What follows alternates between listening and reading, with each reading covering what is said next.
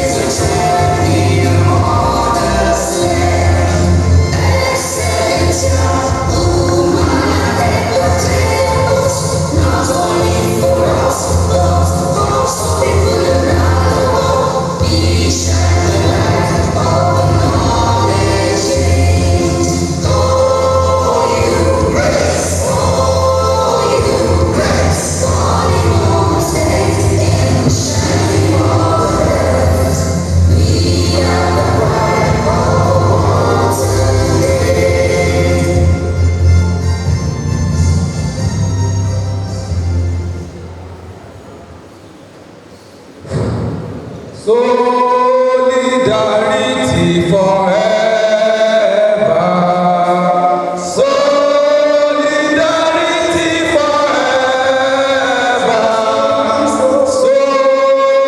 Solidarity forever.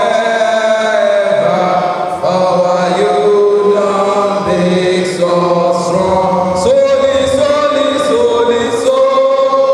Solidarity forever.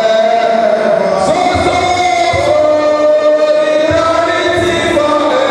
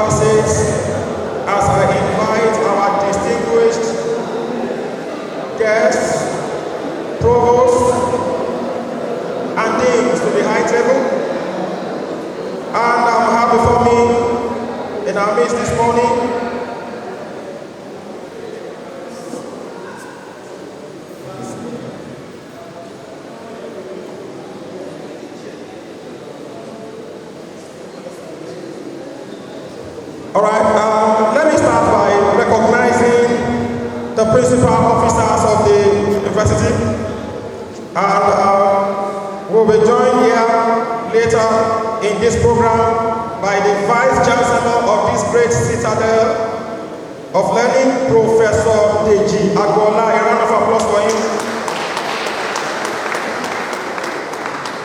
We are definitely sure to also have a presence, dignified presence of the DVC account, Professor Olatunlo Oderinde. A round of applause for him for having him there. Thank you very much. We have in this house this morning the DVC administration, Professor OLABISI. May I invite you to the item, sir? Please clap for him so that I can step off very fast. The registrar of the university, Dr. Caleb Olukoto, please let us recognize him to the club. They should be joining us before the end of the program. We also have presence. We are sure to have the presence of the university librarian, Professor Onifade. Please, a round of applause for him. Then the bursar of the university, the money keeper, Mr. Showmi. Please, a round of applause for him as well. The movers and shakers of our university are here present, those who are making the colleges and the faculties to work and thereby building our university. I have a great pleasure to invite the Provost of College of Agriculture, Professor Diro Awo today. Can we please recognize him with a round of applause? Please come to the item, sir. Thank you so very much. We appreciate you for your presence. Thank you, sir. My honor to invite to the item the Provost of College of Engineering, our own Professor Bashir Odufuwa.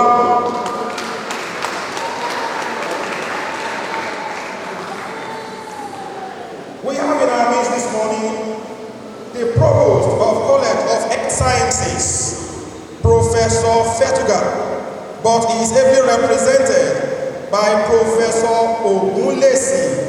Please can we recognize Professor Ogunlesi doubles as the Dean of Clinical Sciences. So he is wearing two caps today as Dean of Clinical Sciences and also the representative of the Provost College of Health Sciences. You're welcome, sir. I have the honor to invite to the high table the Dean of the Faculty of Education. The Dean of the Faculty of Education. The name is not here. Please, if the Dean is around, I beg your Majesty's pardon, please come to the table. Now, we should have here also the presence of the Dean of Science, Professor Odetunde. Professor Odetunde. Okay, if he's not around, he will definitely join us before the end of the program. I have the honor to invite to the table the Dean of Faculty of Administration and Management Sciences, Professor Muse Sholanke. Please can we recognize him with the inauguration? All right, they should be joining us before the end of the program. I have the honor to invite to the item with the Dean, Faculty of Social Sciences, Professor Dele Orula.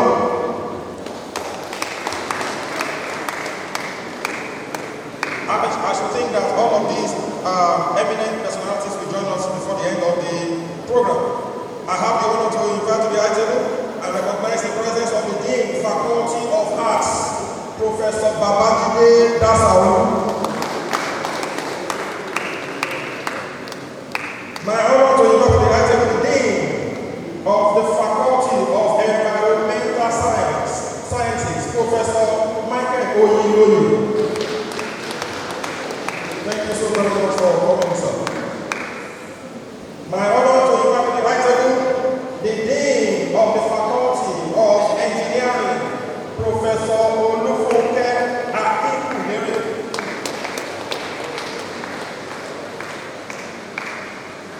so very much. I have the singular honor to invite to the high table the Dean, Faculty of Agricultural Management and Rural Development, Professor Adelito. You are welcome, sir. It will be good if we can recognize our leaders. Thank you so very much. I have the honor to invite to the high table the Dean, Agricultural Production and Renewable Resources, Professor AGO-IWOYE.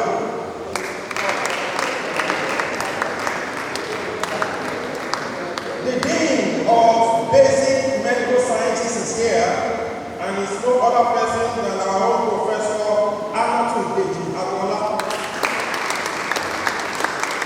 I'm sure she's there. Thank you so very much for this.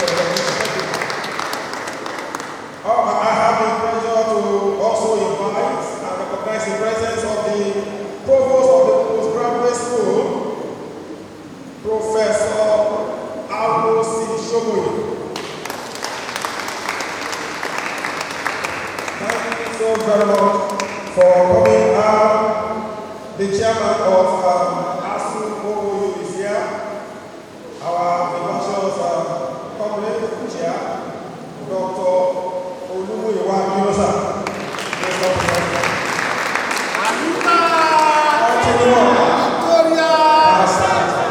Thank you so very much. Please come to the table. All right. We want to recognize every member of the Executive Council, or the Executive Committee of AGO-IWOYE. From the chairman to the secretary, the vice chair, the welfare, the auditor, all of you are well recognized. I'm aware that you are all functioning in one capacity or the other towards the success of this program. So you are highly recognized. Thank you so much for coming. We also recognize the chairman of CEPED, Center for Public Education and Enlightenment arm of the Academic Staff Union of University, who is anchoring this program. We want to thank everybody for coming. Thank you so very much.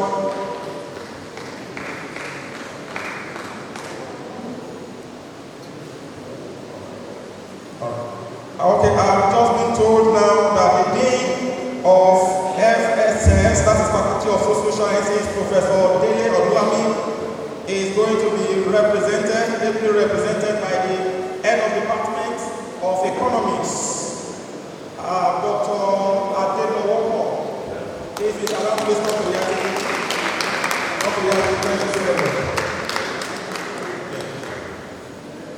all right. The Dean, Faculty of Law, is also here, Professor Akere, and I think he has an able representative who is here. Can you please step forward and take your seat? Dr. Adeyemi, all right, that ends the call to the item. The program starts in earnest. I want to implore all of us to please pay attention to all that we are going to be having today. It's a loaded and packed workshop, and it is meant to instill in us what it means to be a member of the academia, more so in the great citadel of learning, ONABANJO University. I'm sure that our facilitators, experienced generals, as far as the academia is concerned, will be sharing with us their very, very useful insights and from experience what they are doing, and I'm sure that it's going to be such a blessing to all of us. Let me welcome to the podium for the welcome address by the branch chairperson, AGO-IWOYE, Comrade Chair, Dr. OLABISI. A round of applause for him, please.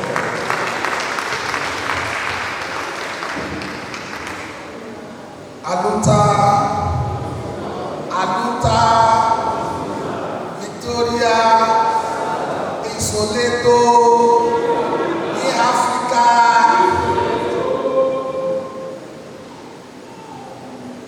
The Vice Chancellor, the Deputy Vice Chancellor, colleagues, Deputy Vice Chancellor, Administration, the University Registrar, University Librarian,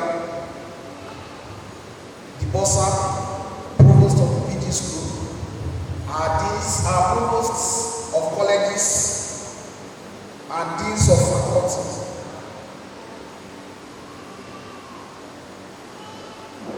Members of our great union and our newly recruited staff, I want to welcome us to this auspicious special program.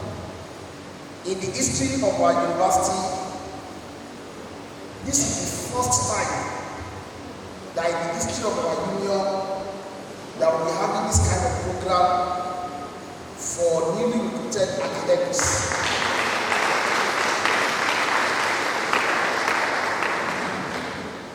Today marks the beginning of a remarkable professional journey, a journey that is rooted in knowledge, integrity, and service to humanity.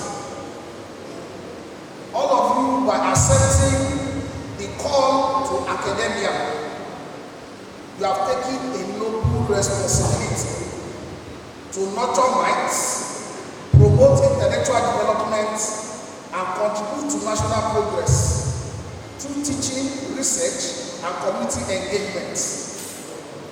As members of ASU, our great union, we uphold the highest ideals of scholarship, and we are committed to safeguarding the dignity of the academic profession. You are not joining just a workplace. You are entering a community of critical thinkers, mentors, innovators, and activists who strive daily to protect and advance the values that define a true university system.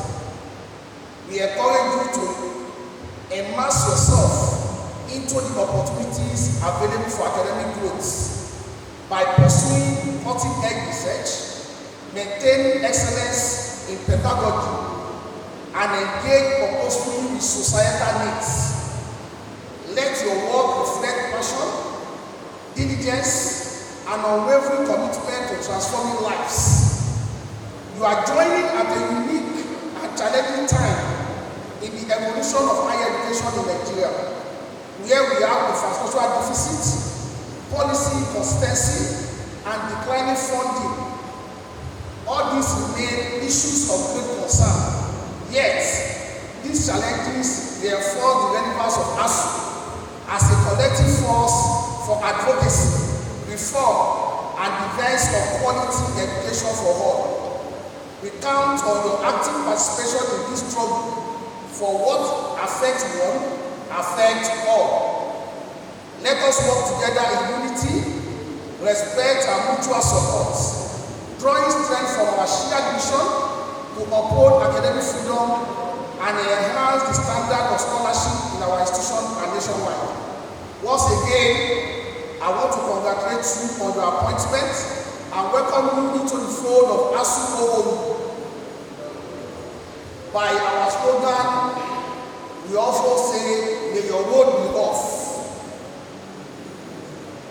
When we say may your road be rough, it means you have not come to a line that is linear.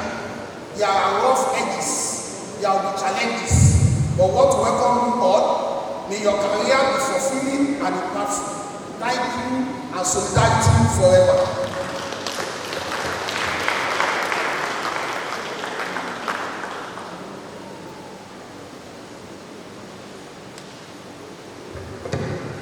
Thank you, Comrade Chair, for that rousing welcome address. And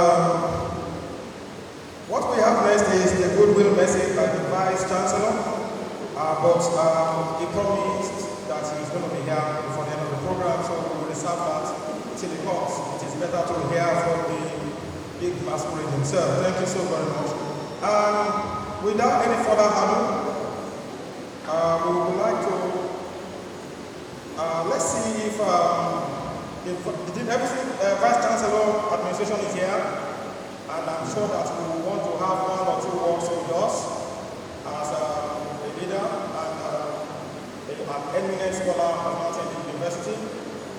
Please, let's take the goodwill message from the DVC administration. Thank you, sir. Thank you, Comrade Chairman,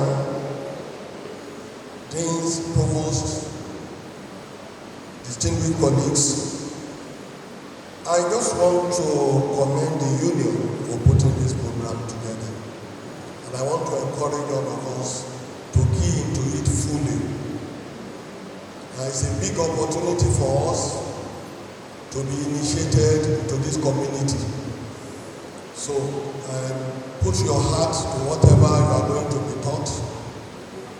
And I know that your journey, your stay in this university will bring progress to our institution and personal fulfillment to individual staff. The Vice Chancellor, I believe, will join us in the course of the program to give his goodwill address. So once again, congrats, Comrade Chair, and I want to welcome all of us to this program. Thank you very much.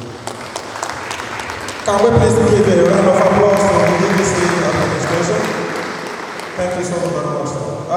Without any further ado, we will dive straight into the technical sections because that's the purpose for which we are here. And let me say that this is going to be a very, very interactive session. We implore everybody to listen attentively. Also jot down your questions because the technical session will only take 15 minutes of lecture and we have 45 minutes of interactive section. Now that session is going to be laced with a lot of, we can get the best out of our facilitators if we ask them probing questions. So we expect very, very probing, intelligent questions that will task them to bring out the best out of them. Thank you so very much. It's my pleasure to invite the first presenter who will be presenting to us on academic publishing, building knowledge, career and institutional legacy. This is supposed to be presented by Professor Richard AGO-IWOYE, who unavoidably is absent at this meeting, representing the university in Abuja, and is going to be ably represented by Dr. Semiu Bello, the HOD Mass Communication. A round of applause for the microphone. Thank you.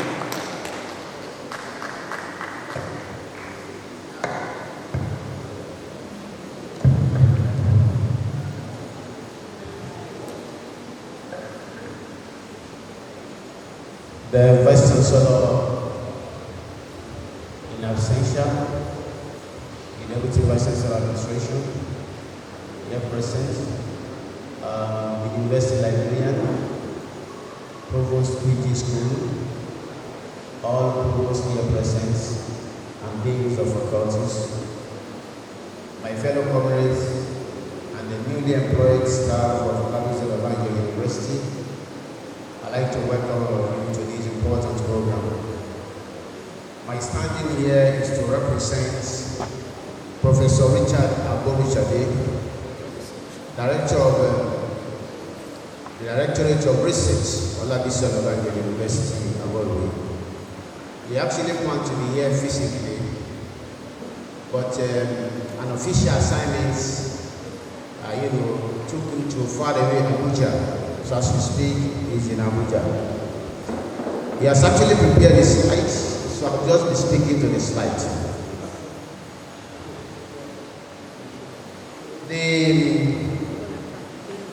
topic of his presentation is academic publishing, building knowledge, career, and institutional legacy. Let me say that for those of us who have just been employed into the services of OLABISI University, philosophically, we have tripartite assignments. The first is teaching, second is research, and of course, the third one is community development services. The central stage of our career is research, because it is when you conduct research or when you do research that you can be able to do robust and productive teaching. And of course, that can also translate into impactful community services. So we have this great opportunity of being inducted officially into the university system, a courtesy of AGO-IWOYE, so that we can actually be empowered, given the necessary and needed capacity to be able to deliver in the best way. So this is a great opportunity. Can we please give a round of applause to AGO-IWOYE for this opportunity? So I'll be speaking to the slide. This is to welcome all of you as done by Professor Richard. And the first part of this presentation is to look into the reasons for academic publishing. Why academic publishing? What is the essence of academic publishing? But the first here is to bridge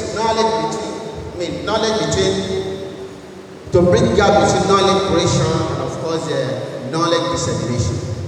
And our first task is knowledge production. Our assignment as university lecturer, researchers, is to actually produce knowledge. And we do not only produce the knowledge, we must also disseminate the knowledge. And we get to do this by publishing in quality outlets. So we must know our task as we are stepping into the issue of being researchers and of course university lecturers. And of course personal career, advancements and institutional legacy. When you do research, quality research is an avenue for you to develop your personal self. And when you do that, you're also consolidating your career. So many institutions globally have been taken to greater height by the research efforts of the lecturers within the universities. And we must know from the word-go that the opportunity we have being staff of ONABANJO University in particular is to achieve all of this. Then of course, publishing, as an assignment or as a task before us, is to engage in global conversation. What scholars have documented in the literature is that every research is a conversation. Somebody, somewhere, someday could have started that conversation. We are also being part of that conversation. The same way somebody else after you also be part of that conversation. And that is why globally, across all disciplines, we have to review literature, to dig deeper into the previous conversation so that I can also add your voice in that current conversation.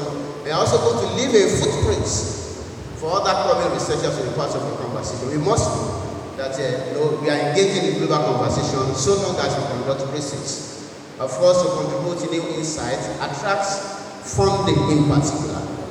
You see, there is a commercial and economic aspect of our job, and that is the issue of grants. There are so many ways in which, when you conduct your research very well, you can win a lot of grants. And when you win a lot of grants, you are profiling yourself, you are also profiling the university that you are working for. So we must know that we must set these objectives or mandate to ourselves. To influence policy, particularly in the developed economy, this is a primary thing that is obtainable over there. And of course, most of the developing economies are getting close to these mandates. The essence of conducting research is to influence policy, in the governments, in the private sectors, and that is why you get to see so many private organizations. They employ the services of our researchers to conduct applied research or action research to improve policies in the organization. So this is one key issue that we must note as university lecturers and researchers, of what to secure your place in the academic world. So we can be properly profiled. So many platforms are doing this. A very good example is a Google Scholar.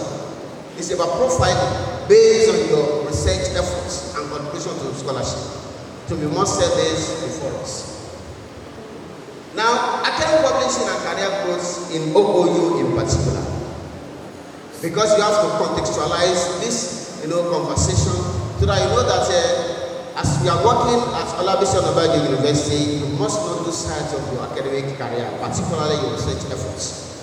So in this regard, it serves as a tangible evidence of research productivity. When you conduct your research very well, your academic publishing, if you do it and you do it very well, it serves as an evidence of research productivity.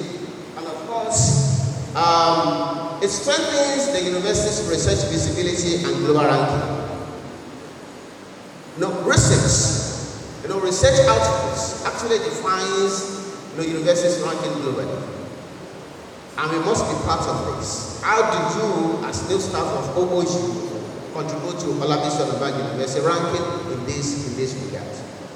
Of course, to establish academic authority and impacts.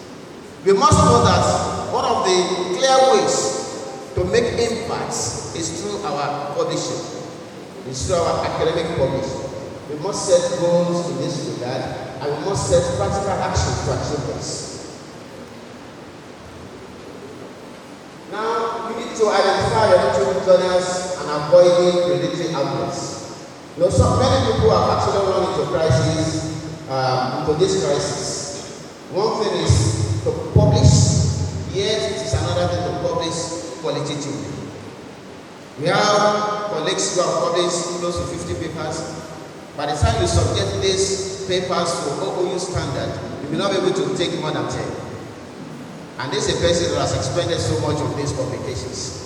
So we must be guided, we must be directional, we must understand the context of publishing.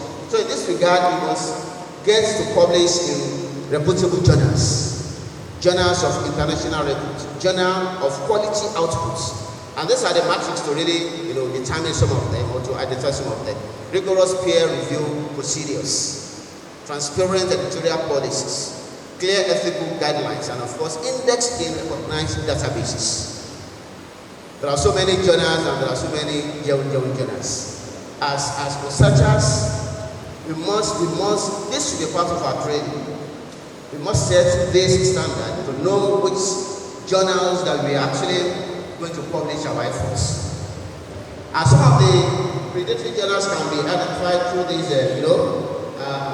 matrices, unrealistically fast publication. I had an experience years back. I submitted an article to a journal. 2 days after, I received an email that my paper had been accepted. I said, what? So this kind of journal still exists. Then I have to write to the editor, I'm sorry, I think I'm accepted to this kind of procedure. I have to withdraw my journal. Years back. And of course, when I was reading the guidelines for publication, I never saw this kind of approach. I have to withdraw my journal. So don't think that's an opportunity for you to quickly publish your paper. No, that may not be doing you the best as far as the quality research and of course the academic publishing is concerned. Vague or unverifiable editorial boards. So one of the key areas to identify quality journals is to look for the composition of the editorial board. And of course, imposition of excessive or hidden publication fees. For me, I have visions paying for publication. There are so many quality journals out there. All you need to do is to seek information, seek guidance. You get to see, reputable journals that do not charge anything. Then impact factors, indexing and citation metrics. You also need to be aware of this so that we are guided. You must know a journal that when you publish your paper within a month, within 6 months, you get to have so many citations. It is by the virtue of the kind of journal you have actually published, and that is why this kind of workshop is quite important. So in this regard, we talk about research quality and scholarly influence. Okay, where we often assess through a range of measurable indicators. You must know these indices or indicators to actually judge a journal where you can throw your effort, because it is your effort. The citation metrics play a central role in this evaluation system. And of course, impact factor reflects the average number of citations received by articles published in a journal. So we must know what kind of journal that will give us this kind of an opportunity. Otherwise, we just making efforts and not get to see the result of that effort. Of course, the Schemago journal rankings classify journals into quartile 1 to 4, 1 being the best, then followed by 2, 3, and 4. we must understand all of these and work by them. They also have open access publishing and knowledge dissemination. In this regard, this kind of platform enhances both the visibility and accessibility of research by making scholarly work freely available. We have so many of this. And there are so many other ones that are not open access. What that implies is that a university database must actually subscribe to it. So if you want to get, that's one of the challenges we see out in this part of the world. Most of the universities we run do not really have databases that are very, very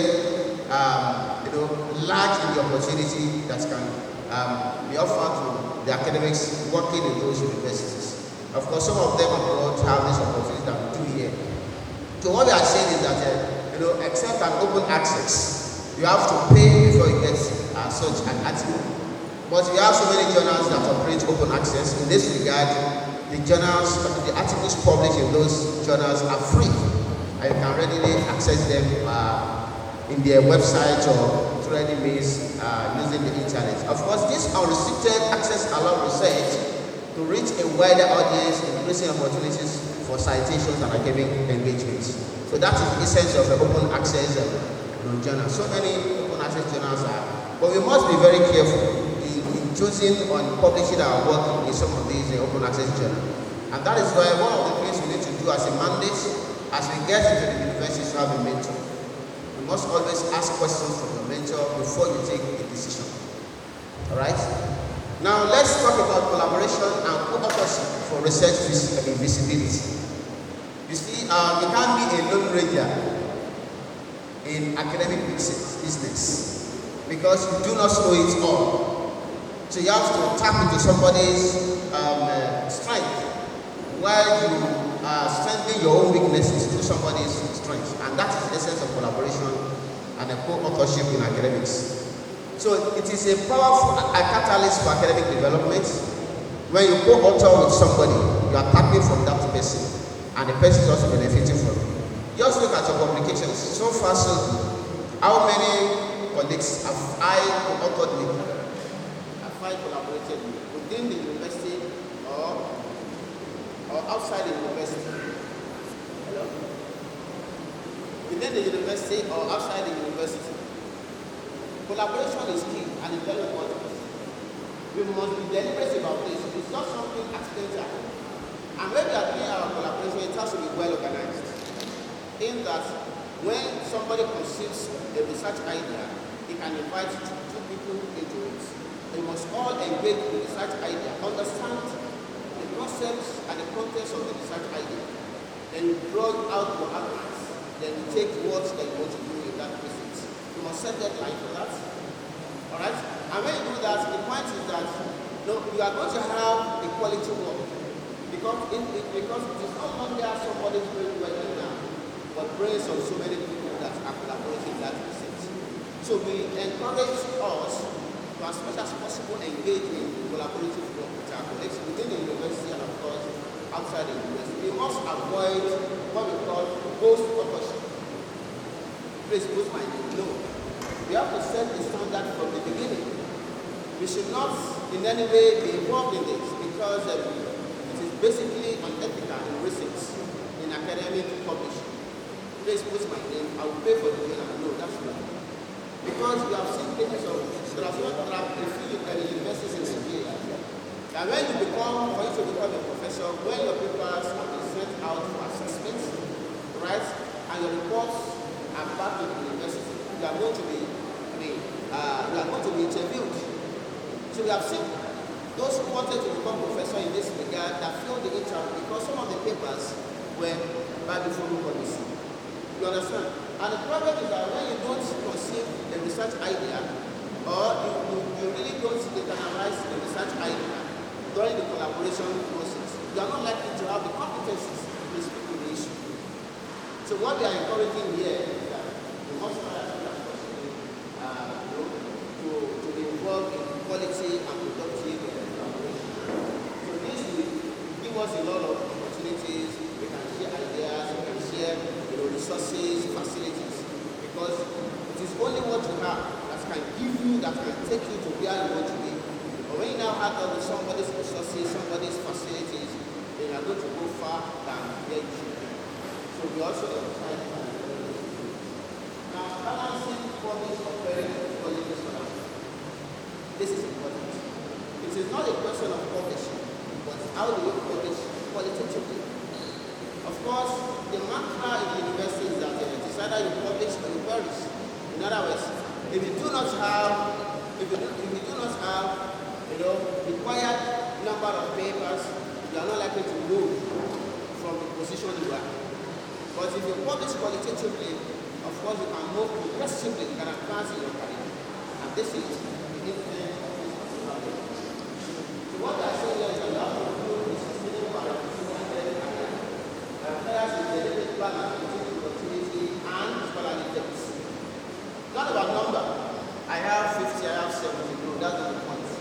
But those 70 papers, what kind of ranking are you getting from it? Hello? What kind of ranking are you getting from those 50 papers, 70 papers? Alright? Now what kind of projection are you having? So this is the issue. So don't let us emphasize number, but let us emphasize number and of course quality of the number. So this is important. So in this regard, you have to prioritize quality over sheer quantity, develop a long-term publishing plan, and of course continuous skill development through workshops, seminars, mentorship, and participation in peer review processes. What we are having today, this kind of engagement is of course meant to open our sights into why and how we should get published in the university system. And like I did say, please, we can't make a good career without a mentor. Without a mentor. Your mentor will be within your university and will be outside your university. I always give a very simple analogy. If you have a very good mentor, you are more likely to be prominent than your mentor. I tell you the reason. For a mentor and a mentee, the mentee is meant to stand on the shoulder of the mentor. And if somebody stands on my shoulder, who is going to be more visible? It is the mentee. Because the mentor has taken about 30 years to build a very solid career. You are just coming on board. Within 5 years, you are standing on the shoulder of your mentor. So people are going to see you more than the mentor. But you must get a very good mentor. So when you get a good mentor, you solve all this kind of challenge. Right? Ethical standard now in academic publishing. Many people have run into foul play ethically in their publishing career because they fail to be ethical. This is key, and you must understand this area if you really want to make a very good career, particularly at OLABISI University. This is a university that works by regulations. This is a university that works by rules. And that is why we have always said that OOU builds ethical scholars. So in this regard, I want us to please understand this area and live by it. So what we need to do here is to adhere strictly to ethical standards in publishing in essential outlets to protect both personal and institutional reputation. If you run foul of any ethical issue, you are not only having a problem with your own personal name, but the image of the university is also at stake. And you must avoid this. Avoid plagiarism in any form. Self-plagiarism is also obtainable. When you begin to copy yourself and you repeat yourself in so many outlets, that's self-plagiarism. And where criticality is actually applied, then you are going to run foul of this, and that this may spell a kind of a serious challenge. Avoid fabrication or falsification of data, please. At any level, you have to avoid this. And of course, preventing goods or gift authorship, like I've said. Put my name, I will pay for it. We should not go into this, especially in our own university. Of course, you can use all these opportunities into a very good research work. Last week, a colleague launched a book in mass communication, and I was to be the reviewer. I have done a very extensive work on that book, and I realized that what I presented as a book review for the book review can actually be made, an article. I'm working on that now. So you conduct research with your students, PhD students in particular. You can walk through it improve the quality and get it published. But you must be on top of the game. For me, by policy, I do not, and I've never done is publishing undergraduate work. No, it's outside my own policy. For PG, to a good level, I'll be on top of the game and we can publish it. But undergraduate, no, I don't do it. But there are avenues that we can actually explore to improve our visibility. Then ASU's role in supporting research and publishing. You can see that today ASU is with the government, having dialogue with the government, having issues with the government. This is one of the issues. How do we strengthen publishing and research? So this is what ASU stands for. And most of the issues you have with the government actually bother us in this area. ASU greatly support research, quality work, functional facilities in the university to ensure to improve our work and to make our work so easy. Then building on OLABISI global visibility through consistent publishing. If we all publish very well, we will do it good to ourselves and of course our university. Not only ourselves, but to our own university as well. If you win a grant, it's going to profile all OLABISI, not your name alone. So we must ensure that we do this, so that we can also take OLABISI to the next level. So let me go to the conclusion. As concluded by Professor Richard Aborijadi, the Directorate of Research, academic publishing is more than a career requirement. It is a fundamental avenue for creating, sharing, and preventing knowledge.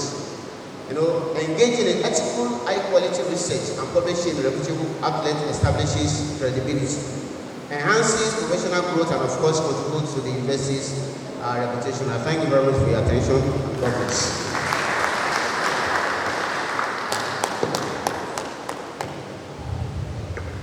Thank you so very much, Dr. H.O.B. I've said that it's going to be interactive. We are going to be having the session through question and answer and discussion. And so I know that in the course of the presentation, you've jotted down your questions. I heard him saying a lot about research, and that is one of the one leg of the tripod of our duty as university teachers and academics. So I want to ask if we have questions for the presenter. All right. If you have questions, please signify by raising up your hand so that we can take you. Okay, I can see a hand there. All right. That is number one. Please take one. Number two. Do we have any? Or comment or contribution. Our veteran academics are here. If they have contribution to make on your questions and all that. I mean, these are veteran researchers and academics, so they have. All right, so that's number 3 for you. Okay. So 1, 2, 3, 4. Any other person? Dr. Bilu, please, you can come to the platform. Now, let me. All right, before the microphone goes to the assembly for the questions, I'm very emphasized why taking the call to high table. We have in our midst today the Dean, Faculty of Pharmacy, Professor Bakari. Can we give a round of applause for Professor Bakari? All right. Please come to the table, sir. Thank you so very much. Thank you. I'm very sir. We also have in our midst Professor Wasiu Oloto, the Dean, Basic Clinical Sciences. You are welcome, sir. Please, can you come to the table, please? You will come look much later. Thank you. Professor Wasiu Oloto happens to be the immediate past vice chair of the Spirit Union. Thank you so much for coming. All right, I also saw Professor Ms. Sulukuke. Okay, I think she stepped out. We have recognized her before, but she came in while the lecture was going on. If I have the opportunity again, I'll do that. Thank you so very much. Now, the questions now. Number 1.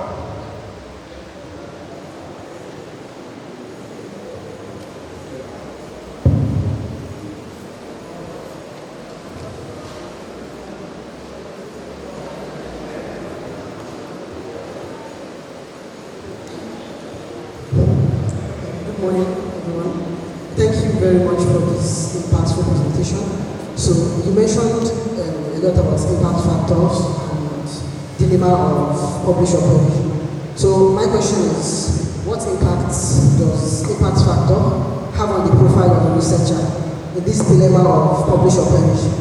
What is the motivation for ensuring your article is of high impact, where publish or perish is the order of the day?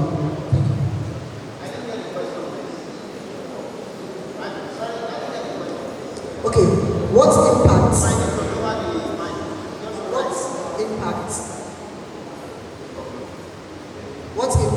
does impact factor have on the profile of a researcher in a dilemma of publish or perish?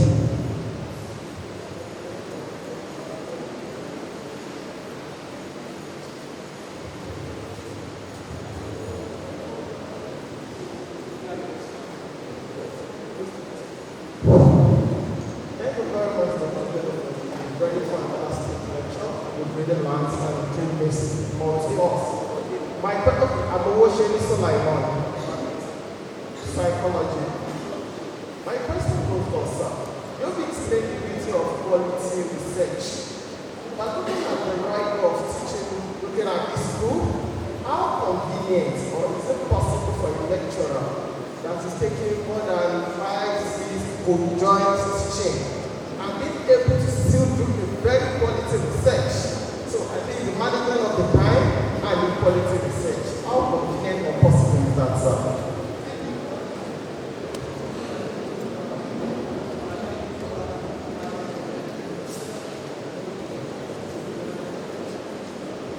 Good morning, sir. All principals officers in the Academy. Olakomi Elijah is my name from the Department of Music. My question is around publishing and issues around the acceptable journals. Because when we came in, we asked the question from senior colleagues in the department, and we were told that the university only accepts, we get 4 sponsored journals. And my question is around what of journals from other universities apart from Q1, Q4 rated.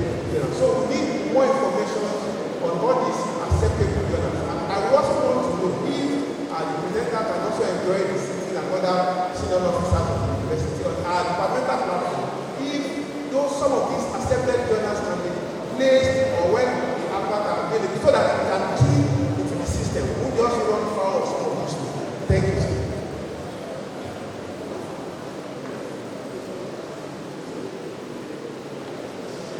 Thank you very much. Banking and finance department. I have 4 questions. Please, I want you to clarify your word of reputable journals. The word reputable journals. Please, I want you to clarify distinctively, please. Also, you made a statement concerning. I'll use myself and my experience as an example. I will use myself and experience example based on what you said, sir. You said you have a bias concerning payment or publication in some journals. I published a particular article with somebody in Covenant, and to my surprise, it shocked me so much. But it's still something that rings in my head. When we made payment for that paper, we paid close to 2 million naira. Yes.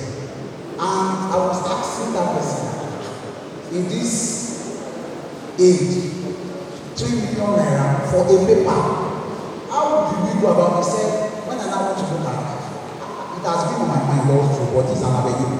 Why did you say you have bias on payment of fee for publication? Is it that those that you want to pay for, I don't know what are the policies? That's another one.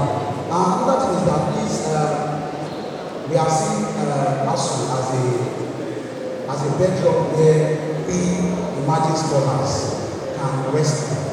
And I want to push it to the council, to the school, to the ASU management. Please, some of us are emerging scholars, and some of us are ready.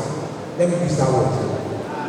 Some of us are ready I would suggest that we please create avenue and hand-on technical workshop on how grant is being written. Because I can suggest and I can say, if 7 to 10 of our professors are winning grants steadily, the school will be on the map. I want to get there. We need the school and also to collaborate or any idea of the school to help to teach us how to write grants so that, based on what you said, sir, we can stand on people's shoulder and do better. Thank you.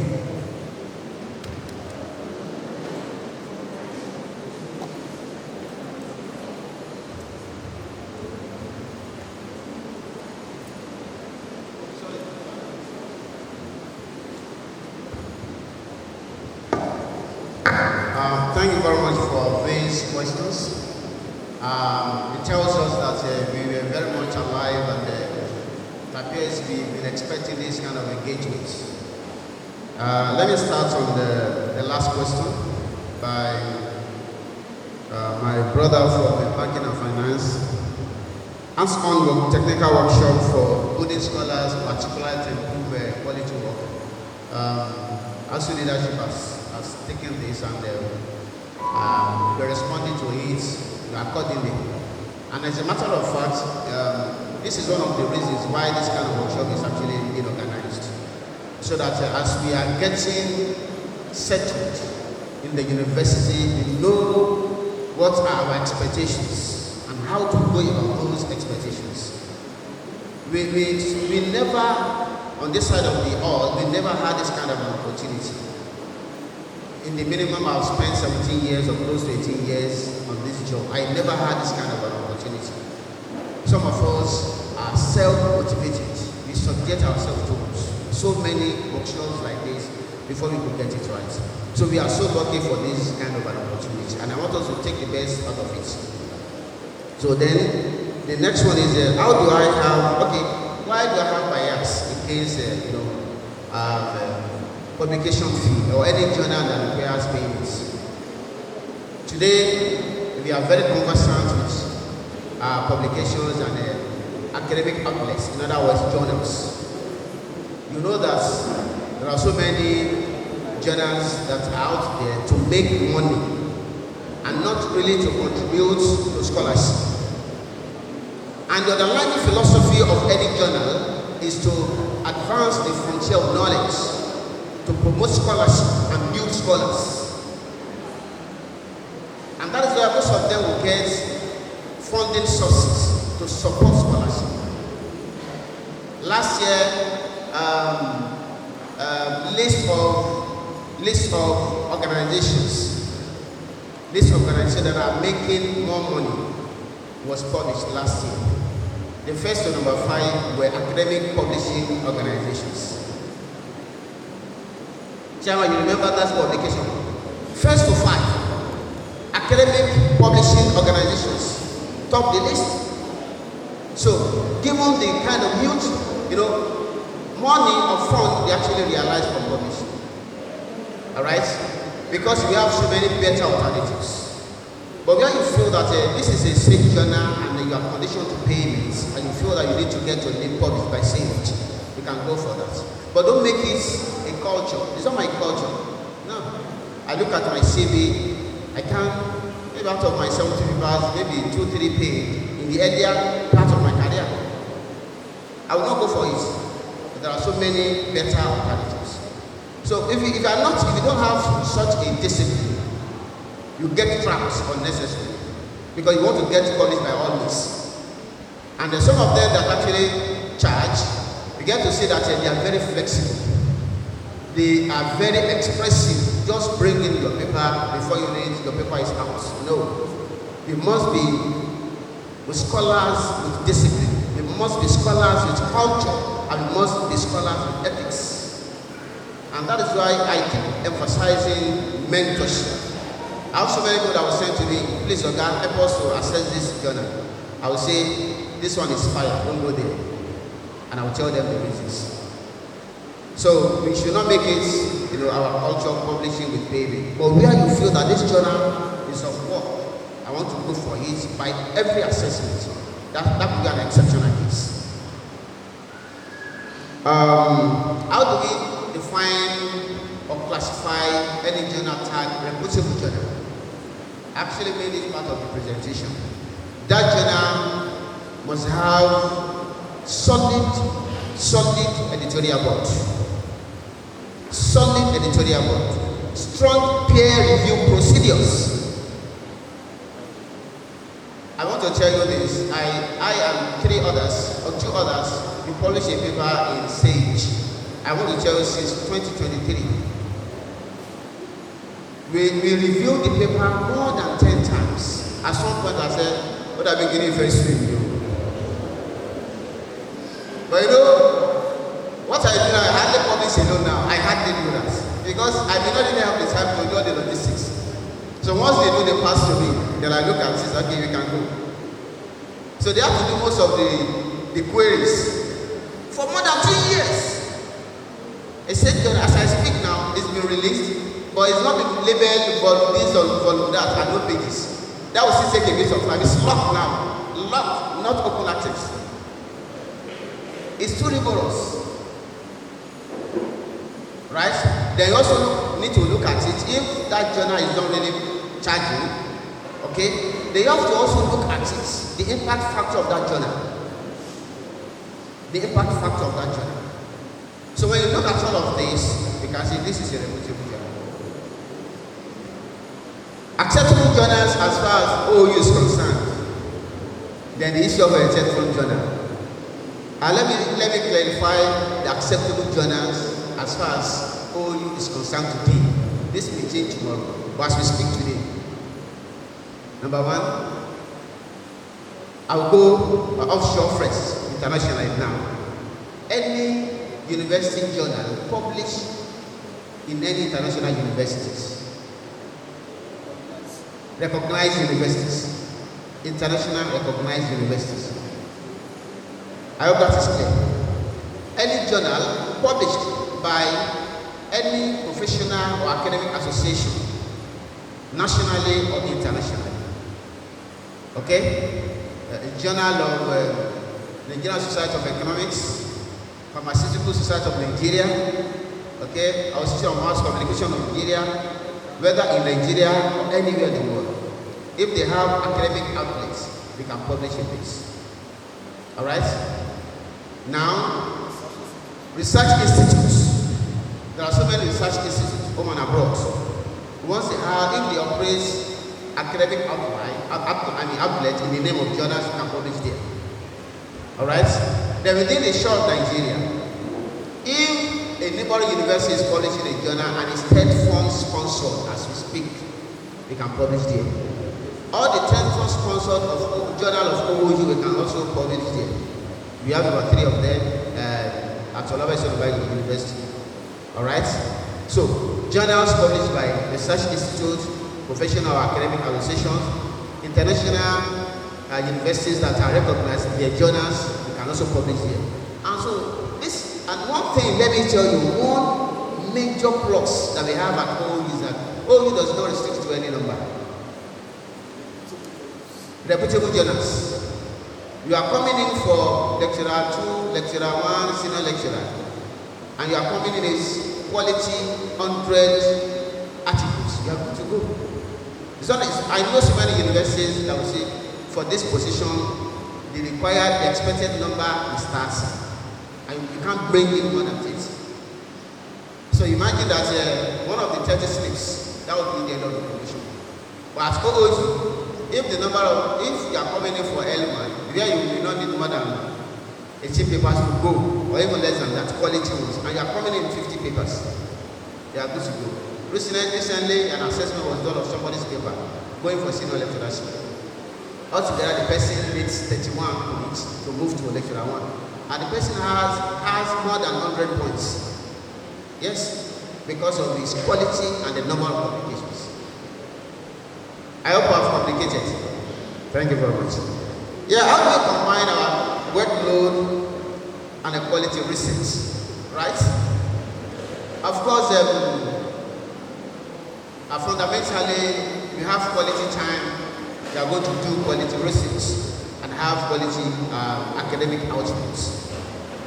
But the point is this: for every situation, there's always context, and nobody can actually eat his cake and also have it. All right. So what you do is you have to work by the situation here. We need organized scholars. You know, some people will say I'm very busy. Ask that question: busy over what? Busy over what? It's a question of mindset. Well, your output will not be as you expect, as you wish. But if you set your mind on what you want to achieve, all of us are working here and we have never failed our probation. I was telling my colleagues this one that I am teaching this number of courses. So what? But I know if I have done that in the morning, my night I was on night scanning. Alright? And let me also say that we still have an improved situation here compared to so many universities.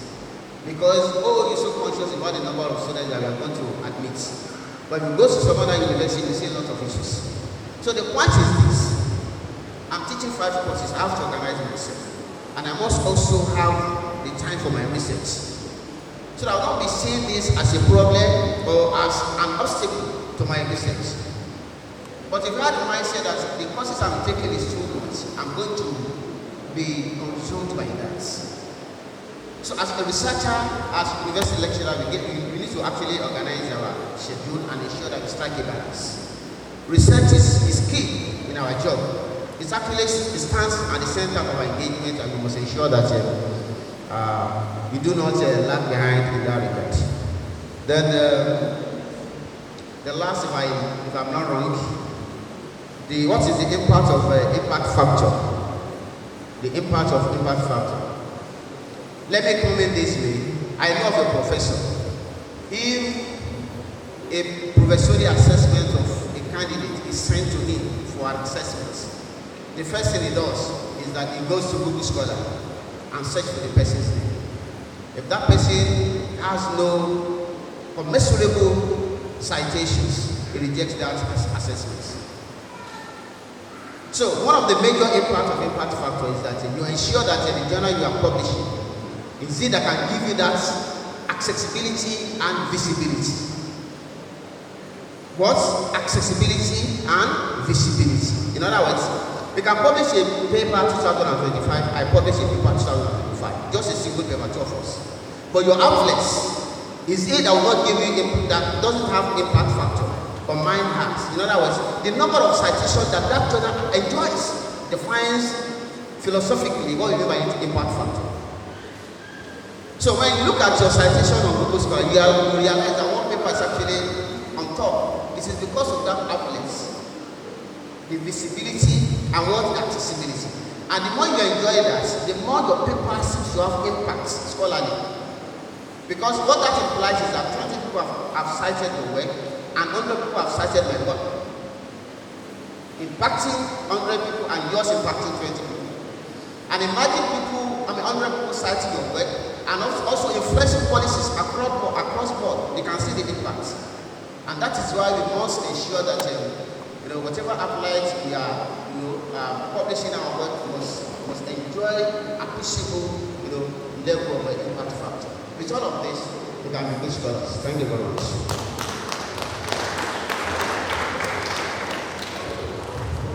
Please can we appreciate our facilitator? Alright, I think what he wanted to say in concluding his speech is that if you do all of these things that I've told you, even if you don't pass, how can you fail? A round of applause for him one more time. Now I want to give very senior academics present here, professors, who may want to join this conversation. 2 minutes to have their contributions. It's a very important discussion that has to do with the very essence of our work, which is publishing. In the university, the slogan is publish or, okay, you are new, bring us. You publish or you perish. We will not perish in Jesus' name. 5 senior colleagues, senior academics, professors who may want to join the conversation on how best to publish. what are the ethics and all of those things. The chairman has shown interest and that will be coming first. Please, if you are interested, let me know so that you can have your time. Thank you. Yeah, thank you very much. It's not only Aguta that we do here, and the Aguta that we do that cannot give you prosperity. What we learned when we came in is publish or you perish. Now it's publish and prosper. Publish and what? Prosper. Grantmanship is an art, it's also a science. I want to enjoin us. We are in the physical global space now. AGO-IWOYE is just your location and your affiliation. You are supposed to be a global scholar that have collaborators globally. You must have partners in Yale. You must have partners in Stanford. You must have partners in MIT. Johannesburg must be closer to you. Nottingham must not be far from you. If you want to do this our business, you may be operating from AGO-IWOYE, but you must have collaborators globally. You must be visible on research pages. Your LinkedIn profile must be intimidating. You must have connectors in your professional group. You must be active in attending professional conferences. And you must have digital mentors that through conferences, workshops, trainings, you must be able to link up with them. People you have read in the books, you must invest to have a way to connect them in your career at one point in time, that you volunteer to become their mentees. So you are not restricted to that department, physical department alone. That is not our trade. University is universal. With all humility, despite our challenges, it is just my time. I still manage 2 grants as I speak. I manage 2 grants. As I speak, you are talking about collaborators, the work you do. The way you are very lucky, say to yourself, I'm very lucky. In fact, the OOU you met, 21st century OOU, your offices. The offices we met when we came were partition cubicles. In fact, some of our guys, their offices were their cars. At a time in one of our faculties, there was no light for 1 year plus. In some of the departments, if you feel from this school, some of the departments used to run generator from one hand to the other hand. This is not our Eldorado, but this has improved. You need to make good use of this global space. Grantmanship, you need to connect with your peers and look for mentors, requests, connect, ask for the space. I want to assure you, as part of our agenda for the leadership of ASU, there's going to be a session on grantmanship, and we are doing hands-on technical session. People that won the grants. In fact, our investment secretary, the National Investment Secretary of ASU, national, recently is at the University of Makurdi, is a scientist, something engineering. He just won the National Research Fund. Our national officers, people that do not sleep at home, struggle at forever, they still do their research. The Vice Chancellor happens to be the former chairperson of this branch while I was the internal auditor. He has never traveled out of this country with his money. It was the grant he got from his cancer research that took him all over the world. In fact, at a time when he was the chairman of the branch, University of Georgia sponsored him to a fellowship for 6 months.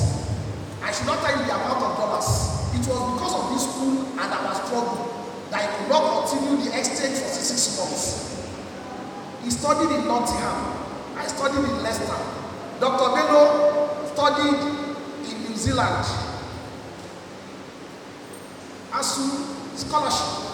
excellence, professionalism, our principle. So in your career, you cannot negotiate it. But there are ways and ways. One of the things you ask your senior colleagues in the department, with respect, every department is supposed to have a research group. I need a research group in my department. And what we do is not just about publishing.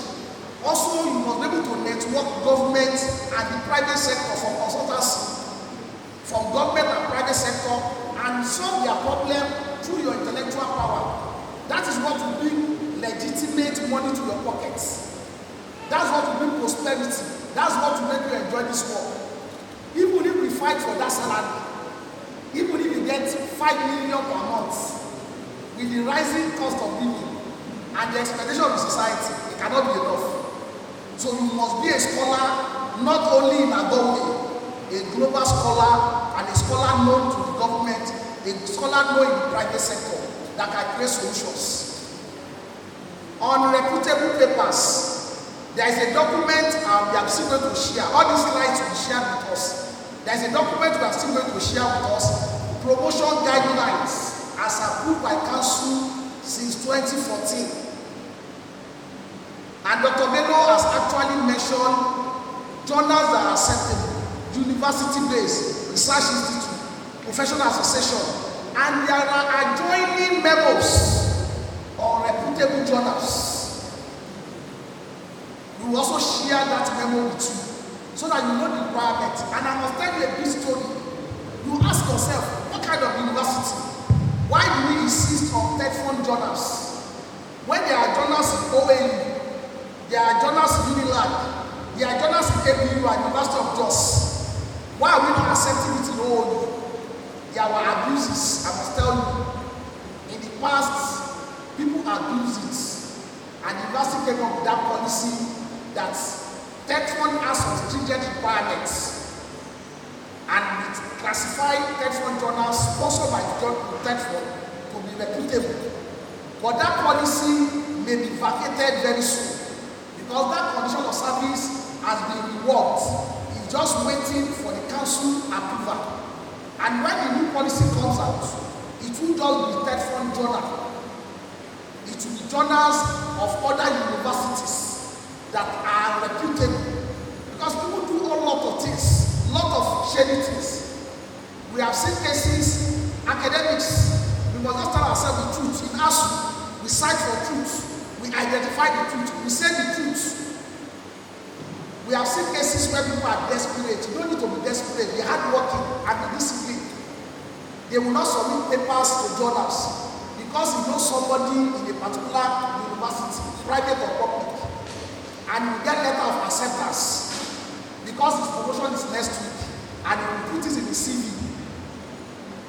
We have a lot of issues. When we get to ethics, we hear all those stories. So that is why the university actually insisted.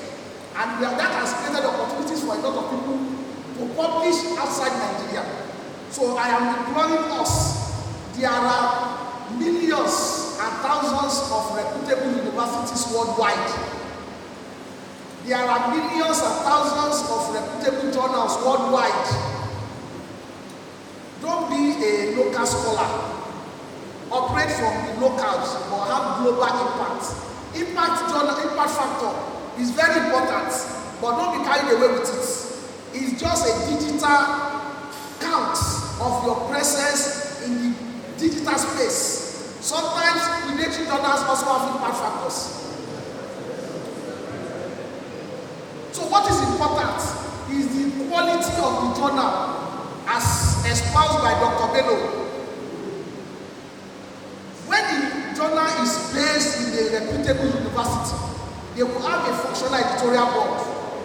When you send articles there is a review process. When you get the quality of feedback for the blind review, you also see that they have actually reviewed the paper. It does not mean that when it takes time, it gives more reputation to the journal. I have some winning articles they sent to me, winning, that I should review for them. I decide not to review for them because they will collect money from those authors for publishing, and they will not pay me for that review. They will only give me access to access their journal. I don't need them to give me access to access reading journal. I have access to it, and they are making money. It's more of a money-making company. You say for Elsevier, don't be carried away by those noise and those names. In OOU, because of the workload you do, you must also apply wisdom. Let me tell you, OOU, excellent university, but it's a work factory. Here you work. If you work very well here, you cannot miss promotion. If you are hardworking. But you have time to do important things. You don't have time to do unnecessary things. I want to implore you, balance quality and quantity. Because in OOU, we use points. We don't limit the number of papers. If you have top-notch Q1 papers and you have just 5, OOU will celebrate you. We will put you in our newsletter. In fact, in terms of our webometric ranking, you will be part of those that will contribute to it, but you may not be promoted.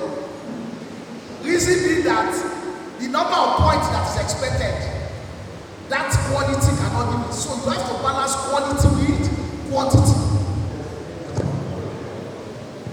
So it is very important to take cognizance of all these issues. Please make sure you identify your mentors. There are different mentors. We still have a session of mentorship. Relationship between me and this my sister, professional and academics. What we are discussing is our research, our teaching. There are other mentorship that will derail you. I am appealing to us. Let's just be focused on our core here. OOU is even better now. There is no department, quote me, that a single lecturer should take a course. It's a Senate decision. In the course allocation, if you are the only one taking the course, it's an aberration. So the workload you have is shared workload. It might not be the best because we are still 60% of the staffing that we need in this university. But be that as is made, you don't have any excuse. Please and please collaborate. And promotion is not only about publishing. Your administrative work and your teaching, they are 3 components. What we observe is that most of our new colleagues, you don't attend departmental or faculty board meetings. Sometimes you just dash in, you dash out. That is where you learn the administration. It's also going to be used to assess you. If you publish Cambridge, Harvard, Oxford, and you don't have administrative responsibility, you may not be promoted. And it's also been upgraded now. Your attendance at that meeting and your contribution and the limits. We must balance the teaching. We want to see your teaching. We want to see your research.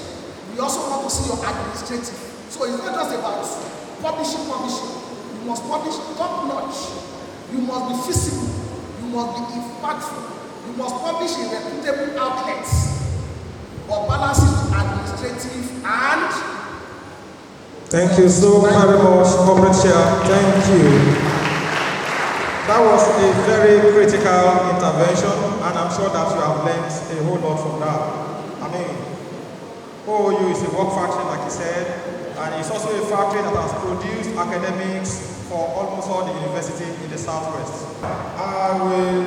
We have a lot of things lined up for the day, and we have to do things, very fast so that we can come out and finish in good time.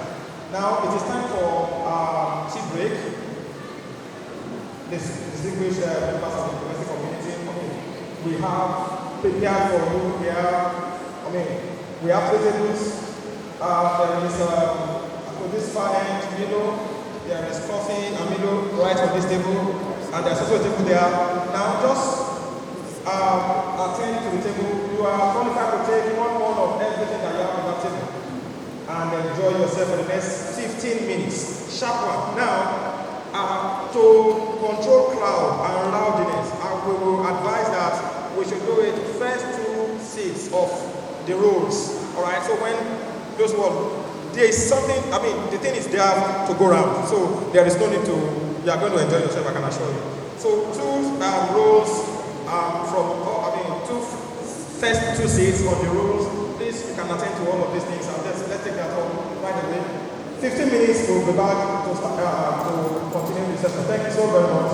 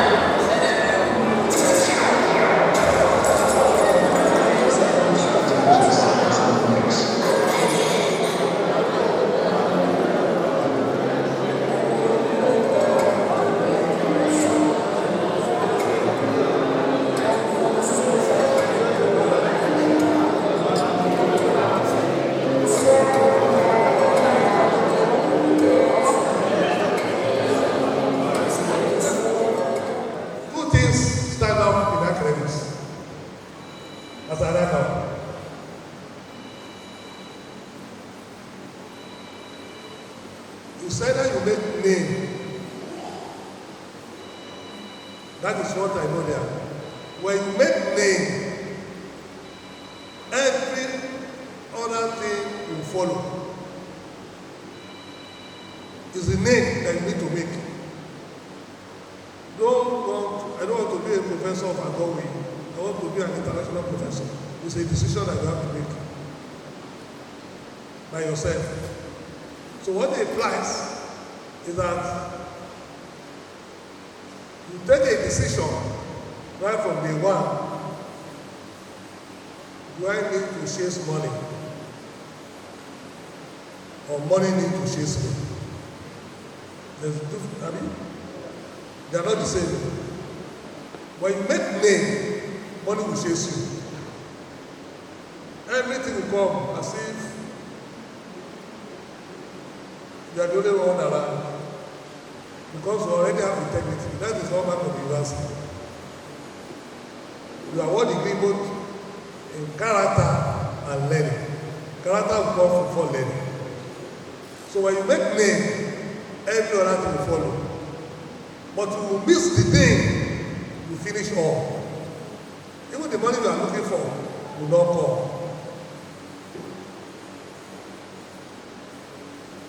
So plan your time well. It's very important. It's time management that is very important there. And lastly, be disciplined. Even if you are very friendly with the students, don't allow the handshake to get to the elbow. Don't allow the handshake to get to the elbow. There must be demarcation. And don't treat any student like a slave. Don't do that. Because before you know it, those students will become your colleague tomorrow. And they will never forget how you treat them when you're in the same class, in the same office, in the same meeting. But they will pretend as if they forgot it. It's a lie. It's with them. I'm a product of one. I finished from here. Those that taught me, if we are not in the meeting together, majority of them. So I will never forget what happened. I mean, so it's the same thing. So always remember, That whatever the way you treat all these students, one day they will be your colleagues. Because the time is short. 4 years, 5 years, 6 years. And then by the time they go for postgraduate, add plus or minus 4 years, you don't go out straight, add it to it. So let's say 10 years. Are you going to retire in 10 years? So which means they are going to be together if they decide to come to academics. So always remember that tomorrow is there. Treat them well, listen to them, and guide them, and God will also guide you as appropriate. Thank you very much.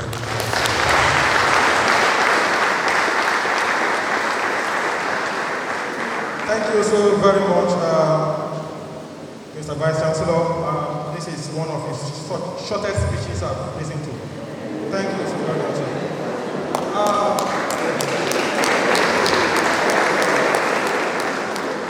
Now it is time to start the sessions. We are behind schedule. We are supposed to have now one facilitator that is here in our midst, but because of constraints of time and the need to take advantage of the time that we have, we'll be going to Abuja. One of the facilitators, who is the immediate past president, national president of our union, is online waiting to deliver his paper. I must let you know that he just quickly took an excuse to leave the negotiation table of ASO and the federal government to attend to this very important assignment. And he's online right now. Prof, can I humbly request that you unmute and switch on your video as you take your sessions? Okay, he's Professor Oguyemi, all right, Professor Abiodun Oguyemi, the immediate past president of ASO. He's in Abuja attending to a national assignment, but he took excuse out of the current negotiation to speak to us. I've spoken to him a couple of times, and I know he's online. He will be coming on any moment from now. He's going to be taking us on the principles and practice of ASO. What are the principles guiding our union, and what are the practices as well? I'm sure we're going to be drawing for a lot of his wealth of experience and also knowledge.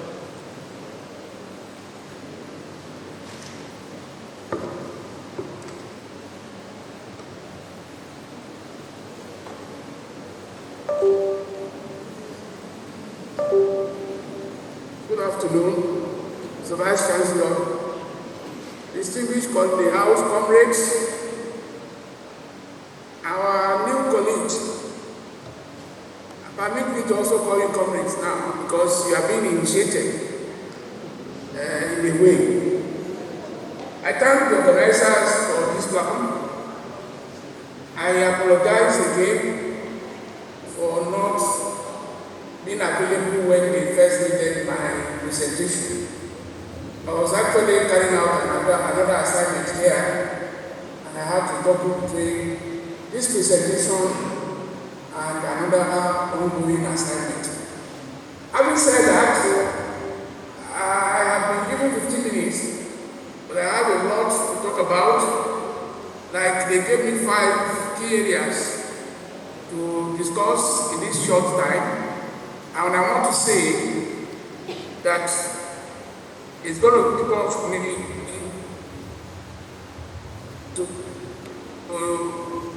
to make this full presentation within that short period. However, I will try my best and see how it goes.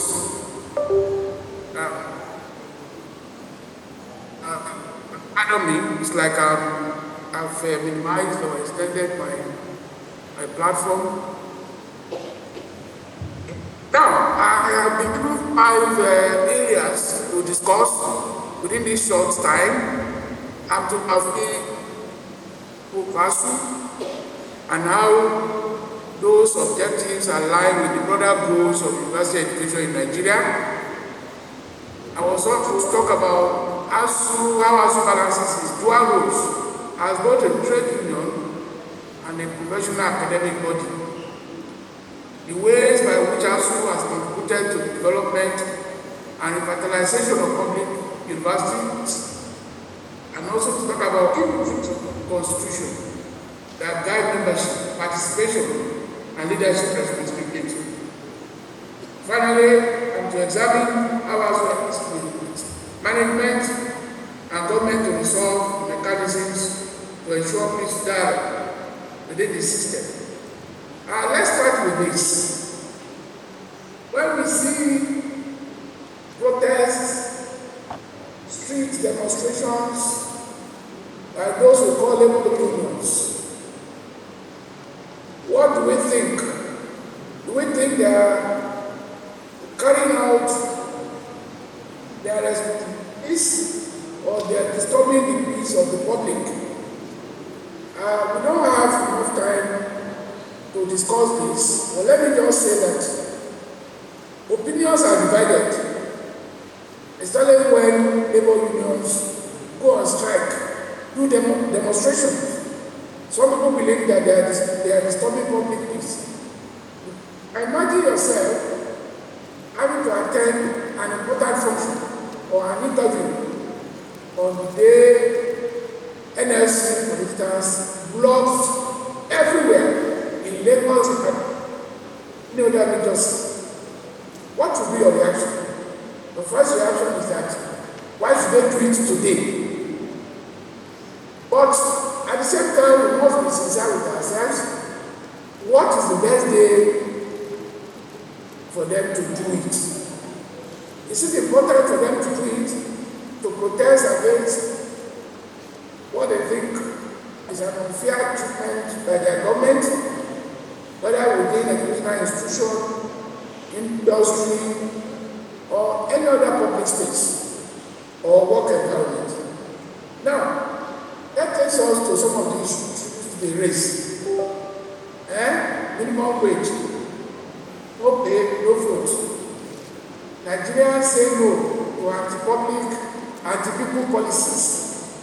Stop the looting, tax the rich, and subsidize the poor. Stop establishing universities you cannot fund, and so on and so forth. These are some of the issues, for instance, that the NLC, as a labor union, as a trade center, labor center. NLC, by the way, is an umbrella organization that has brought various trade unions together in order to have organic relationship. So, NLC per se is not a labor union, but it's a labor center. And ASU is one of the unions that operates under the ambit of NLC. Now, ASU as a trade union, an academic body, if we take the constitution of ASU, we see how the objectives of ASU are stated. You know, constitution will define who you are to a large extent and what you set out to achieve.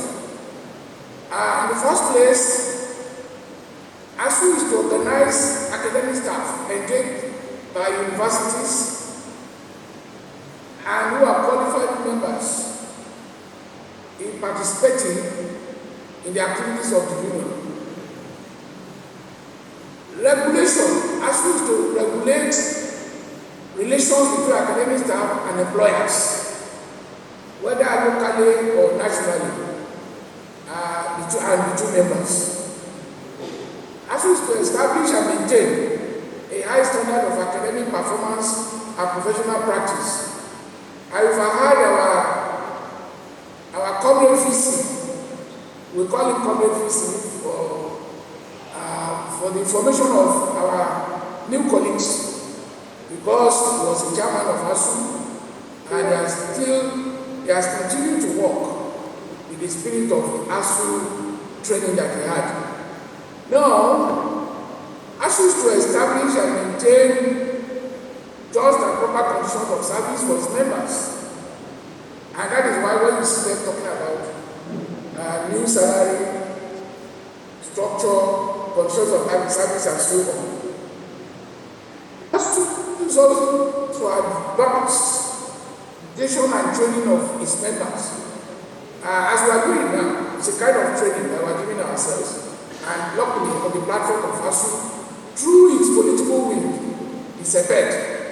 By the way, I commend CEPED for taking the initiative, and particularly our convener, Dr. Tunde Odulami. ASU is to provide benefits and other assistance to the members as provided in the Constitution. I will talk more about this as we go on. ASU is to encourage the participation of its members in the affairs of the university and, of course, in the affairs of the nation as well. ASU is to protect and advance the socio-economic and cultural interests of Nigeria. And ASU is to perform such other functions as are lawful and are not inconsistent with the spirit and practice of trade unionism. I have introduced trade unionism through the display of what trade unions do. But what is ASU? I know you have had various information and opinions about ASU. Some just think that they take delight in disrupting academic calendars through their, some call it incessant rights. Some will say that, especially for those of us who have children in universities, they will say, why not allow my children to graduate?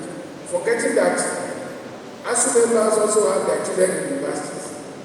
But let us look at what ASU represents.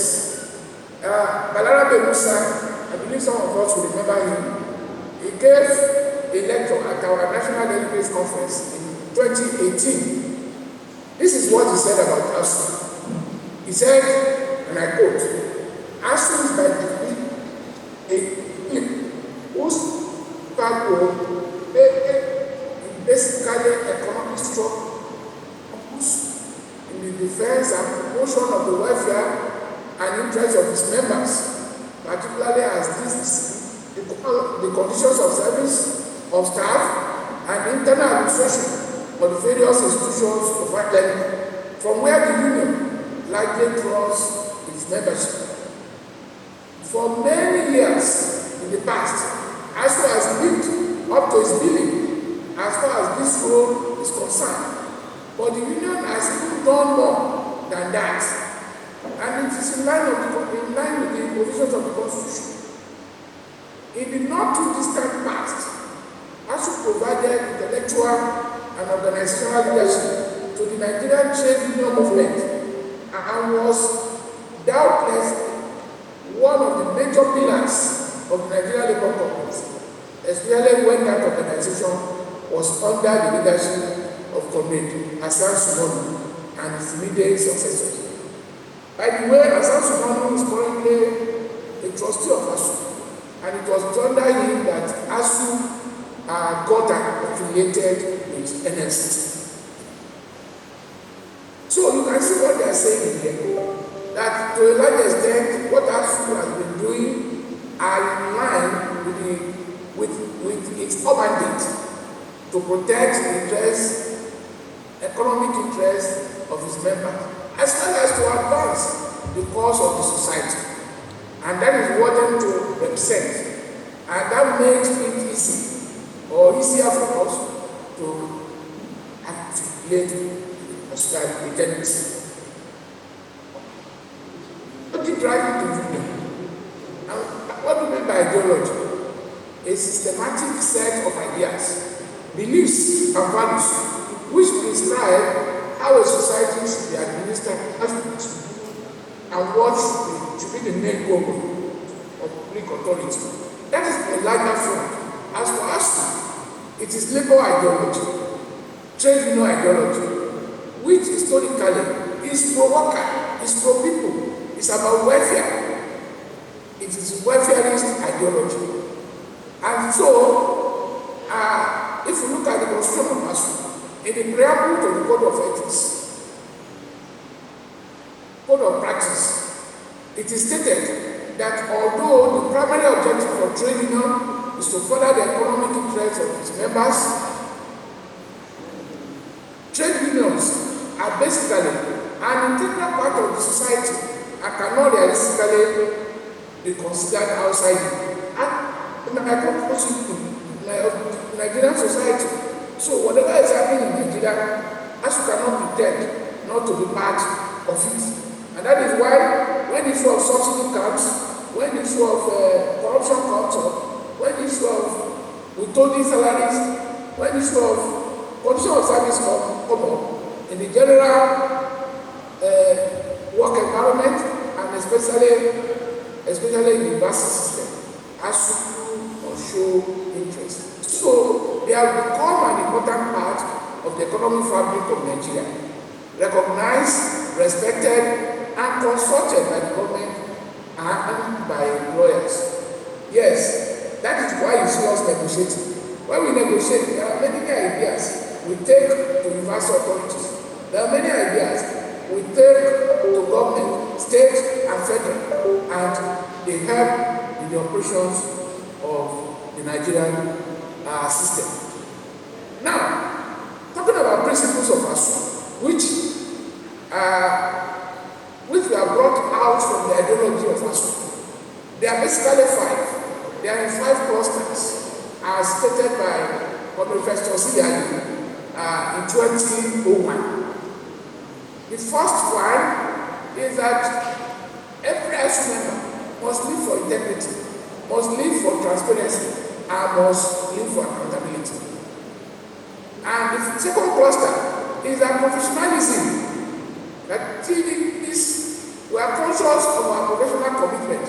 Just like Comrade Visi was saying, we have responsibilities towards our students, responsibilities towards our employers, responsibilities towards the sponsors of our children, of our students. We also have responsibilities towards entire education. So we must be objective and we must be hard work. We must embrace hard work in order to exemplify professional excellence. Now, the third cluster, you must be courageous. You must be prepared to make sacrifice, and you must demonstrate total commitment. Let me say that some of us, when we joined the system, in those days, we could be in the office till 6, 7, 8, doing both official as well as personal work. And that has helped us, at least, to make some little impacts in our small spaces. As you are moving in the system, you are being watched, you are being monitored. Some of us did not just advance through the system. We were watched over the time for integrity, for transparency, for courage, for sacrifice, and of course for commitment to the system. Then, every member of us must embrace internal democracy, teamwork, and group solidarity. You must not pretend that what is happening to your neighbor does not affect you, because the consequences may rub on the entire work environment, if not the entire society. So, internal democracy, as we say, is that when we call for instance, you must be there to play your role, and you must see that you are objective in what you are doing, no sentiment, and so on and so forth. Then, we must show patriotism. Nigeria comes first, and we must be able to counter activities that appear to be imperialistic, that is foreign imposition of ideas, foreign imposition of policies, and we must embrace working class solidarity. In other words, like I said earlier, our ideology is pro-poor. We must embrace those who are the lower rungs of the society. So these 5 clusters, they have been well exemplified in our activities. So when you see us demonstrating, these are from demonstrations of ASU. They say IPPIS destroys our universities, adopt UTAS. UTAS, by the way, was a software platform developed by ASU to replace IPPIS that we found very corrupting. Now, ASU is also saying, let us change the narrative, make our universities one of the best in the world. I think we deserve to have that. There was recent demonstration when we were resisting government attempts to frustrate our negotiation. By the way, that negotiation started 2017 when I was the president of the union. You can imagine for 8 years, we were unable to conclude a negotiation process so that we could adopt a new salary scale. Thank God we are winding up now, and I'm actually in Abuja in condition with that. So, you see, we have said we are against fee hike in schools or universities, and we say lecturers too want athlete rewards for teaching and all professions. So you can see, we are embracing working class ideology, we are identifying with ourselves, we are still fighting for the economic empowerment of our members, so that we will not be encumbered by demands for existence, what we call essential threats. Now, how do we do that? ASU has what I would call a working structure through which our members are led and our members participate in the activities of the union. Now, we actually operate bottom-up most of the time. But let me say that it's both ways. If we start with branch congresses, they are the principals of the branch officers. They are not, branch officers are not masters of branch congresses. And in those branch congresses, that is where every qualified member, and by qualified member, we mean every financial member. And every financial member means individuals who pay their check-off dues. There is 2% deduction from your monthly salary that should go into funding the activities of the union. Now, branch officers, they are to manage the branches, but in doing that, they are to bring in those who call faculty and college representatives, those who will be networking, who will be linking up with activities in departments and faculties. And through that, they channel their views. Branch officers, particularly the chairpersons, they form the nucleus of the National Executive Council. But before they get to National Executive Council, they pass through national officers. We have 7 elected national officers. IPP is the immediate past president, and all past presidents that are in good standing are also part of the national officers forum or group. In order to aid the president in doing the work, there are zonal coordinators. We have 13 zones. In zonal coordinators, they meet periodically with national officers to discuss what could be happening in branches, and they get back to branches as well. The national officers and the branch officers, they constitute the National Executive Council as provided for in our Constitution. All national officers, elected national officers, as well as specified in the Constitution, elected branch chairpersons of their representatives, they constitute the National Executive Council. The National Executive Council is the second highest organ of the union. But the highest organ is the National Delegates Committee, which we call NDC. NEC, if there are issues that will change fundamentally the operations of the union, they will pass through the NEC and they will go to NDC. So NDC, to attend NDC, members are elected from branches, and we also accommodate from several branches, because it is at the NDC that new branches are given charters. So I think OOU got his charter as far back as 1985 or so. So now, this is the structure through which we engage ourselves and we get our activities going. So, our operational strategies, what are the things that we try to accomplish and within which framework? The first thing we note is that our constitution is supreme.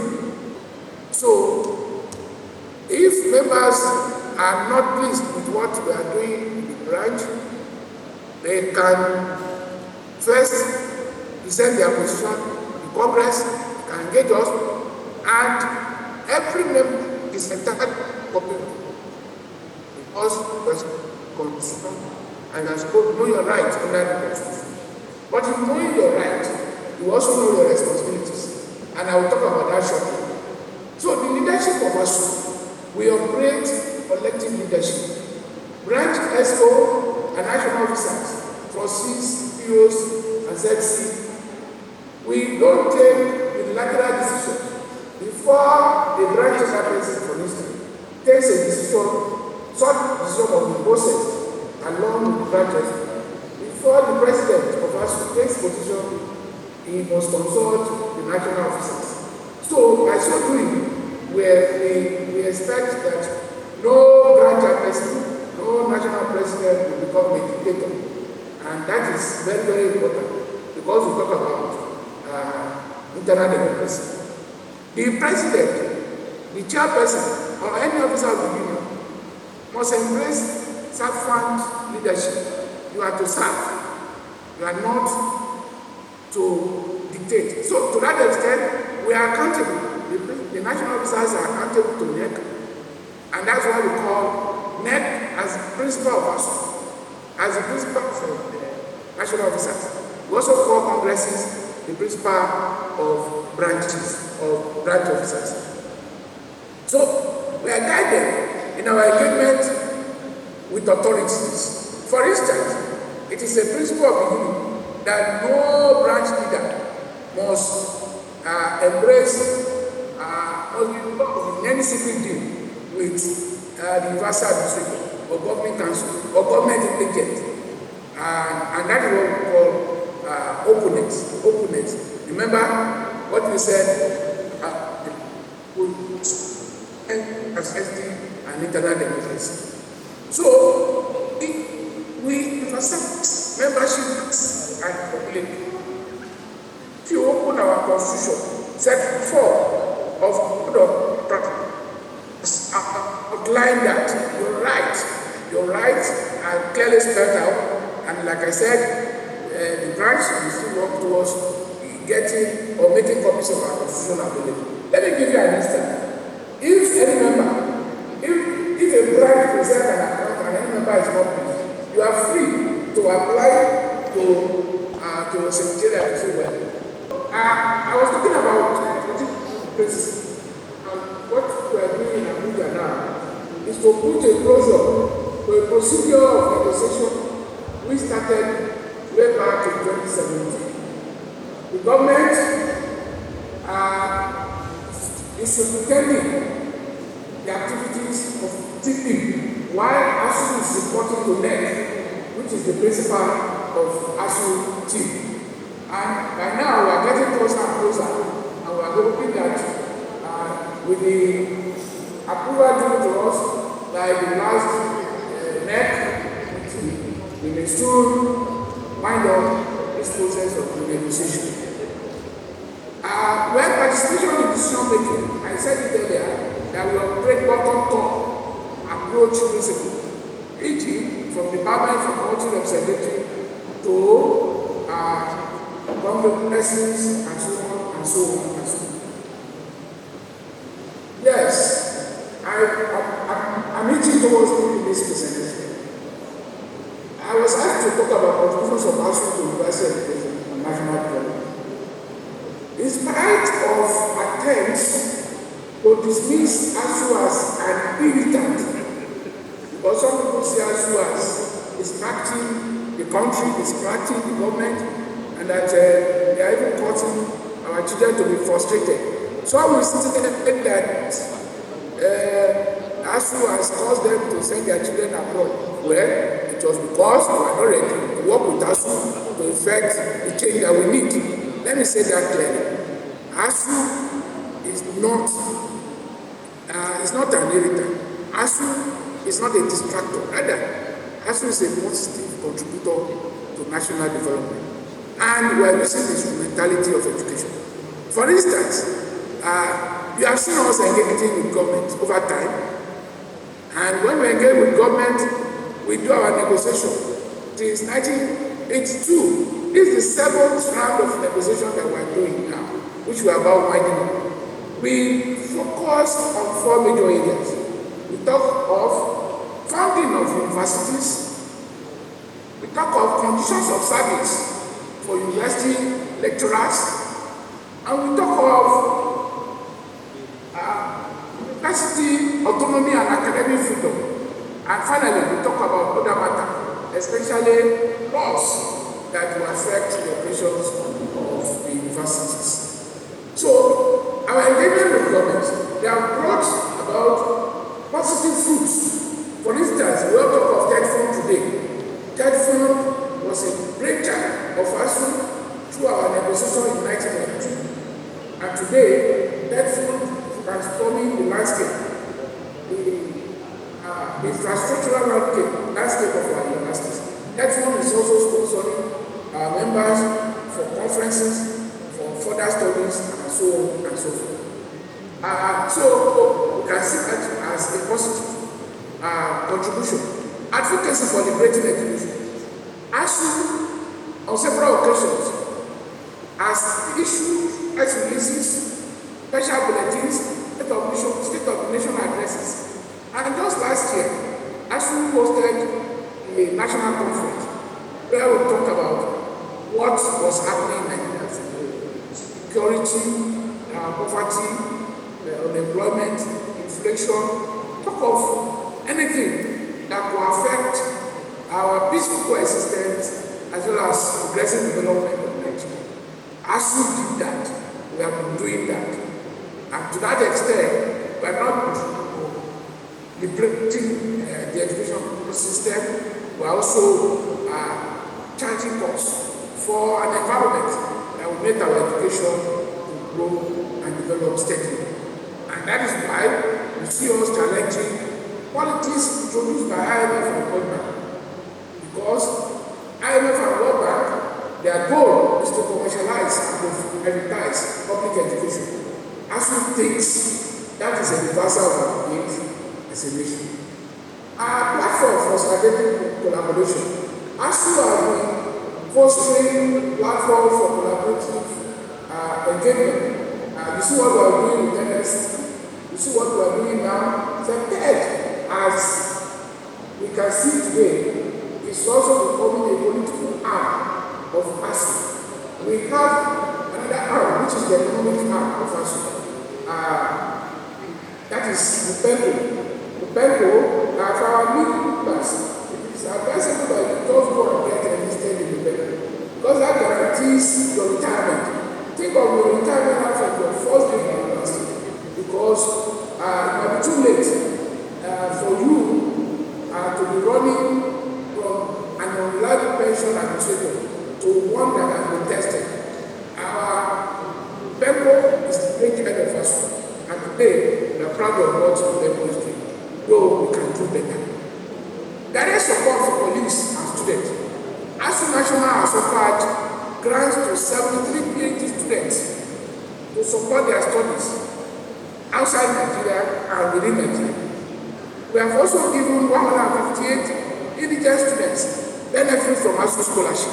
That is national. Branches are also doing the same thing. I know all you, also last year, the year before, did a grand one that involved scores of students, and our government VC was also there to add color to it, and he also introduced his own support for the project. So you can see us as not just fostering union activism, we are also promoting professional development. And to that extent, what are we giving up? We foresee our members who will grow to become great intellectuals. If you tour part of us,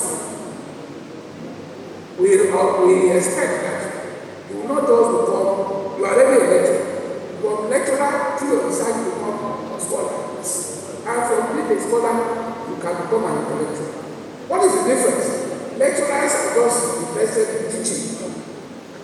and public experience.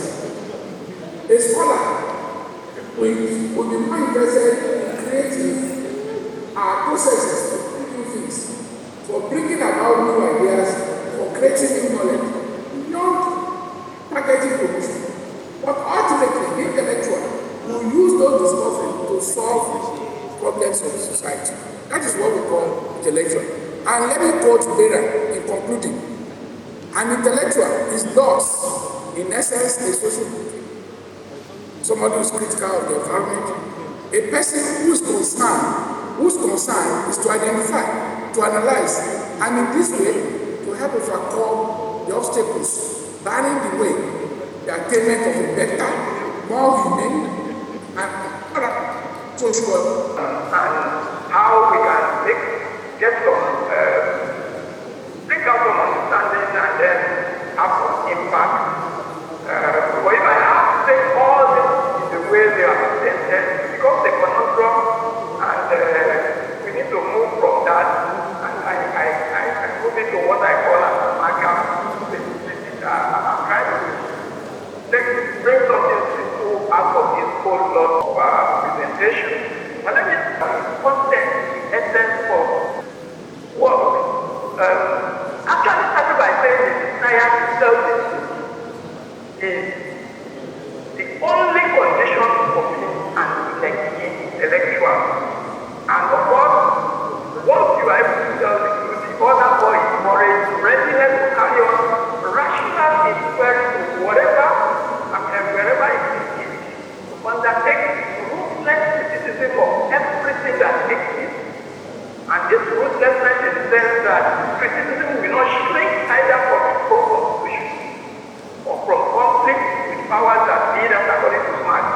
And therefore, an intellectual is what in essence the social critique is also concerned is to identify and analyze, and in this way help to overcome the obstacles barring the way to attainment of a better, more humane and more rational social order. And this is the burden that we carry as intellectuals, the burden to disrupt, the burden to say, look, is this true or not, and search for the truth. And when we get the truth, we must be willing to proclaim it. And this proclamation is without prejudice to whatever power that be.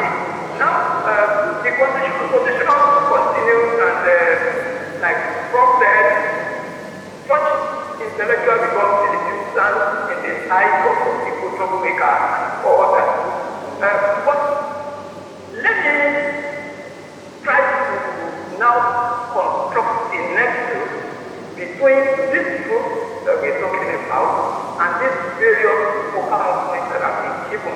Now, the first one of us is to protect academic freedom and university autonomy.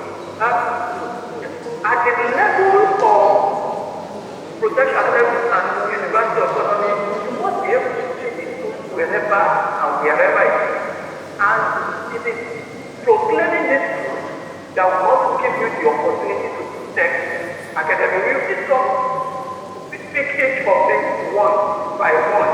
Ethical obligations of past members is also proponents of truth. Past troubles of battles and strikes and politics and all that all derive from truth. And what is this? The society is not existing in the best way, it's not progressing in the way that it ought to. And if it were progressing in the way it ought to, we wouldn't have found ourselves in the kind of abnormal situation that we have found ourselves as the people in the country today. We are not, we are consuming, we have a lot of security issues, a lot of things are developing for us. And the educational system itself, where we have to find ourselves, is not in a particularly good state, not in a state that we want, that we plan, that we wish that it would be. And how do we confront all these challenges?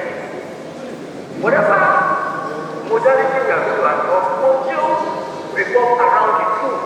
We cannot predicate fight against oppression, fight against those who social order on life, because we will, in that way, have also created additional problems. So how do ASCO members participate on this? It's only the people in ASCO that are actually participating in ASCO activities. If you engage in places within the system, it becomes difficult for you to speak against those places. I mean, if you are a thief, how do you come out on when everybody knows you are a thief to say people should not steal? If you order man, how do you come out to say people should not order man? These are the issues, and the nexus between the group, as proclaimed by Paul Barra, and the focal point for this discussion. Now, what is this academic freedom and university autonomy? Let's start with university autonomy. University autonomy talks about the right of university to be governed by enabling laws, practicing regulation without state interference, meaning that the university has its laws, has its practices, it has its regulations, which are well documented and guided by Chief Executive of the University, Vice Chancellor, and all the other activities of the university. And it is their responsibility to ensure that these laws are abided to be such that we can have a system the work. And it covers all these laws that we're talking about. It covers all appointments at all levels. It covers the condition of service, the function of bodies within the university, academic conditions, and so forth. And it's also applicable to teaching, research, community engagement, which also represents the fulcrum of academics. We'll talk a bit about this later. Naturally, this autonomy is protected by the University Act 1993, 1922 amended, and also demonstrated by several state universities. When all you started with laws, modification of laws of other universities around, especially National Law University, University of Ibadan. And all this also derived from pre-existing laws. And so this autonomy that we're talking about is served by operators of the system, more within and without organized by operators of the system. Because the system are not just opposed to the university. Government, especially the visitor and its representatives, can also have a role to play in preserving this autonomy. It's not opening up the university system to the whims and caprices of those who feel they want to do one thing or the other. Sometimes they go, someone came to me and said, no one from the state felt no one feels my God and this is like it again. I looked at him and I said, we don't need this appear for my work. He thought it was a joke, and then he said, go to AIC, and then after leaving AIC, go to where we were now.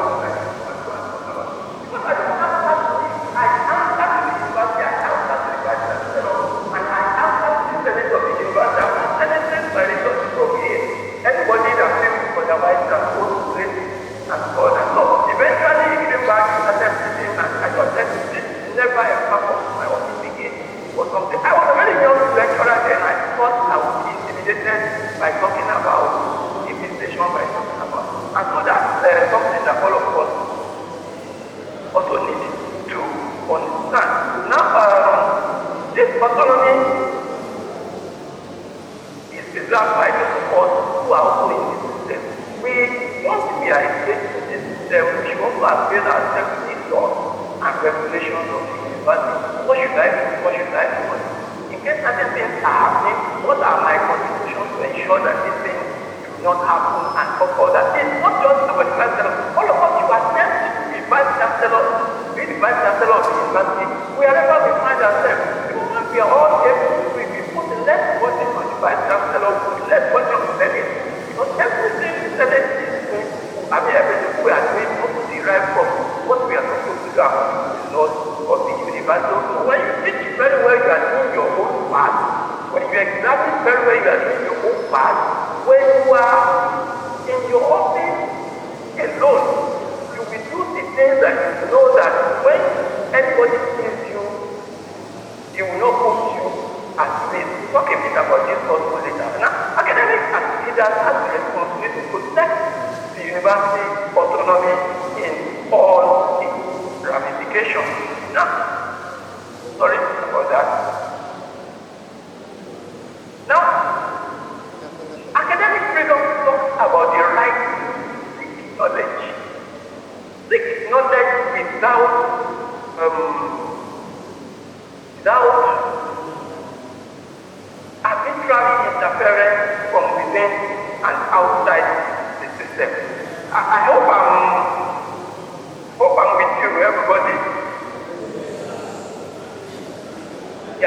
So, talk about right to seek knowledge without arbitrary interference from within and outside the system, including state, including religion, including anybody. You know, there's this thing, whenever I go on some action today, you have so many people who feel they know the university even more than support operating the university. And they come with all sorts of ideas that have both unworkable and not consistent with the principles and practices guiding academics. So the right to seek knowledge without interference from any quarter is to make sure one that defines this academic freedom. So you have the freedom to pursue, develop, transmit thoughts, ideas, dissemination of such through teaching, writing, creation, etc. It covers the formal and informal participation in the pursuit and participation in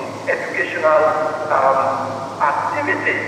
Now, it also ensures protected by subsisting laws, which derive from the right to education as enshrined in Article 26 of the Universal Declaration of Human Rights of 1948. Now, academic freedom is important for innovation.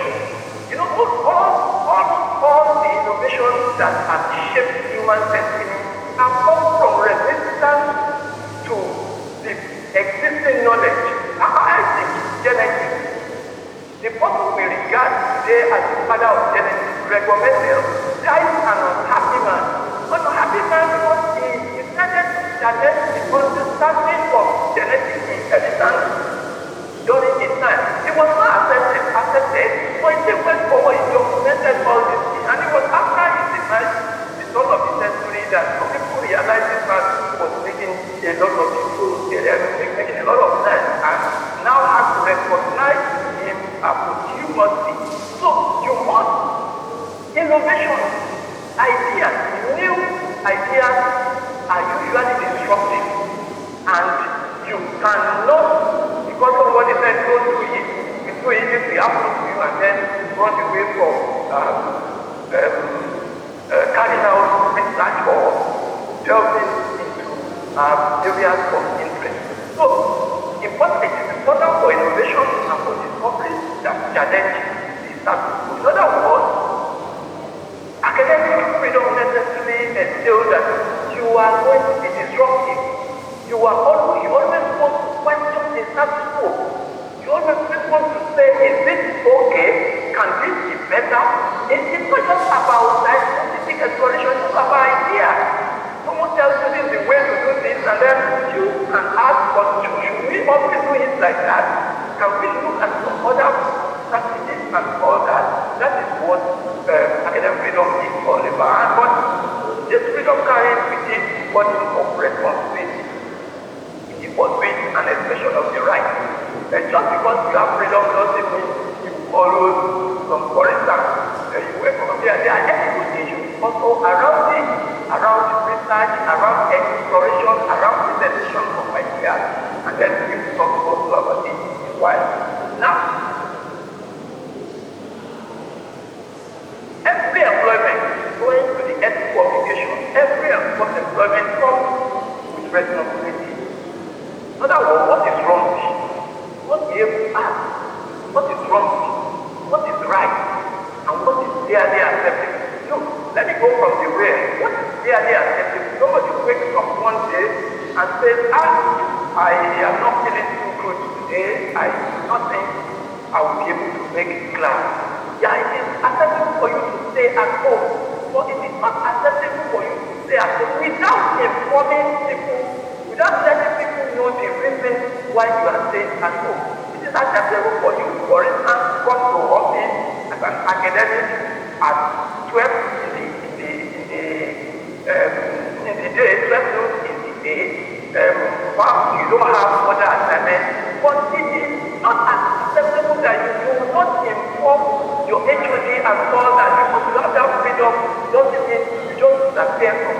There has to be, because your HOD, that period that you don't have an assignment, that you don't have lecture, your HOD may have an assignment for you. In the interest of the department, in this thing, can also say, I want this done, that you get this person, this and that person.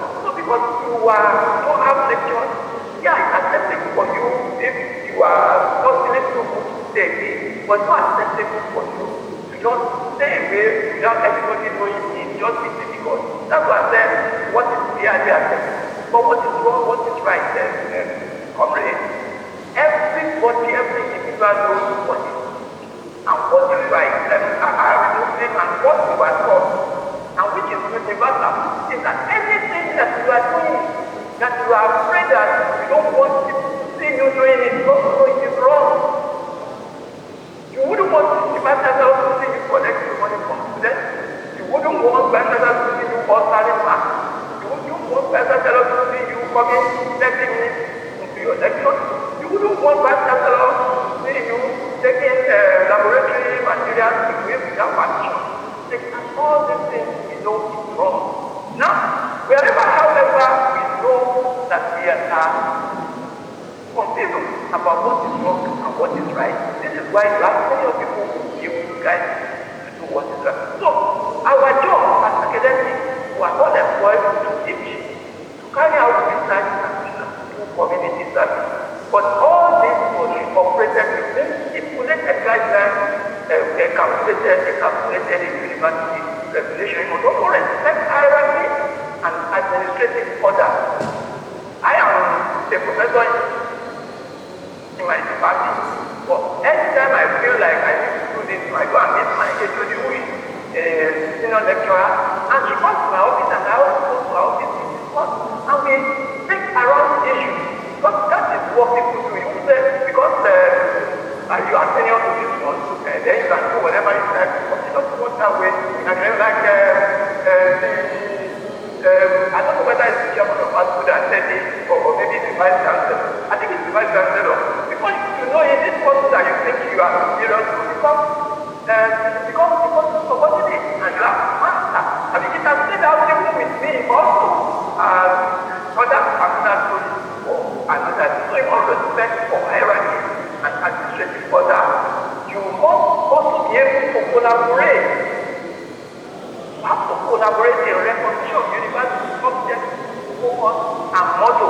I don't know how many of us know the motto of OU and we are still down there, but the motto is Excellentia Humana e Patria Focus. Look at the logo of the university with the exact knowledge right of the one which is also about knowledge in water, which carries knowledge from here to everywhere and all that.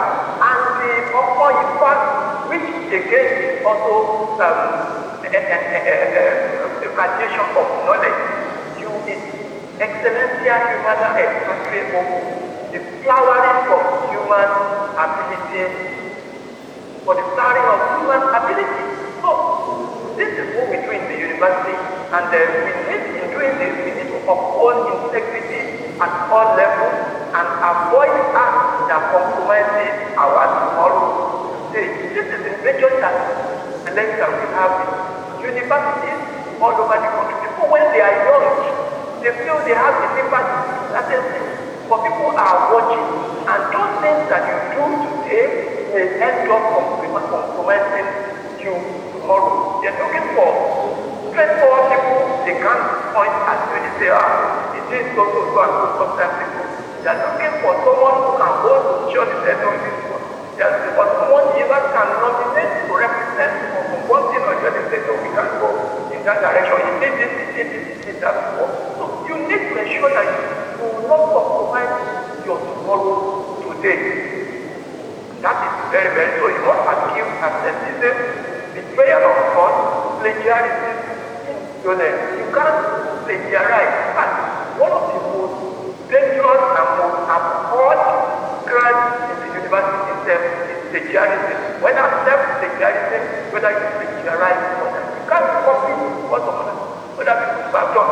This generation of entrance into the university, they are products of the Nigerian society where everybody copies everybody. But the artificial intelligence era is making it a little bit more difficult. So we must be original in whatever we do, which means we must be able to do things ourselves without having to be copying people. And when you have to cite people, make sure you put them in references as appropriate. And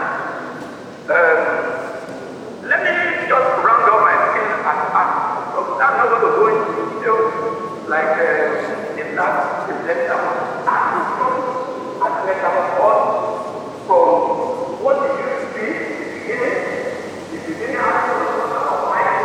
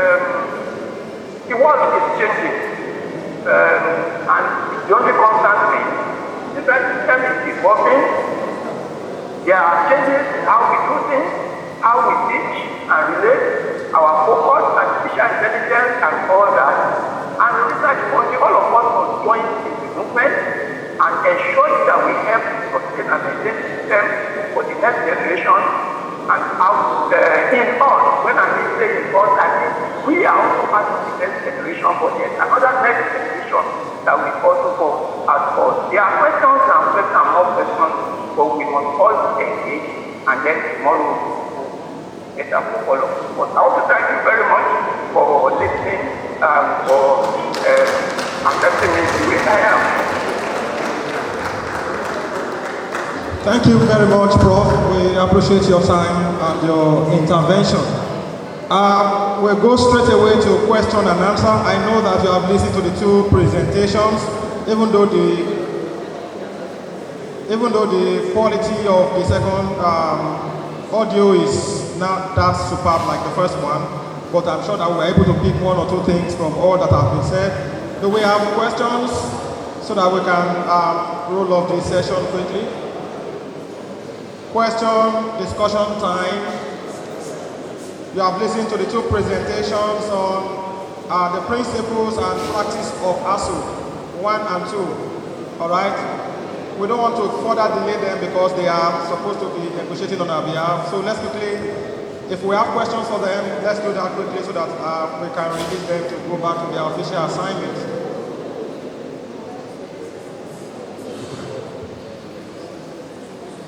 Yes, one. All right. Do we have any other question? All right. All right. I will also ask a question, so that makes it two. So please, can you go first?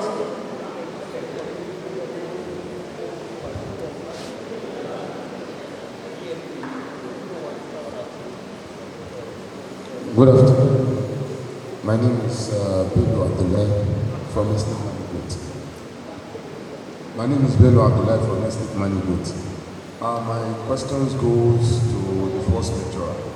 So when he was saying something about that fund and how we can access it, so I want to ask, is there any specific procedure or processes or requirements that we need to follow that can guide us on how to access this debt fund? So that's my question. Prof. Sir, did you listen to that question? The question is directed to Professor Abiodun Ogunyemi, and I want to know whether you listened to that question, sir. Yes, I think I heard him. He was asking about procedure for accessing debt fund grants. Oh, all right. I just but I want to be sure. All right, that was the question. That is correct, sir.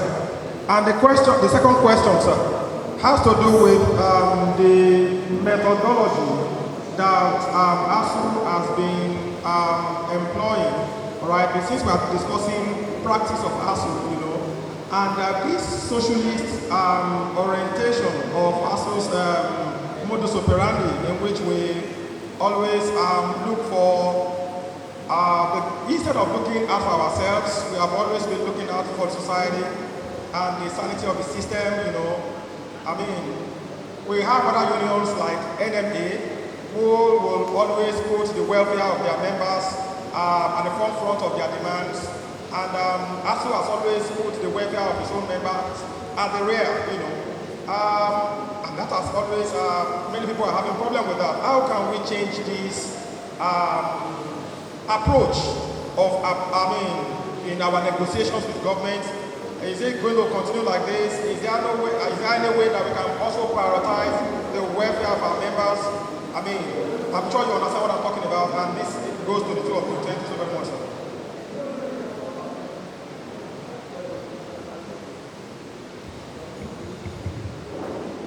Professor Abiodun Ogunyemi. Yes, thank you very much.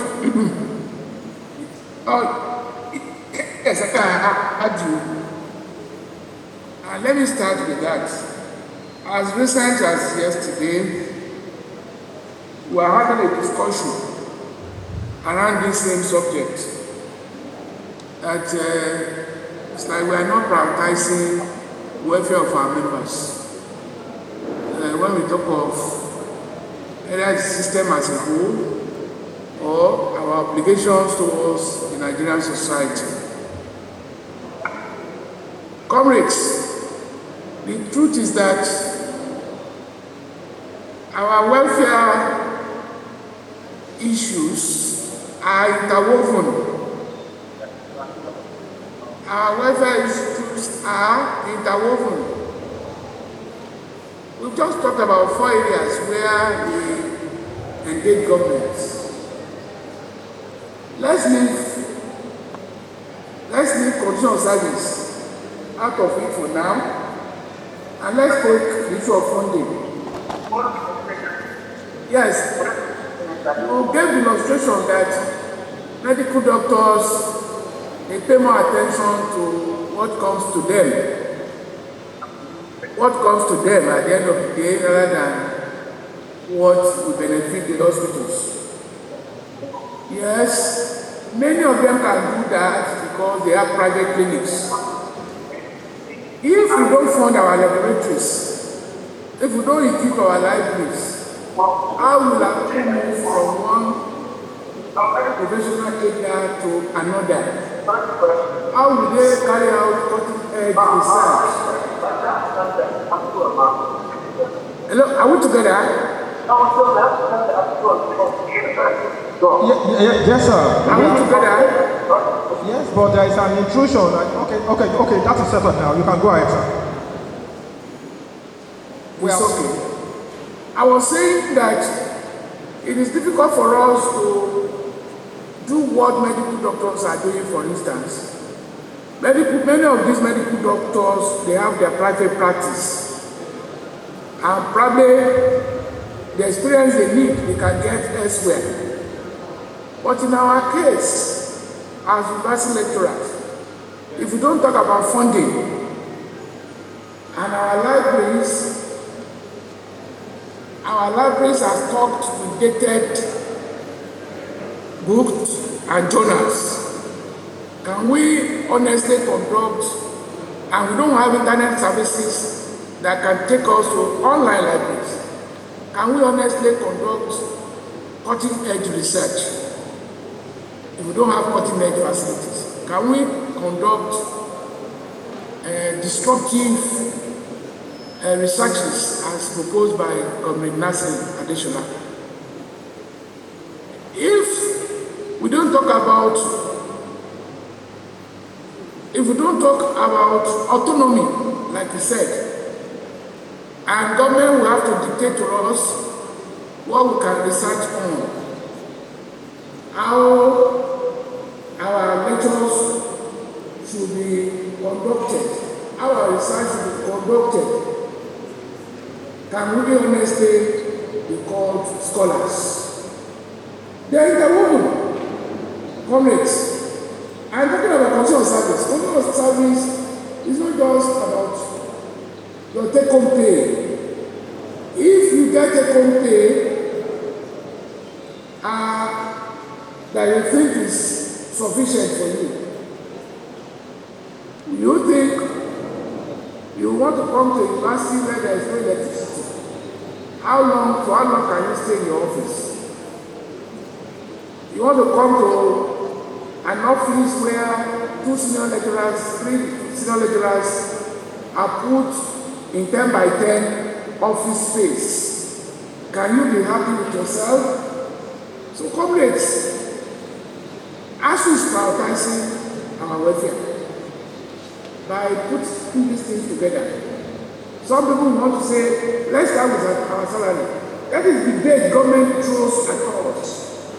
Government wants you to talk about your salary, but government doesn't want you to talk about work environment. There is what we call decent work environment. It's a principle in collective bargaining, and it is sanctioned by ILO, the International Labour Organization. So, if we want to operate with trade union ideology, as I said earlier, you cannot be a trade unionist without embracing trade union ideology. And that is what takes us to pro-poor. When we say pro-poor ideology, we are talking of pro-poor party within the context of working environment. And in labor movement, when we talk of working people, we're not just talking about salary earners. We're also talking about peasants, farmers, artisans. Because at one point or the other, we live with them. What we think is our salary, what we think is our take-home pay. If, like people say, one hired man is the king in the land of the blind. If around you, you have people who cannot feed, and maybe you are 1 out of 10 in your family. At the end of the day, the body will pile up at you. And so what you think is your take-home pay may not even be sufficient for you to address the problem. So we don't, I've just brought out the 5 clusters of ASU principles. Those clusters, they are interconnected. And that is why we talk of working class solidarity. Working class solidarity also means that people that are poor, they are related to us. And within the system, we are also poor. And so, if we are addressing our poverty and we don't address the poverty of those that are close to us, at the end of the day, all of us may end up in poverty. So, working class ideology cannot easily leave our table because we are organically connected with our society. And I think I tried to make that as clear as possible. Now let me go to this question about third form. I know there's a unit in the university that handles that. Once the information is available, the opportunity will be advertised. As for ASU also advertises for those who are assistant lecturers and those without PhD that are there, they can apply the unit leadership for ASU grants. I know some of our colleagues at OOU have won the grants in the past. We started with 100, later it was raised to 150, later it was raised to 250, and now it is 500. And we are aspiring towards making it 1 million in the course of time. So it is just a token for, that is at the ASU grant. It is just a token for our members who are pursuing their PhD to prepare their thesis. As for the third form, we have sponsorship within Nigeria, third form beyond Nigeria. Third form grants are always advertised when the opportunities are available. The website and everywhere, I'm sure the desk officer in the Vice Chancellor's office is up to the task. He is in a position to make information available at the appropriate time. So to where I was done for now, I thank you all for this time. We appreciate all the questions. Thank you so much, sir. We thank you for that intervention. Please, can we have Professor Adeshola Latif Nasir to please respond to the questions.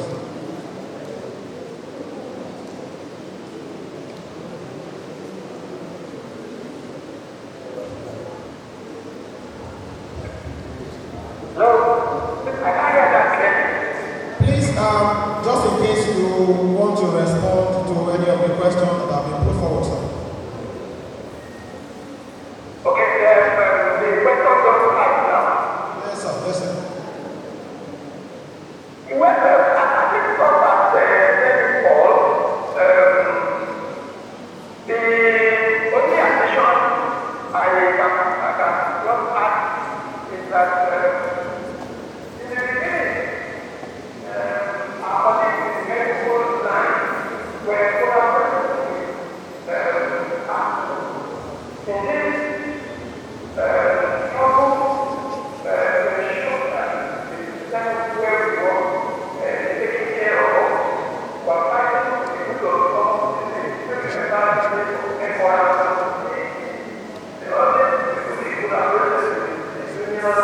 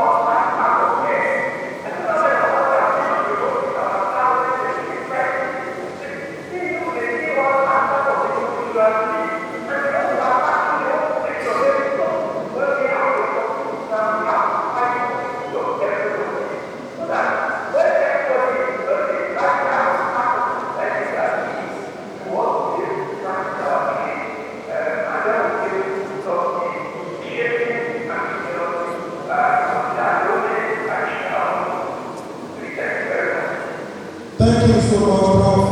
We appreciate your time spent with us. Let me implore you, covered professors, please take time to hydrate yourself because I know that you won't take anything the government offers. I promise we are going to keep your own refreshment here till you come. Thank you so very much. Please a round of applause for our covered professors. Thank you. All right, we want to go forward immediately, but I can see that many of us are very looking tired because we've been here. So let's do a bit of exercise. Let us do aerobics for about 5 minutes before we go to the next session. We have people from the Department of Kinetics. Dr. Kate is the one I guess. Is she around? Dr. Kate, please.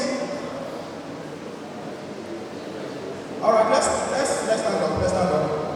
Let's stand up and do a bit of aerobics so that we can there can be easy flow of circulation of blood and before we continue.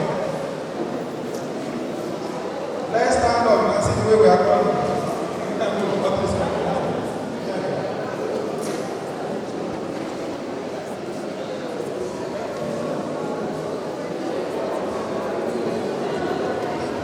All right, we are going to the next session, and please let's have our seats. The aerobic session is over. All right, I would like to call on one of our veteran professors in the university, and he is a man who is known for his forthrightness and his frankness when it comes to the issue of ethics and moral issues as far as the academia and the academic environment is concerned in OU. It's my great pleasure to invite to the podium for his presentation Professor Moses Efu.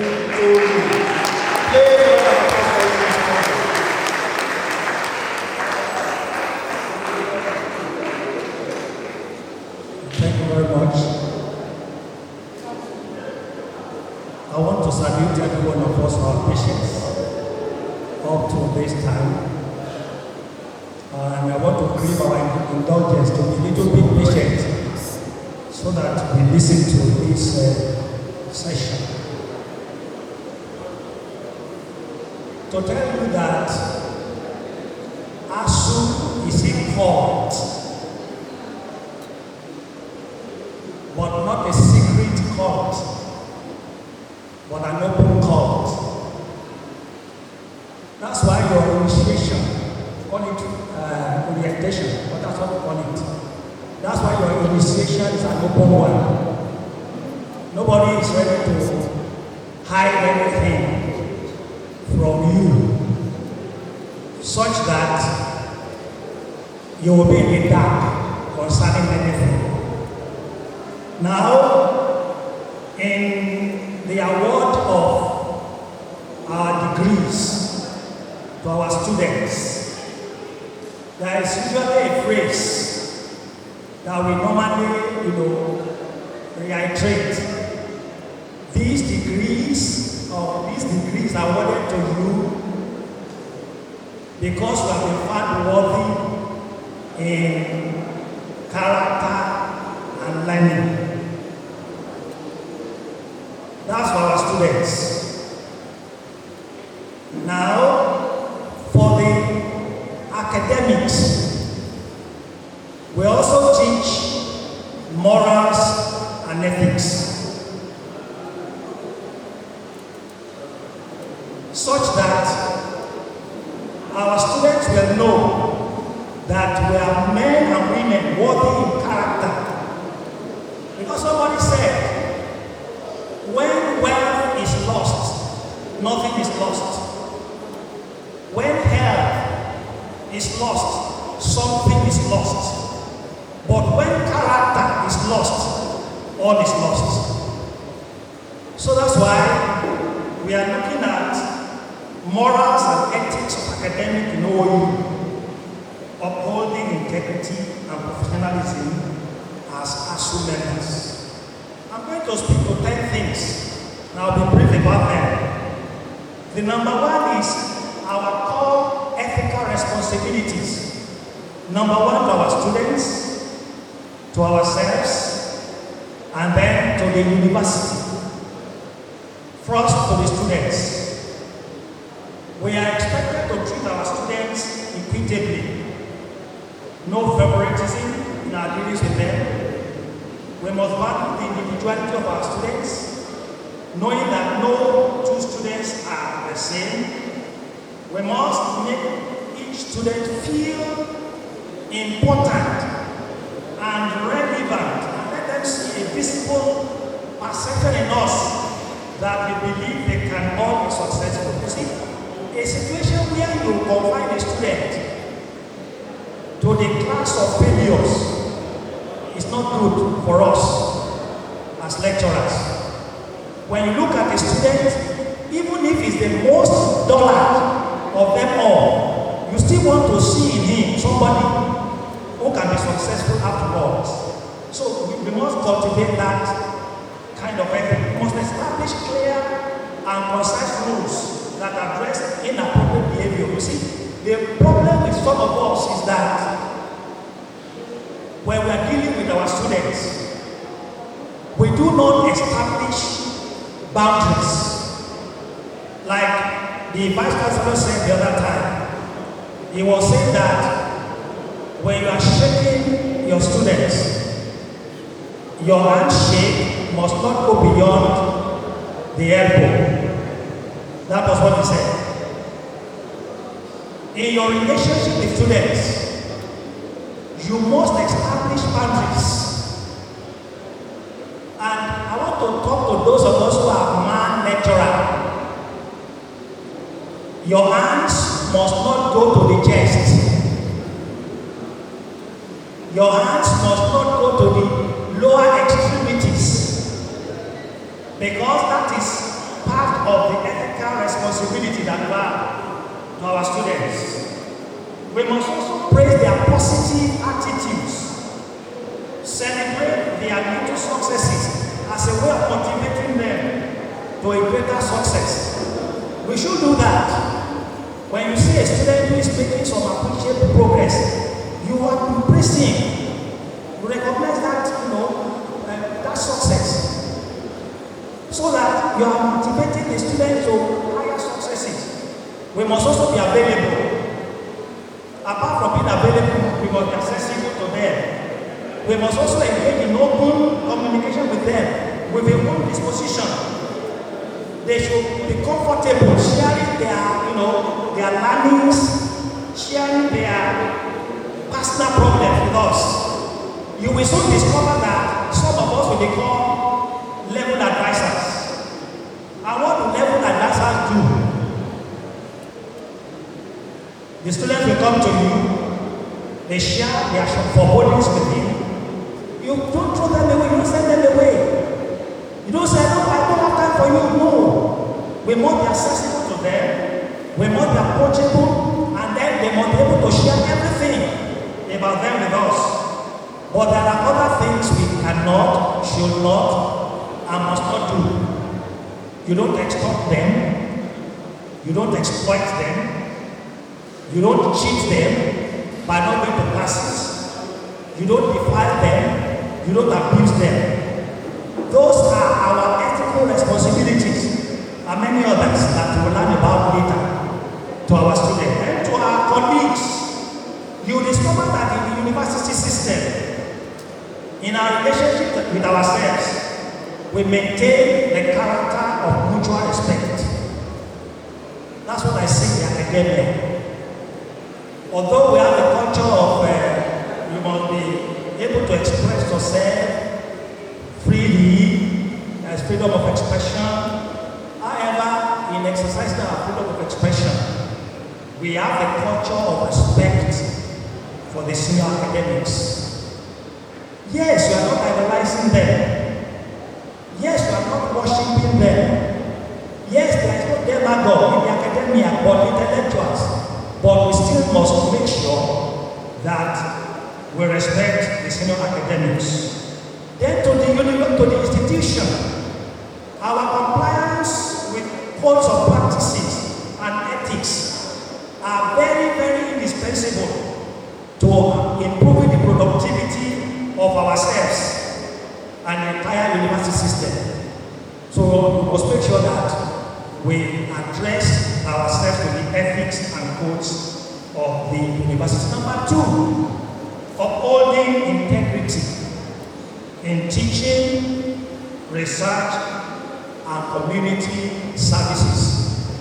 Already we have been told there are three core functions in the university: teaching, research, community development services. Now, when we are talking about teaching, it is one of the core functions that we observe in the university system.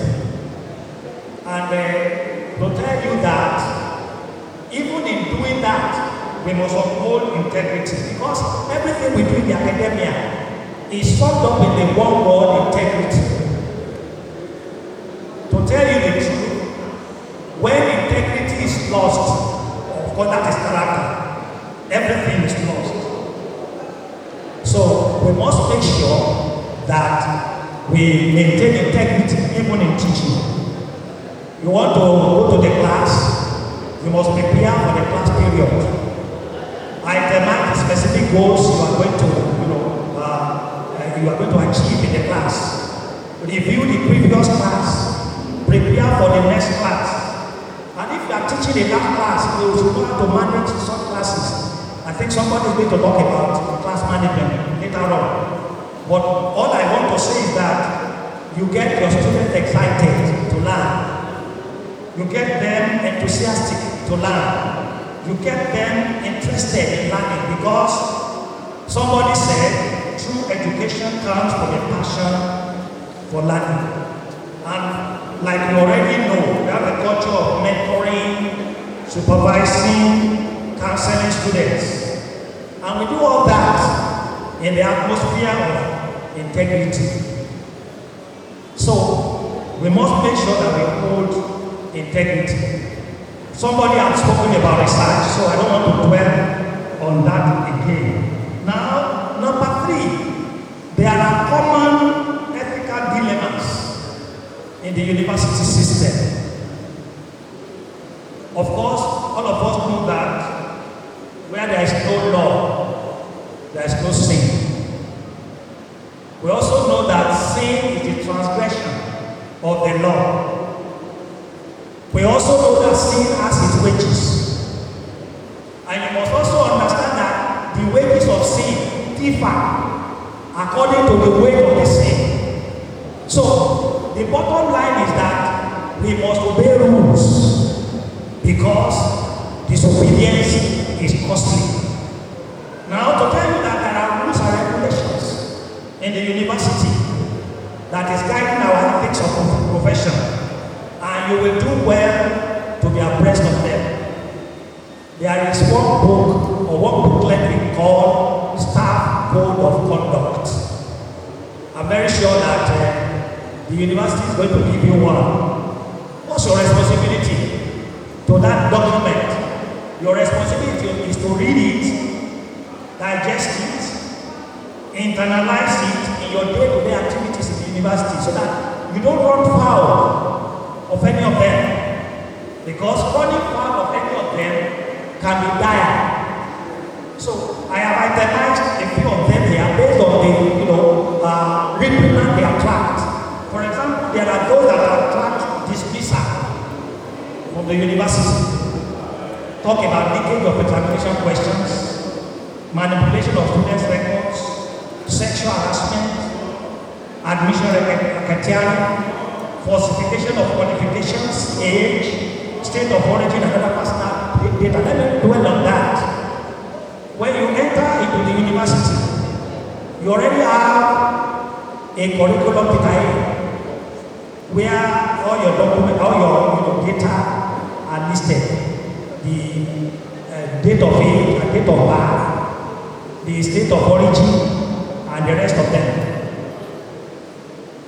you will do well to ensure that that CV is adhered to from now till you leave the university system. Because the day it was found that you falsified any of them through another CV, I can assure you are on the way out of the university. So falsification of qualification is one of them. Now, plagiarism. You know, 3 people have mentioned the issue of plagiarism. Very, very important. So let's take note of that. Then there are those that attract termination of appointment. You know, there is a difference between dismissal and termination. When we talk about dismissal, we are talking about serious misconduct. But when we talk about termination of appointment, well, if you are involved in cultism, I'm talking about secret cult, because I told you earlier on that ASU is a cult, but an open cult.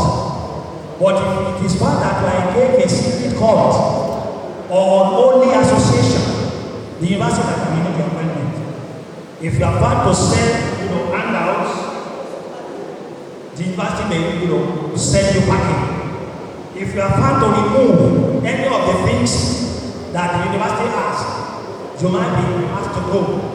Then there are those that attract serious reprimand in writing.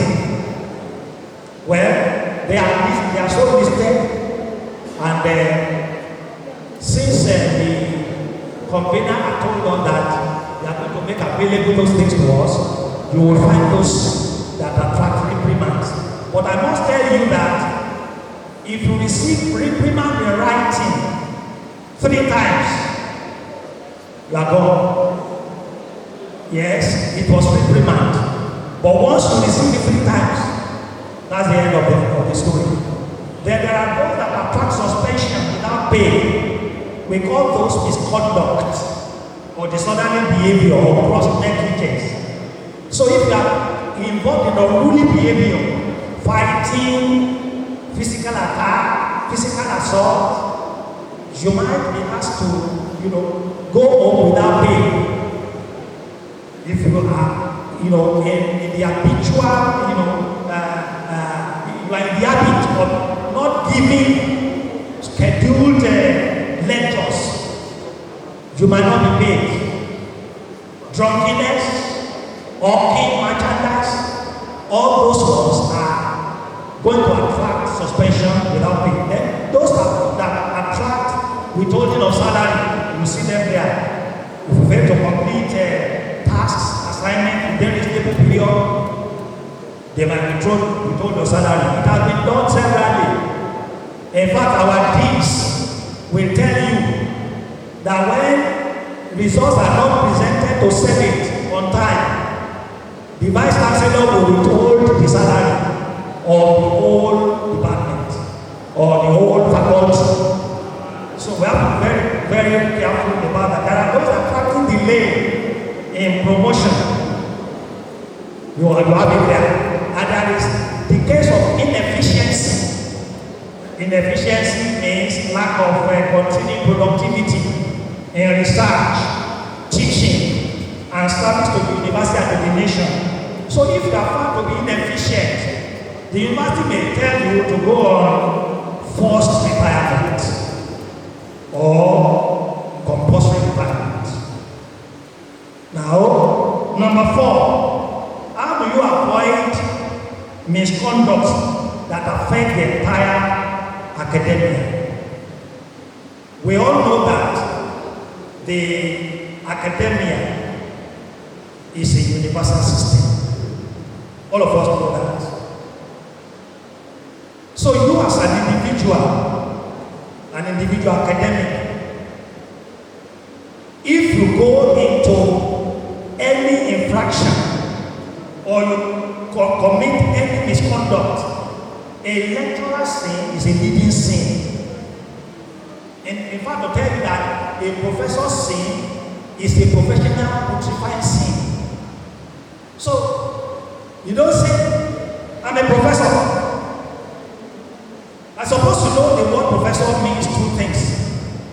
you are a professor in your right because you are a lecturer. In the broad sense, professor means lecturers, and you are a professor. In the minute sense, it means a person of the highest rank in the university. So you are a professor. So your sin, if you commit one, is a putrefying sin. And that's why we don't go into sin as a lecturer, as a professor. Because if the university is a universal system, we must save the universality of the university from being, undermined or from being dragged in the mud. So we must ensure that we avoid any form of unethical behavior, even outside the university precinct. Well, let me draw from this. You see, in the Bible, if you read Joshua chapter 7, it was only Achan that sinned. And when God was looking at the whole nation, he said, Israel has sinned. Only one person. So you will see that's why when they say somebody, a professor, went and falsified the election result for somebody and they are accusing us. They are right in a way. So what I'm saying in essence is that you must make sure that you avoid such a thing. Avoid it. Don't smear the union by your unethical behavior. Yoruba says, "Ẹrú kan ni mo ní kú ìgbà ẹrú." So we must make sure that we avoid that. Number 5, we must avoid conflict of interest. For instance, if you are making a far-reaching decision as an academic, it will be good for you to consult widely. And in particular, your union leaders, to avoid conflict of interest. In fact, effort should be made by you to make sure that you digest the edicts setting up the university. You have to do that so that you don't, get into the web of conflict of interest. Ask questions from those who know if you don't know. Somebody said, I don't know the way, and I don't want to appear foolish. Therefore, I'm not going to ask anybody. Being foolish is refusing to ask when you don't know the way. Being wise is only to ask only once. For example, if I don't know the way to AGO-IWOYE, and I'm in Ibadan, and I ask somebody, and that person tells me the way to AGO-IWOYE, will I ask the second time? I won't. So if you don't know the way, and you pretend you know, you will be lost. So make sure that you ask questions. When you don't know them, ask who is strengthening its members' integrity. I tell you that who is one that prioritizes the welfare of its members. In actual fact, the union can go any length to defend you as long as you are operating within the rules and regulations. But I must also tell you, because there is no Almighty in ASU, when you preach norms and you preach rules, ASU will be the first part of the people that will crucify you. So that's why we must ensure that we are people of integrity. That's the reason for this workshop. Otherwise, there will be no need to come and gather all of us together and be telling us, these are the things you must do, these are the things you must not do. So we must get ready for more of such workshops like this. In actual fact, thank God that the university, ASU, has some layers of platforms where they post things. So read those posts because they are educating, very, very educating. Number 7, our role as moral compass for students. There are 6 things I know we are. Number 1, models, examples to follow or emulate. You know models now. If you go to the market, you see some, I don't know what to call them, I call them models. They put shots on the models. And when you look at that shot from above, you say, this shot is beautiful on the model. And you are attracted to it, you want to buy it. Because you see the beauty of that model. The same thing, we are models that our students must emulate. Then we are mentors, trusted counselors. Then we are molders, shapers of lives. You will discover that when you see clay, the clay is marred in the hand of the potter.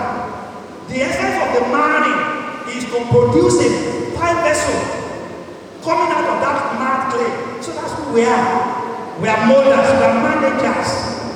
Managers of time, of talent, of resources for the students. We are also monitors. We carry out surveillance on them. You know, when I was in the primary school, we normally have monitors in the class. That's who we are. We are monitors. We are also masters. We should be seen to be masters. We must be in charge. And if we are going to be in charge, that means ourselves must have mastery over our own lives for us to be the moral compass for our students. Because it is our own morals and our own ethics that will help shape theirs. Number 8, how do you react under pressure to compromise? You know, when you are under pressure, professional pressure to compromise professional standard, you simply stand your ground. If you look at that word, standard, the first 5 letters, what is it? Stand. So what is that saying? If you don't want to compromise standard, you must stand hard for the right. You must stand fast for what is just. You must stand out to be counted among the just, among those people who are doing right. And then you must stand up for what is true. You know, you don't allow anybody to play God on you. I have told you, we don't have a demagogue in the academia. Yes, we have professors, renowned professors, people who have made their mark in the academia, but they are not expected to play God on you. So maintain your stand. Number 9, we talk about mentorship and peer review in promoting ethics. You know, the issue of mentorship and peer review can promote ethical behavior, especially when you choose your mentor carefully and you surround yourself with peers who have proven, records of personal integrity. Yoruba says, "Ọmọ àjànàkú kì í yára rà, ọmọ tẹ́lẹ̀ bá bí àbílẹ̀kọ̀ èrè ní ìjọ." So, if you have somebody who is a sexual pervert as a mentor, I can tell you that not very long you will be caught in sexual harassment. Or you have somebody who is behaving irrationally, who is carrying out so many misconduct. I tell you, you will soon be caught in the web of those misconduct. So choose your mentor carefully. Fi ọ̀rẹ́ rẹ hàn mí, màá sọ orí èèyàn tó jẹ́. And lastly, how do we develop strong ethical framework that aligns ASU while in OU? You know, ASU has values. And if we are going to develop strong ethical framework, we must follow a systematic approach that emphasizes, number 1, shared input. What do I mean by that? All members must be engaged in open discussion on ethical concerns without fear of judgment. Number two, we must have clear documentation of our core values for all to reach. Number three, there must be continuous learning and continuous feedback from members. And number four, we must have committed leadership in the union. Thank God that, like I told you, ASU is an open court. But over the years that I've been here, we have had committed leadership. That's why the union is standing strong. And I pray we will continue to stand strong so that we will be able to, have strong ethical framework. ASU must always be at the vanguard of those who prosecute bad acts so that no one will accuse us of complicity. We must not at any time compromise our ethical values. We must also be our brother's keeper. When you see an academic who is going astray, as a fellow academic, what do? Call him to order. Tell him, man, you are going astray. And that can be dangerous. And when you do that, what are you doing? You are helping to develop a strong ethical framework that aligns with ASU OOU values. My prayer for all of us is that this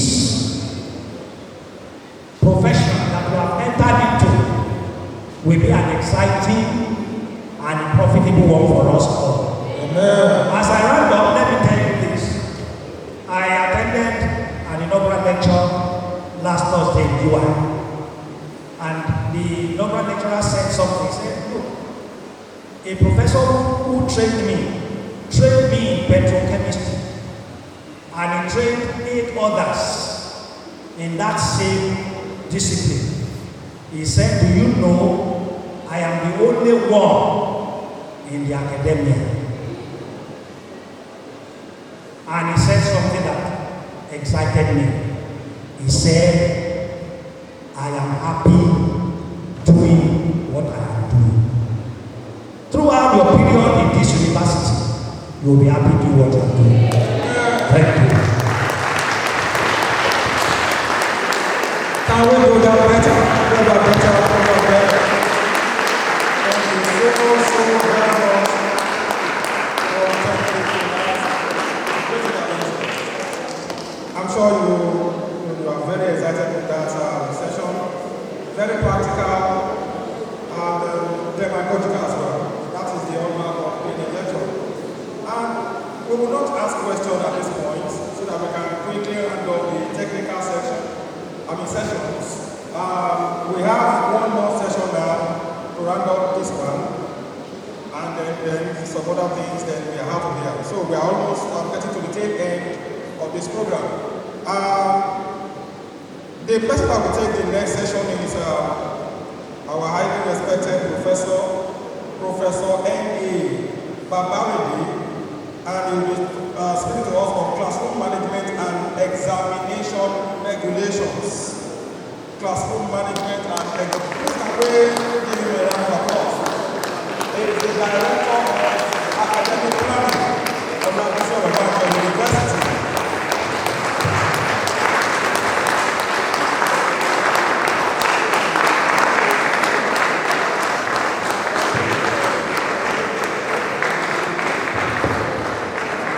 Thank you very much.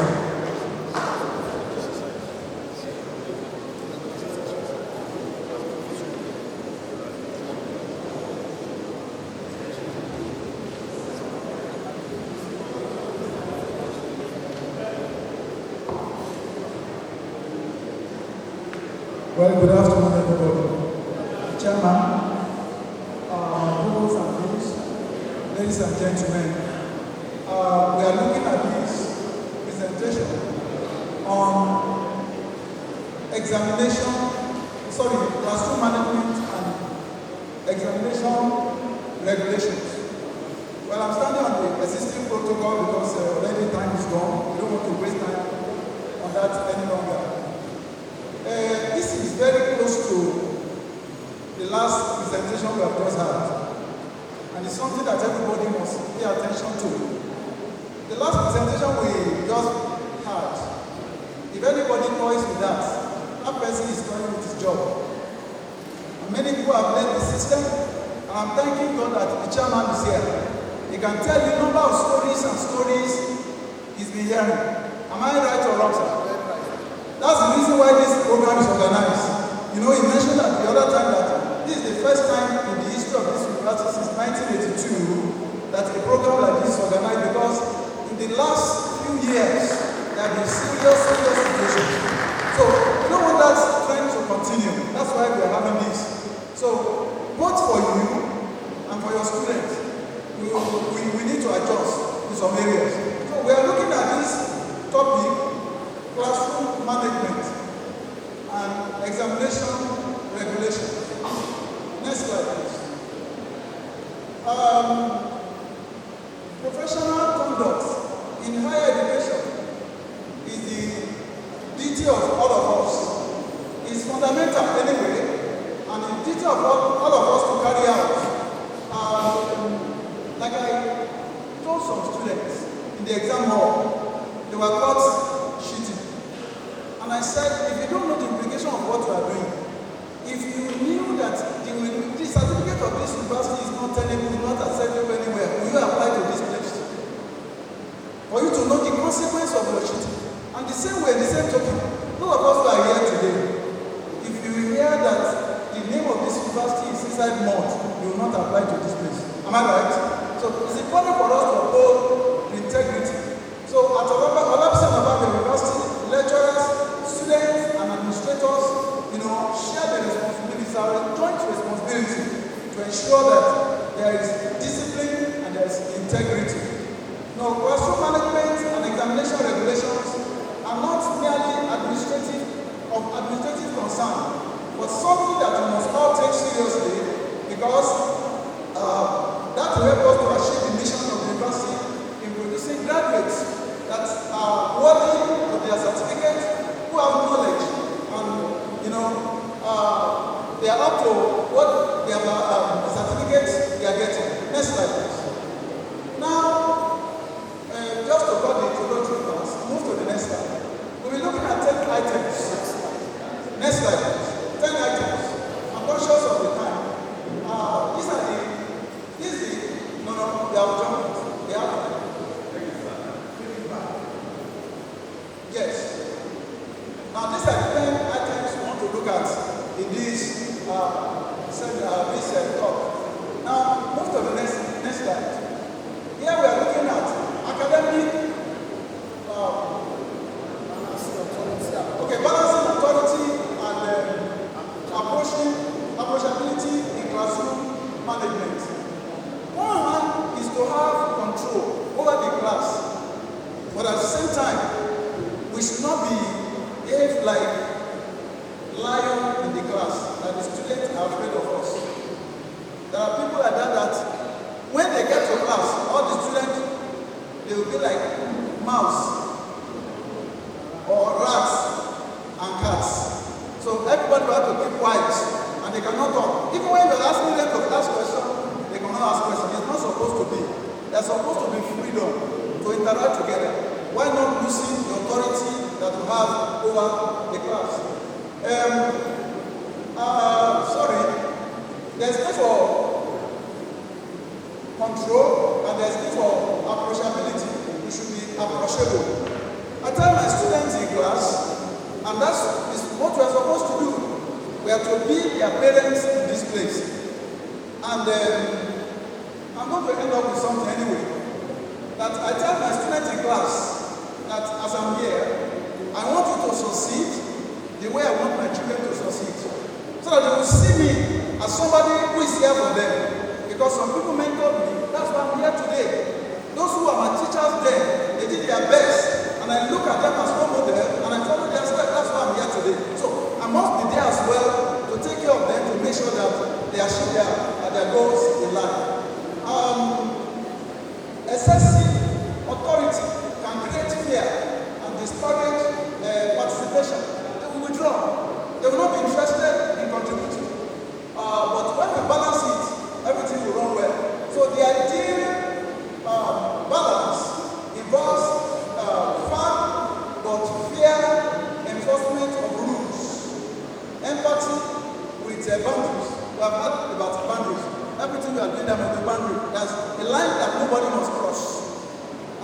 get to class, I tell my students, in this class, as I told them yesterday, in my class, there's no friend, there's no foe, there's no favorite. I tell them, all of you are equal.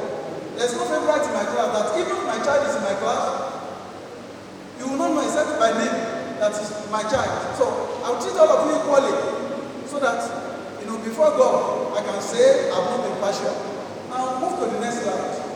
Now, the next one is common violations of examination regulations in OOU.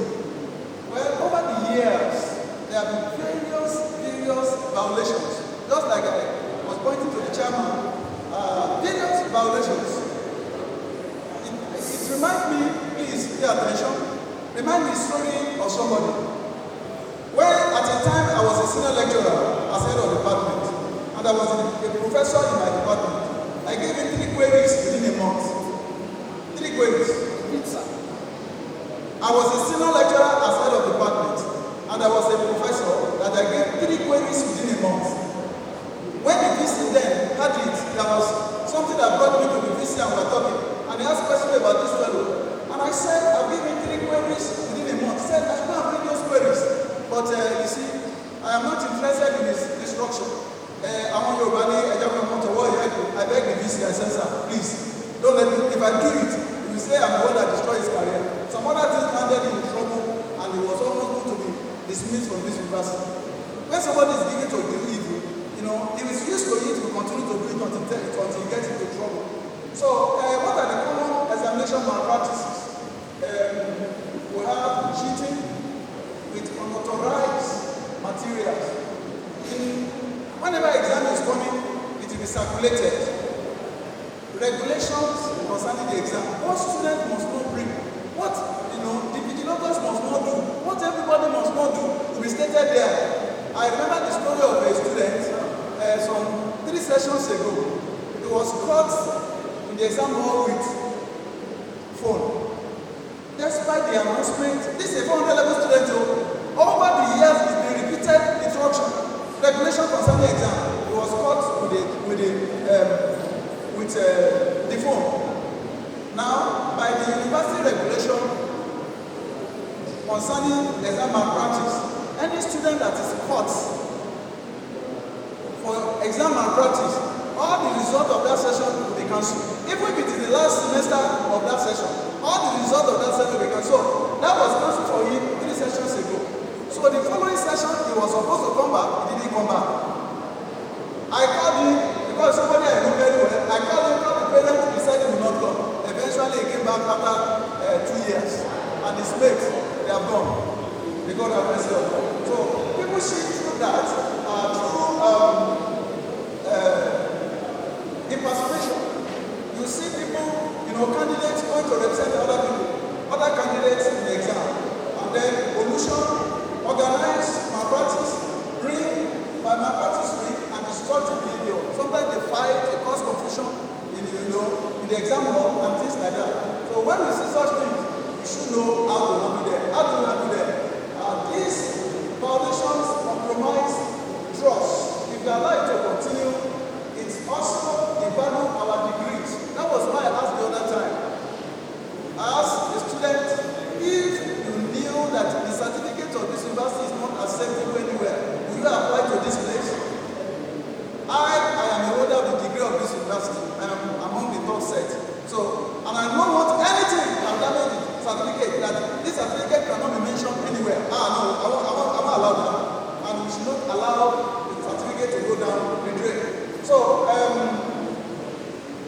So we need to adopt strategies for curbing that malpractice. And that can be in form of strict invigilation. When it's time for invigilation, everybody is engaged. And examination takes precedence over every other thing. It's not that we are holding meeting. You can't hold meeting when the exam is going on. And you can't say I'm doing something. When the exam is on, everybody that is selected for the invigilation will be there. And it's not that you get to a invigilation hall, go and sit somewhere and be shouting. People do that.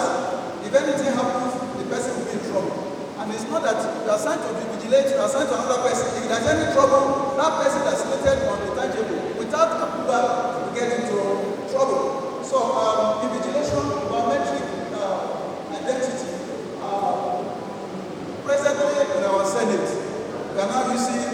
QR code to take attendance in the Senate. Before, over the years, everybody will sign his name, but now it's QR code.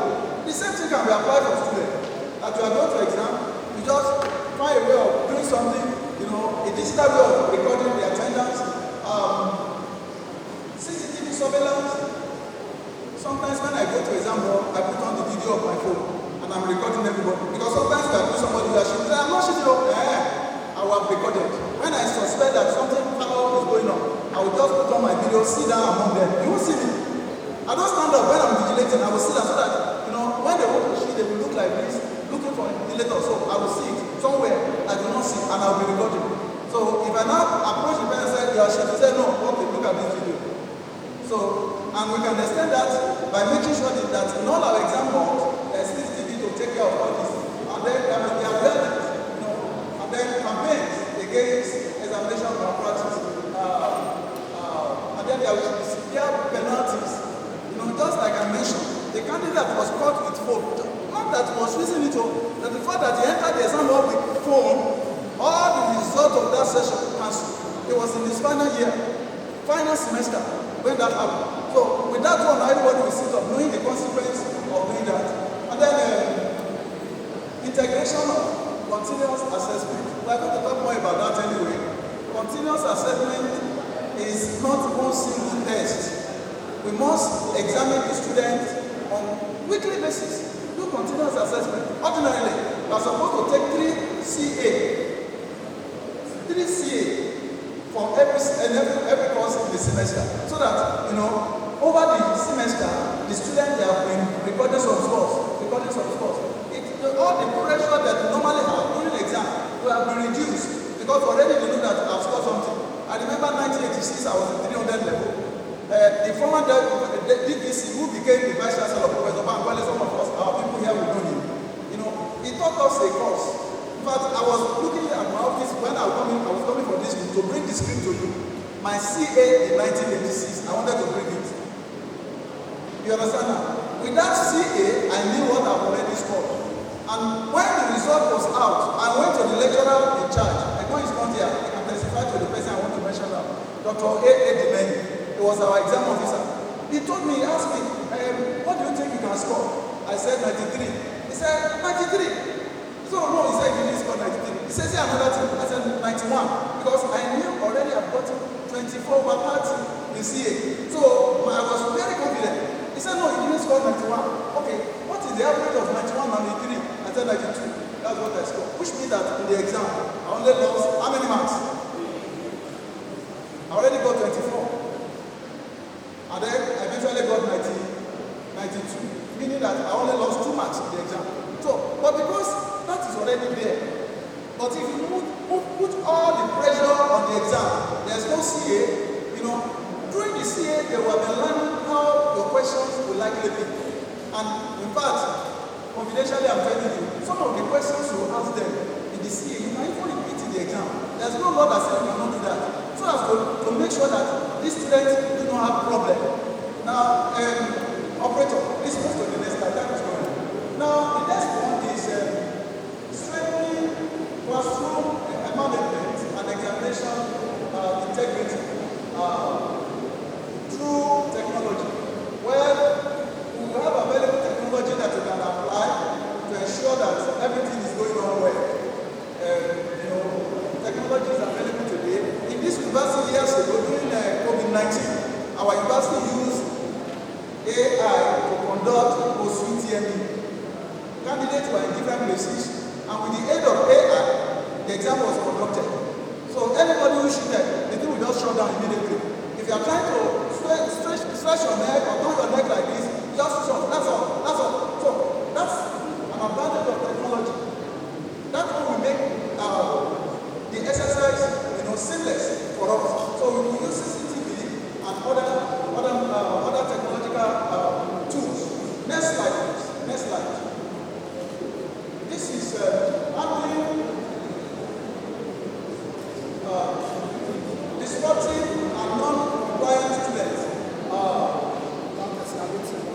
without escalating conflicts.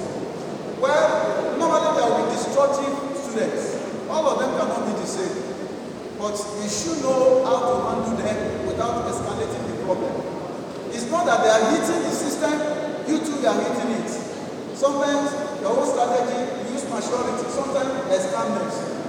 2015, for the first time in the history of my department, students went on demonstration over a course that I taught.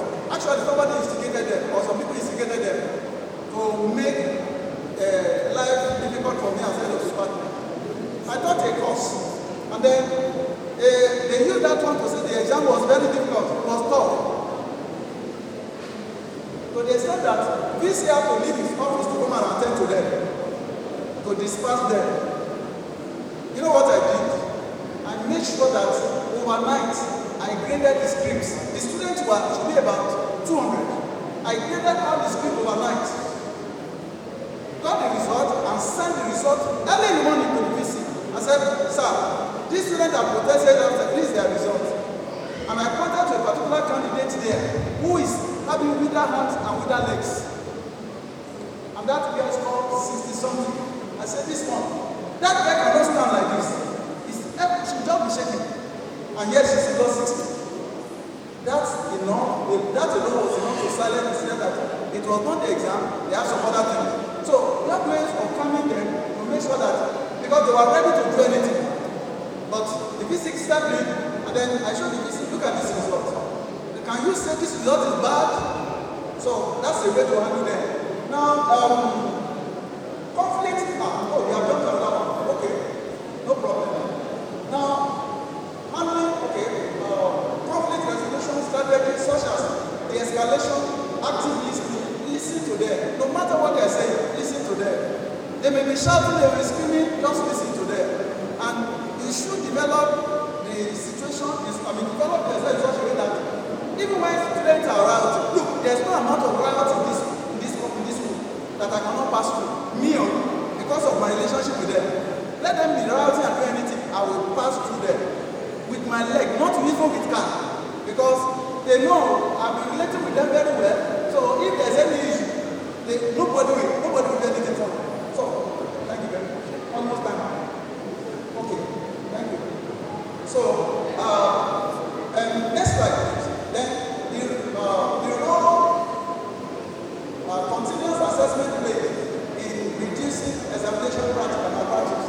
Well, just like I've said before, when you are doing continuous assessment, you're already, helping the student to generate some scores against the exam.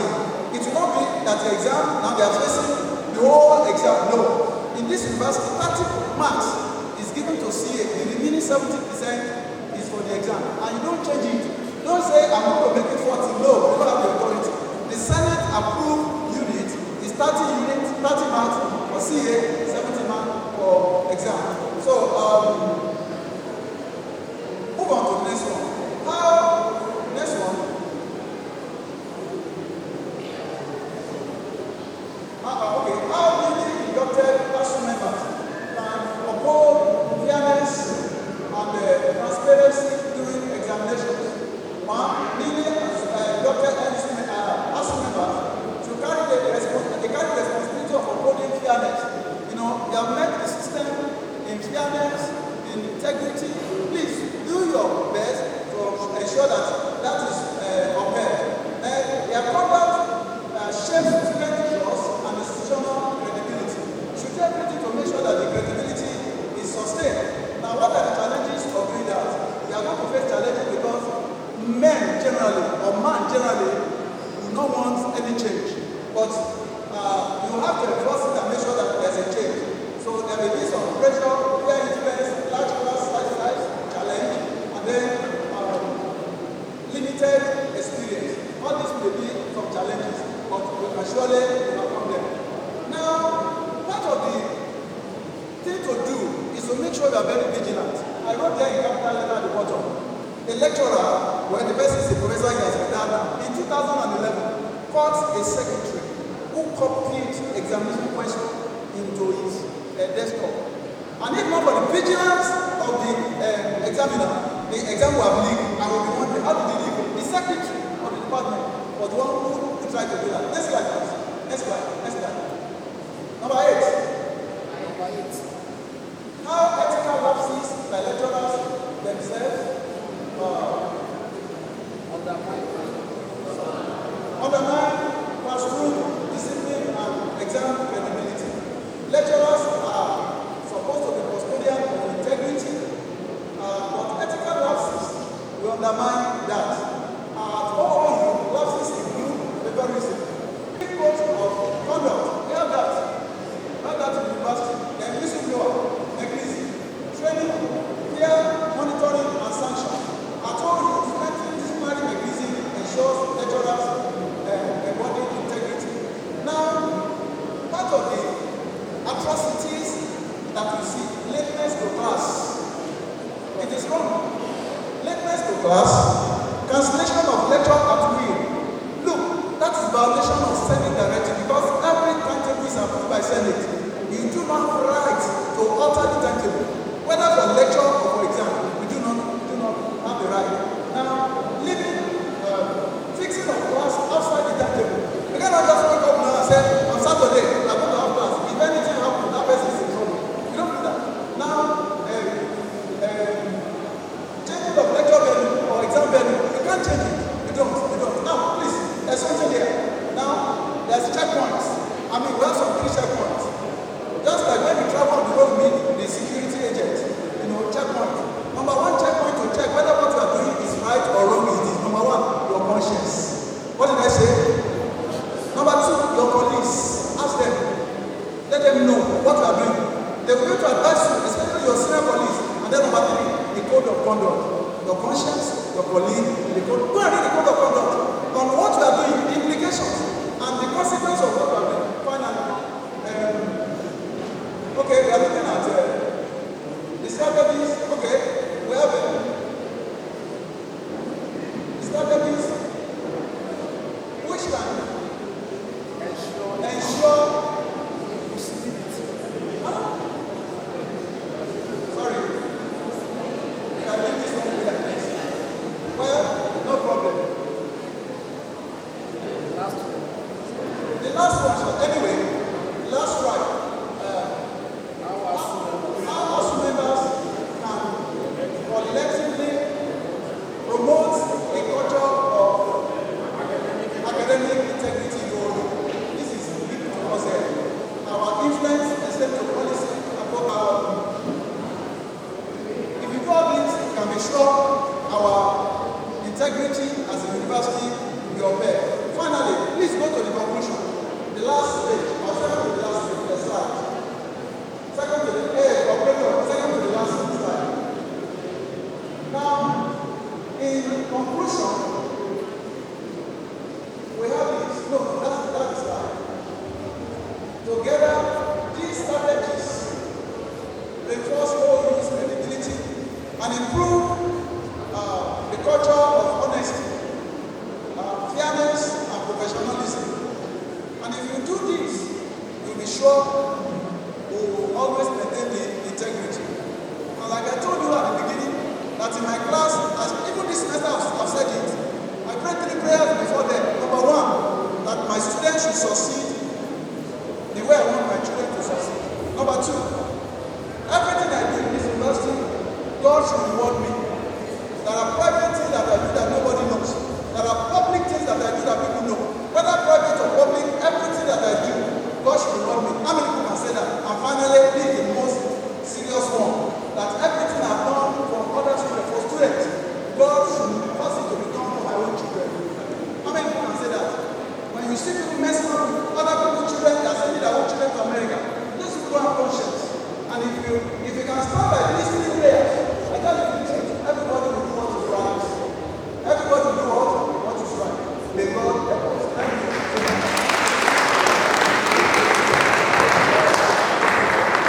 Thank you so very much for thank you. Are you not sitting on the I think he's left for that. Thank you so very much. That was very insightful. Can you give presenter a round of applause? Thank you so very much, sir. Don't forget, just in case you didn't judge anything, don't forget the 3 C's. Your conscience. What again? Your body, in case you are in doubt. And then the code of conduct. If you do all these things,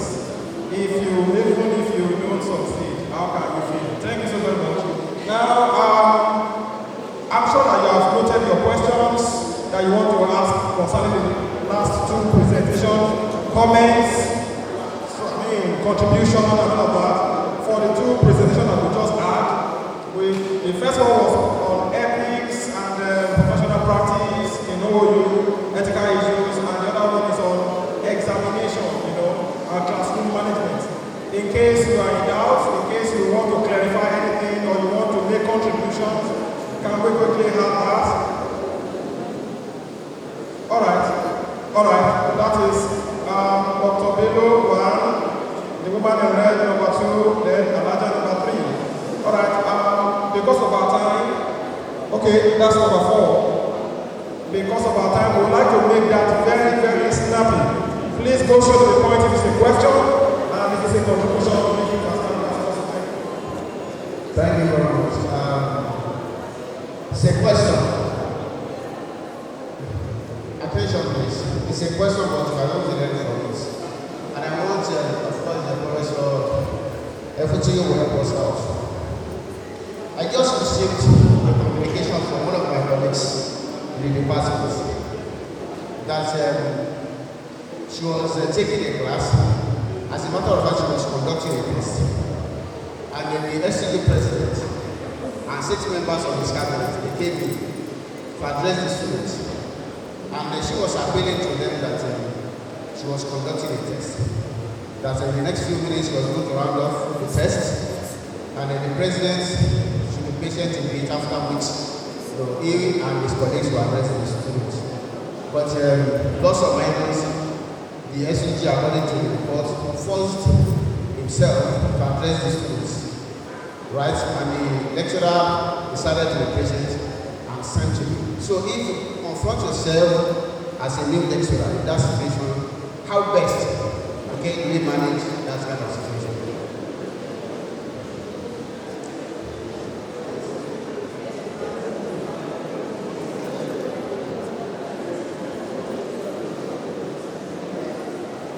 We want to take all the questions so that our lecturers can.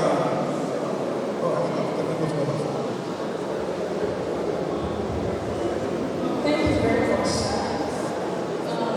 My question actually goes to the second lecturer, that's Professor Babarande. We have been told that it is very important to attend classes, and it's, like I say, unethical to just reschedule the class.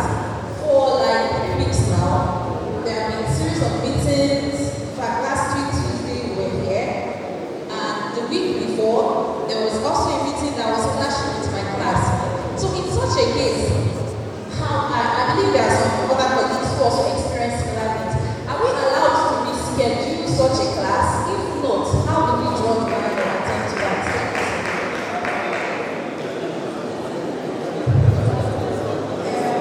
My own question is for lecturers. When we were back then, there was a training for us concerning results, dealing with results. The issue of PPMS, we have not had anything about it. Staff logging, we have not had anything about it. Maybe it's for those of us in other campuses that we are not doing that. Please, sir.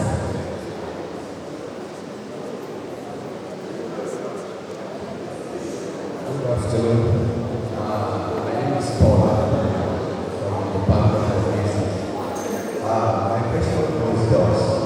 I want to ask, during lecturing and learning activities, are the students allowed to record either through audio recording or recording?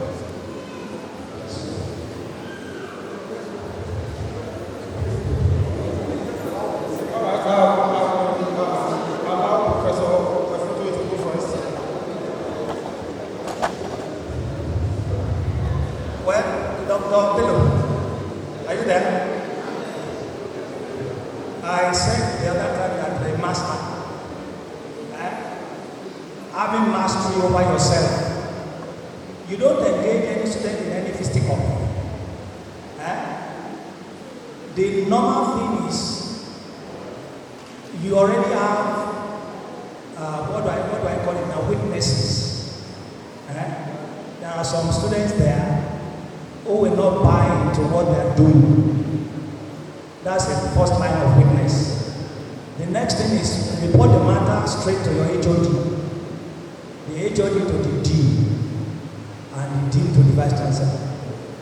Of course, they will slate them before the disciplinary committee of the university, and I can assure you that normal justice will be done to that. Have I answered your question?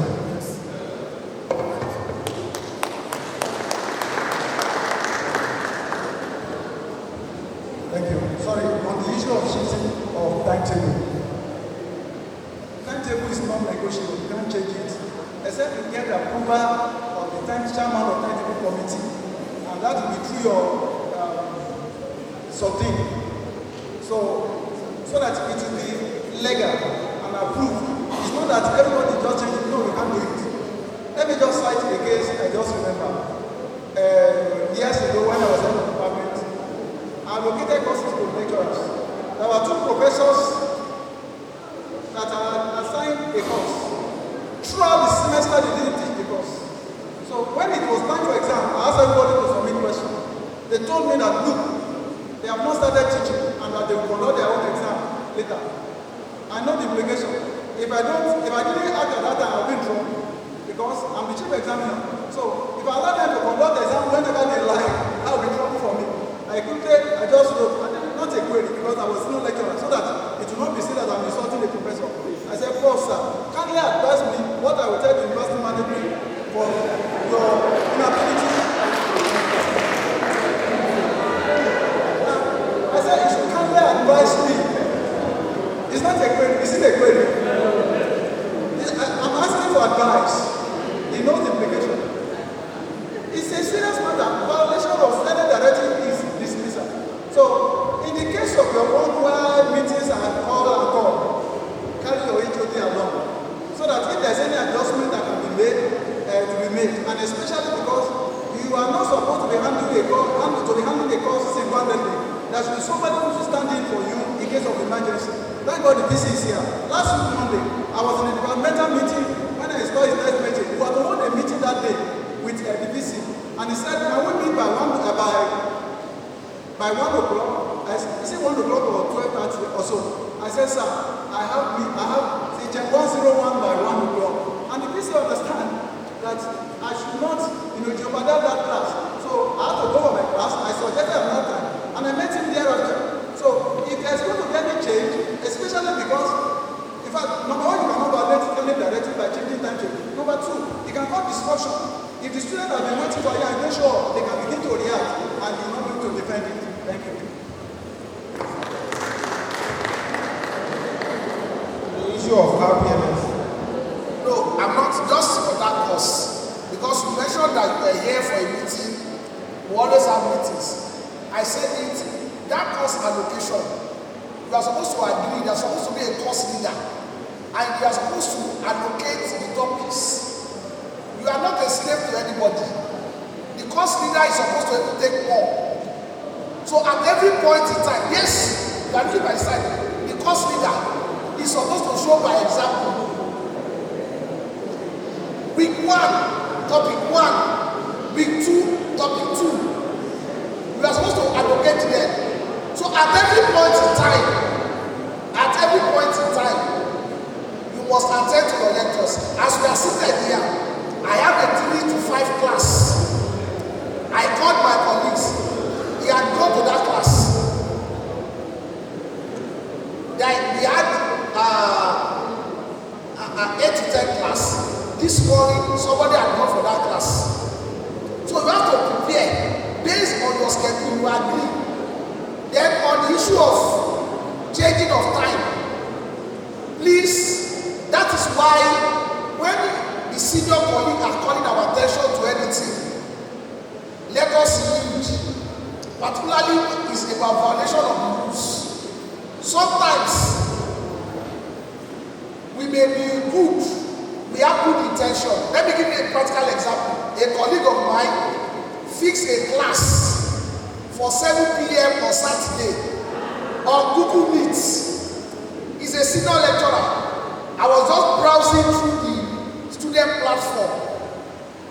And I saw that scheduled class for Saturday 7 p.m. And at the end of the quality assurance of the department, I had to call his attention to that's a violation of Senate rule. That you cannot hold any class outside the scheduled time on the timetable. But he was genuine. He wanted to help the students. But he can land himself where? In troubles. When you are to use any medium, the medium must be approved by the university. If you are going to use digital medium, it was the university approved medium. When we started online classes in this school during COVID-19, we had a situation where students were in beer parlor and we're having, you started building them. All kinds of things can be done. You must have approval for those processes. So it's very important. You cannot take all the topics in the course. It must be shared. And you must follow Senate approved timetable strictly. Thank you. Well, someone asked a question concerning AGO.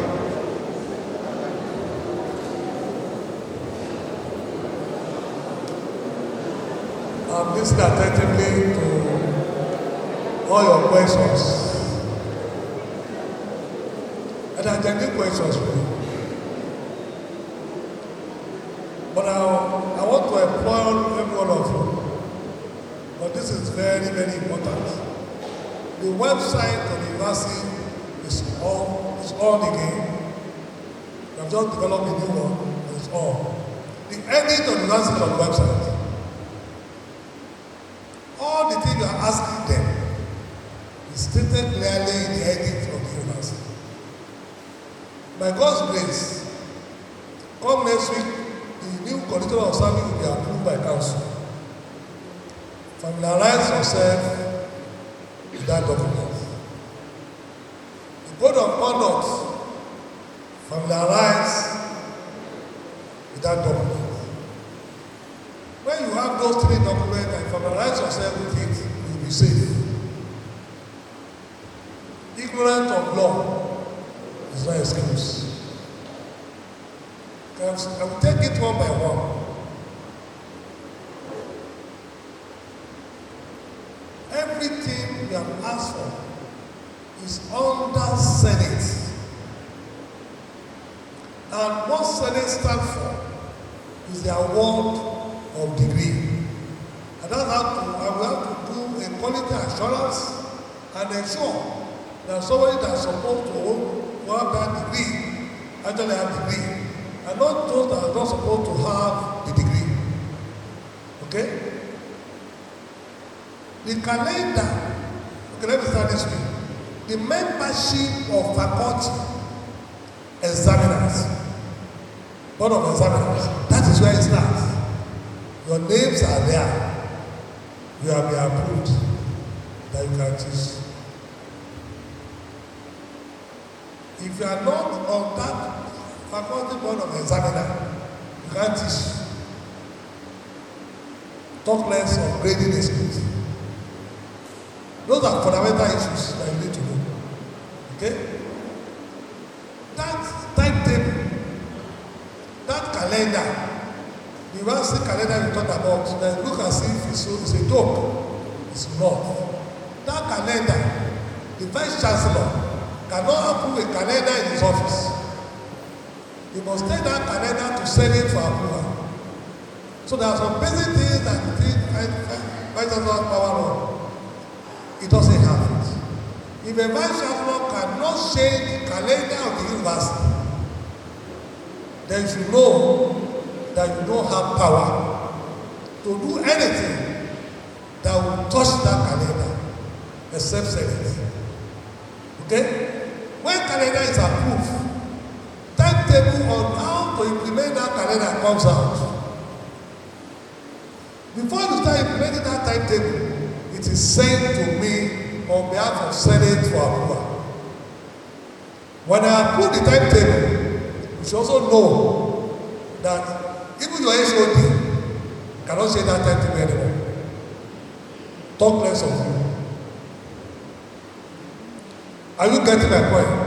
Now, when you then have programs that clash with your schedule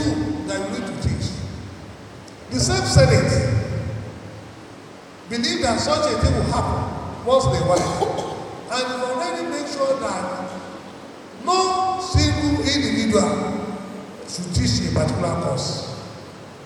So you will have at least 2 people there.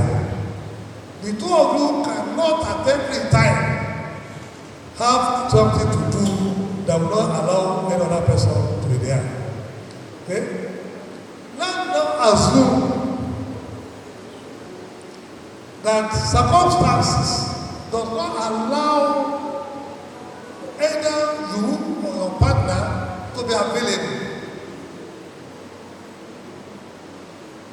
You then need to reschedule the time at a convenient time with the student. Both of you need to agree on when that has to be done. You don't have time, you don't have the power to just say, I'm not going to take this lecture. You don't. It's a contract between you and that student. Are we there? If that happens, that takes me to invigilation. Do you understand? In the invigilation, if you are supposed to be in the hall, you are not there. You have done something that is going to affect that calendar that Senate has approved.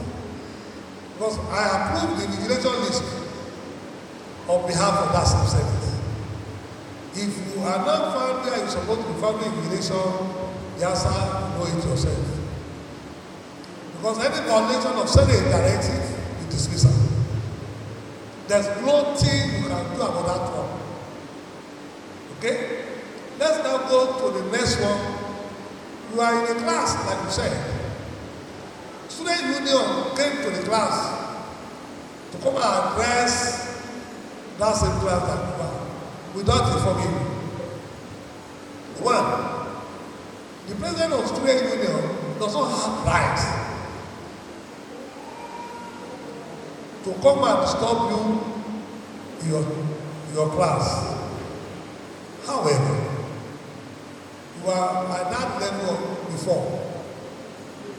When they come to you, the first thing they will do is to come and meet you.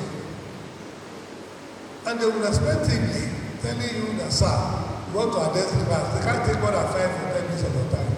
Just allow you them, address, let them go. Not going to change anything for you. Do you understand? Not going to change anything. When they finish, because they are also learning from you, you will then complain to the HOD. If it's how to do with the departmental association, they will call them and advise them what to do. That to do with the student union, the message will still get to me, and I will call the president of the student union and I will tell to him, look, you don't have rights to do that you have done. If you know you want to address a class, you take permission from the HOD before you do such a thing. And then they will also know that this is time to do it. Okay? Now, we talk about the RPMS. Not all of you are entitled to have access to RPMS. There are those that are even having access to RPMS, the resource processing management system. Those that even have access, go to run away from it. If you ask the HODs that are sitting here, they will tell you, I will be happy the day I leave the office. It's because of the RPMS, nothing else. And I'll tell you why. The RPMS is the easier way by which you can be easily dismissed. Because you can be careless with the password. And somebody can use your password to enter the RPMS and shake back. It's your name that is there. Unfortunately, whatever you do on RPMS is on 2 levels of security. You might have done it, you won't know. Okay? The ICT director will see it. He will send mail, that is automated. If you send reply to your notes immediately, you have done so and so. If I don't give my own approval, it will reflect. It will start hanging. And sometimes I will be told my approval. Once I see that that thing is illegal, I will approve it. Then there will be noise. But you are not aware. There was a case like that in biochemistry in the past, where the HOD released his password to someone. And that person entered the RPMS and changed so many banks. And so by the time the HOD came to me and started complaining, it was the same HOD that was complaining. I was just laughing. HOD, you changed the thing. No, I did not change it. You changed it. You are the one that entered. I called, it's not the NCT does, okay? I called the NCT director. I know you did not change, don't worry. Prove it to the man. Come, sir. NCT, open it for you. It is true that this thing happened. And then I asked the NCT director to excuse us. So it's only the two of us. That said, this thing happened. So they say yes. And so they happened. Say yes, I saw it. Okay. How does it happen? So RPMS, you are not entitled to go there if you are not assigned. They will assign you to the RPMS by your HOD. And that is for you to upload the courses that have been assigned to you if you are the course leader. And I don't know how an assigned lecturer will be a course leader. It will not be given to anybody. When they give you, even your husband or your wife, you can't trust that person without password. Because if you mistakenly enter and anything happens, alteration of marks or anything that has to do with the examination is summarily dismissal. There's nothing you can say that will win that case. I made a mistake, it's not there. Right? So you need to be more careful when it comes to the issue of examination. Okay? I think there's another question that I will. Okay. Recording of the lectures. Why are you afraid?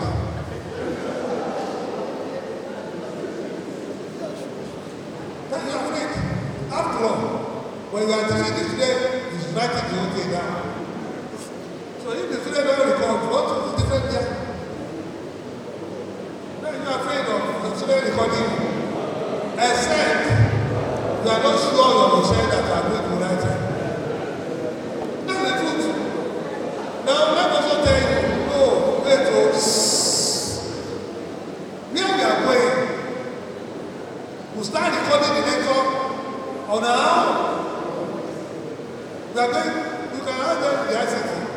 We had a meeting yesterday. We want everybody to start recording the lecture. Because this is about quality assurance. We have seen some of the work that some of our colleagues have done that they cannot release out. Most of the lectures, especially the online, all the GNS classes, we cannot release it. Even the one we are teaching in other level, you know, when you teach in other level courses, especially the general courses that we are having in lecture chapter 3, and the students are receiving in lecture chapter 2.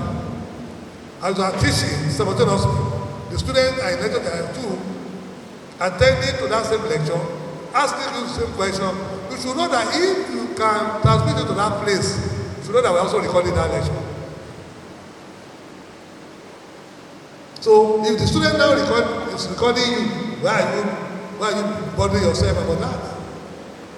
In fact, where we are going is to record all lectures so that students can go back often and often and replay it and listen to it so that they can master it more better than before. So you don't need to bother yourself with that, provided the recording is not distracting your class. If it's distracting your class, you have a right to stop it. But there's no way a recording will be distracting you if you put it on the table. The phone is not talking.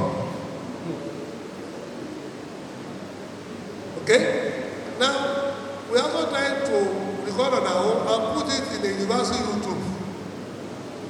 We are not going to release it out to somebody outside the class. Because we are planning to now start using an online method, because I've done that in GNS and it's very successful. Having the students to register, we get 70% of attendance for GNS that we are doing now. So when we do registration, we put some quality assurance there. Ask the student to do quiz at the end of the lecture immediately. If you are not there, you can't do that quiz. In between the lecture, we ask you to do quiz. If you are not there, they know you do that quiz. So we know you are not there. Even if you have registered at the beginning of the lecture, you know you are not there. We will remove you. By the time you are looking at that. So every class is likely to be recorded. So don't get yourself worked up about this. And then in terms of the lecture they are talking about, you have course leader. Team leader is always there. Right? They may ask you to teach all the lectures. They will tell you they have served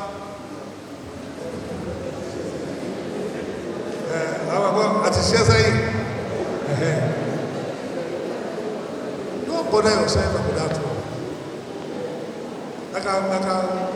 No, this is about reality. The more you read, the more it becomes yours. Research that we are talking about, if you are not vast, you can't carry out that research. If you are not vast, you can't carry out the research. So if they ask you, go and teach A, go and teach B, don't. Because don't know, even next section, they might even assign that course to you.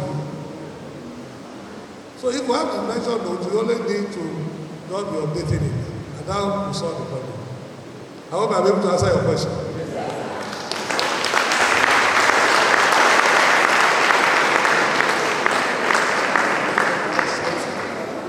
Thank you very much, sir.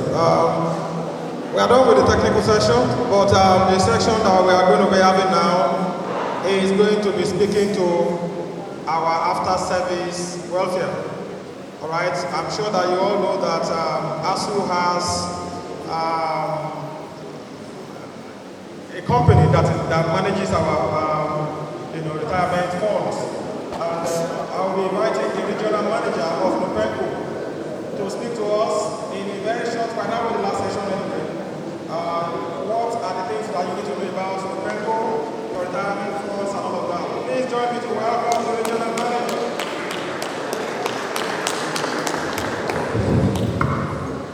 Good afternoon, everyone. My name is Oluwatoyin Otuneye, and with me here this afternoon are other colleagues representing Nupenco at OLABISI University. I would like to start by appreciating the Union Exposed for the opportunity given to us, and without wasting much time, why we are here this afternoon is to educate us on the importance of planning towards our retirement. We need to open an account and start contributing towards retirement. The contributory pension has started in 2004, and the mandate is we should start contributing into the account so that we can have access to pension retirement.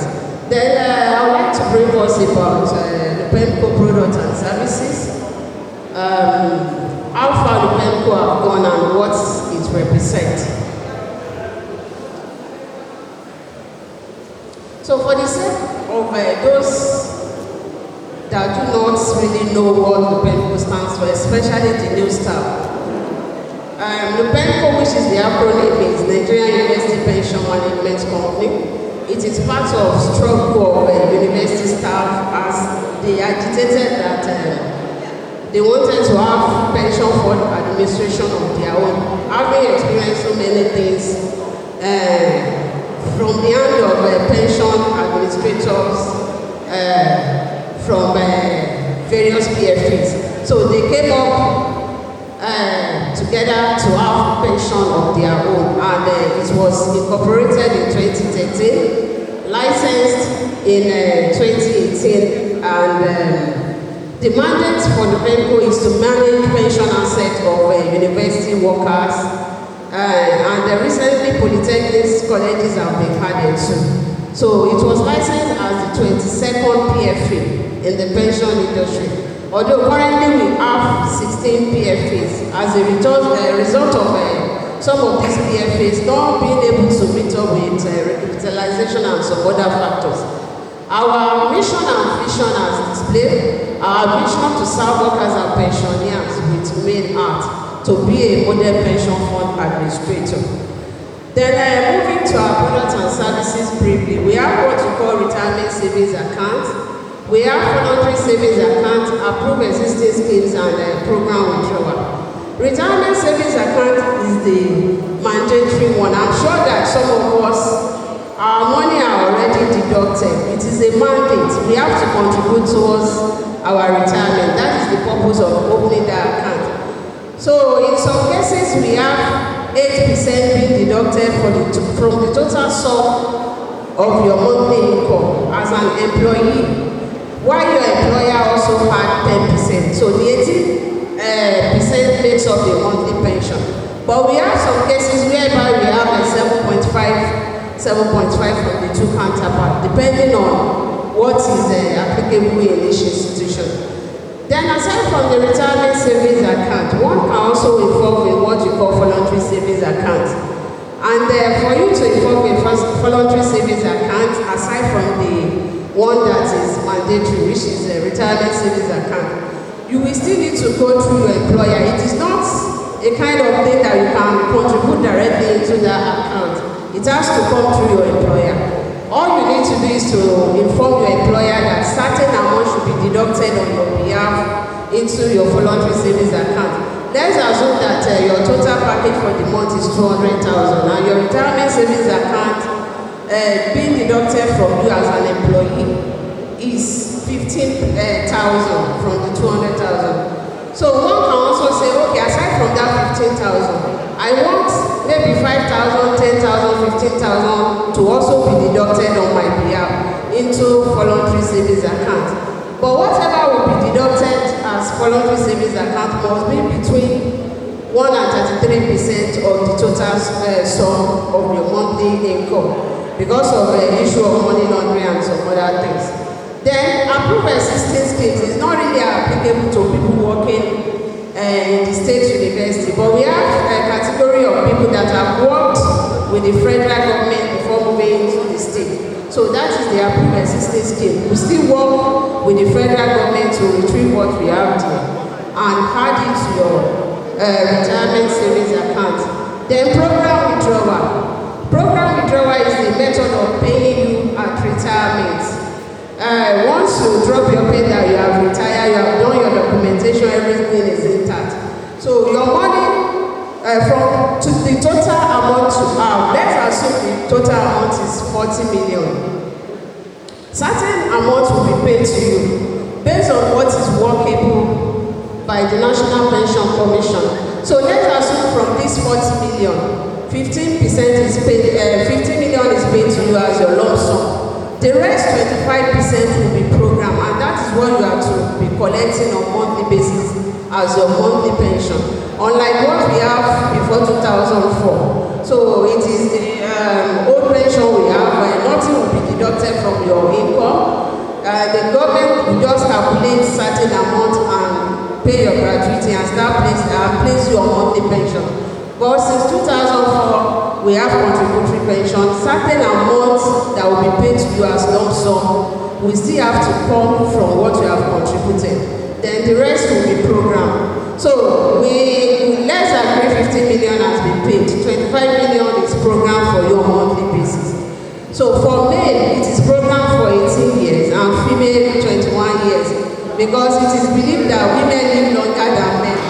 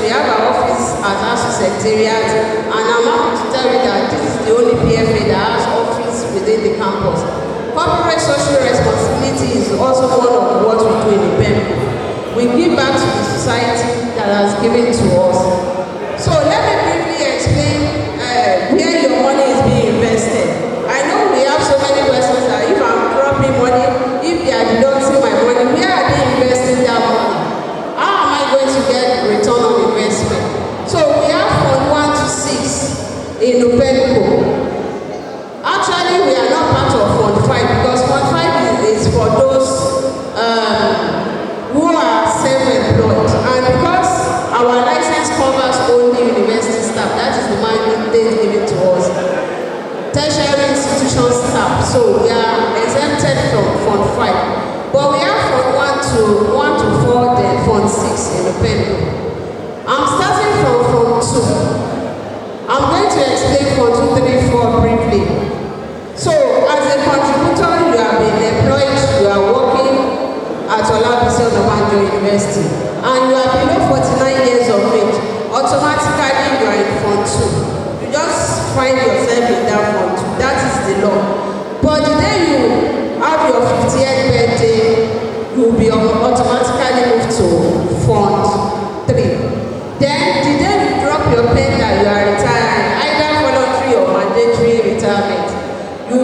to Fund 4. So these Fund 2, 3, 4 are good funds, and you also get good return on investment in those funds. Let me now go back to Fund 1 that I have not explained. This Fund 1, we call it aggressive fund because it is used to maximize return on investment. Like 75% of funds we have in Fund 1 are invested into variables like equity, mutual funds, and the like. And these are funds that have a potential of giving you high return on investment. But as good as this Fund 1 is, it will also be risky because of fluctuation in market prices. So, just like I mentioned now, Fund 1 is good. When you are in Fund 1, you get good return on investment or higher return on investment more than Fund 2, 3, 4.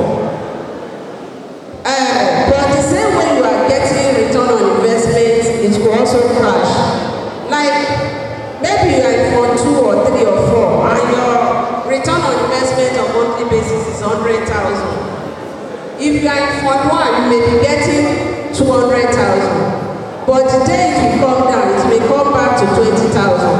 The time may even come that you will not get anything. That is Fund 1. So that is why the law says people in Fund 2 only can move to Fund 1 because you are below 50 years of age.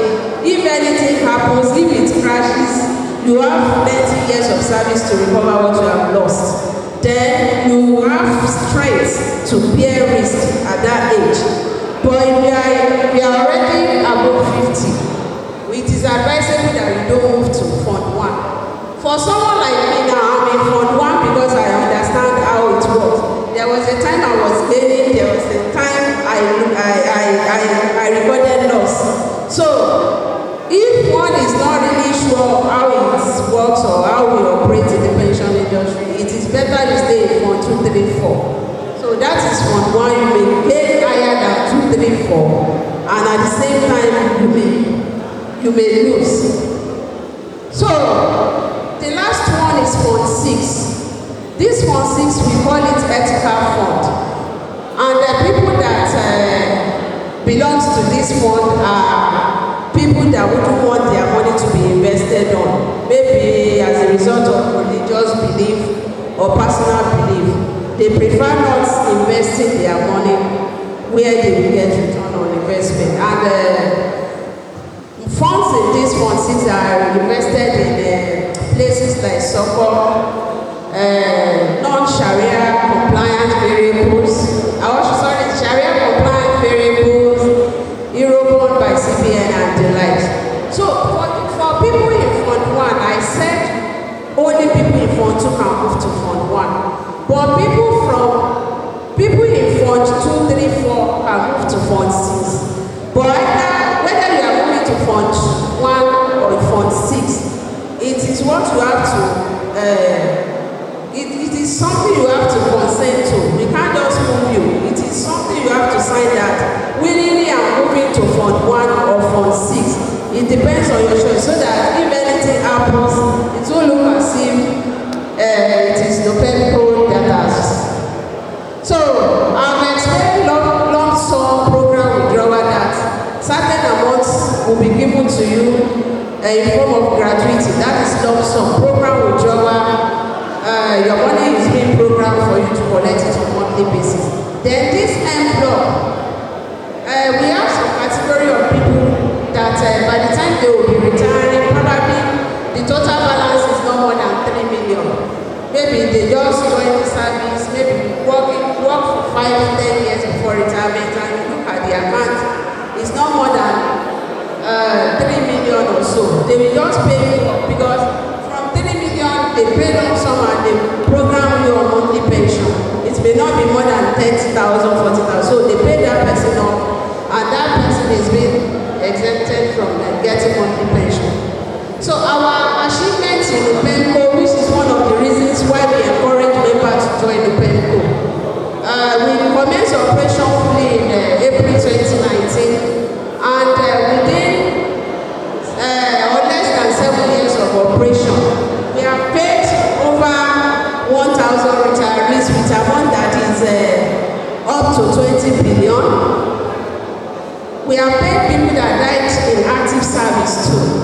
with amount more than 3 billion.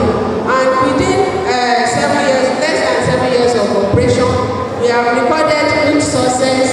Our asset under management is close to 250 billion.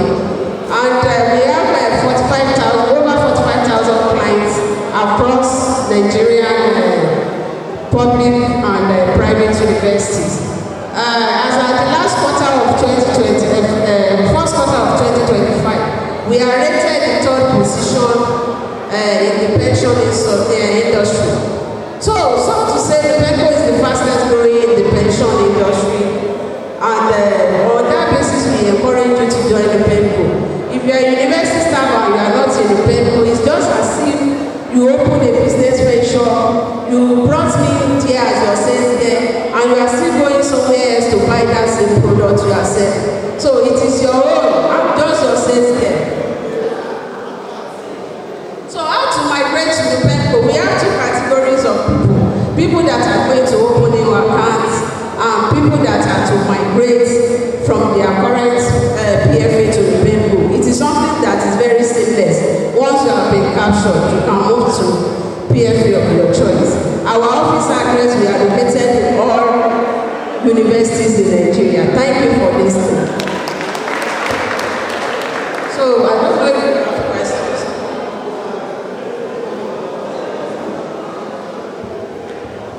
Thank you very much.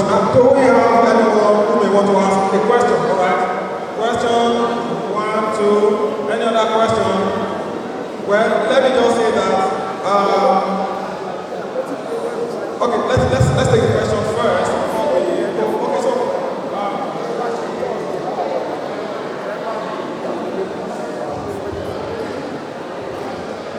Good afternoon. My question goes thus. Now that we have understood that some men are led by stress and unnecessary tension caused either by the wife or carrying the family energy, and particularly these voluntary service. In how many years' time,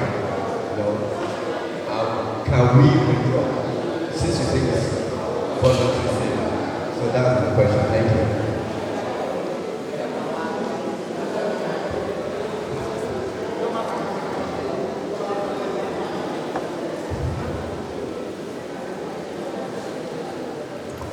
Thank you. My question is this. It is in two parts. The first part is that for these people migrating from one pension to another, is the name being dropped there because there's a book open there for those that opened that had one pension. So is he taking us automatically to migration, or we still need any ratification before that? Then the second one is that for after that 18 years that you said, because I'm not going to die after 18 years of living service. So if someone died, does the family of that person still have any access or has any report that the person will get, like it is in the previous mentioned scheme?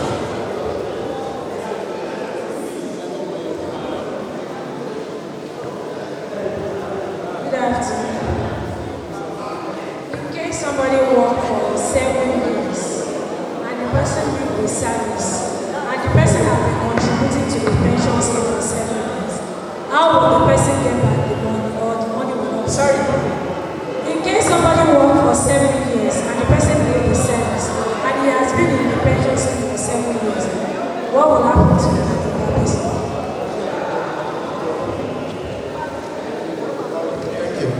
Like the other person that asked, I used to have a pension account before I joined ONABANJO. And yet there is going to be a transfer.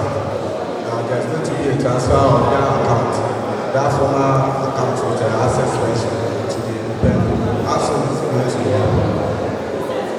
He wants to know how soon can a person migrate from a particular PFA to the PENCO. How soon?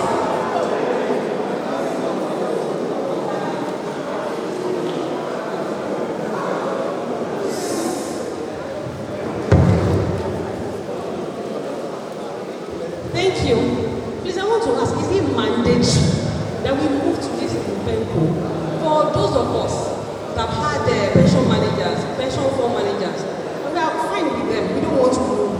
Is there anything wrong with that? Thank you.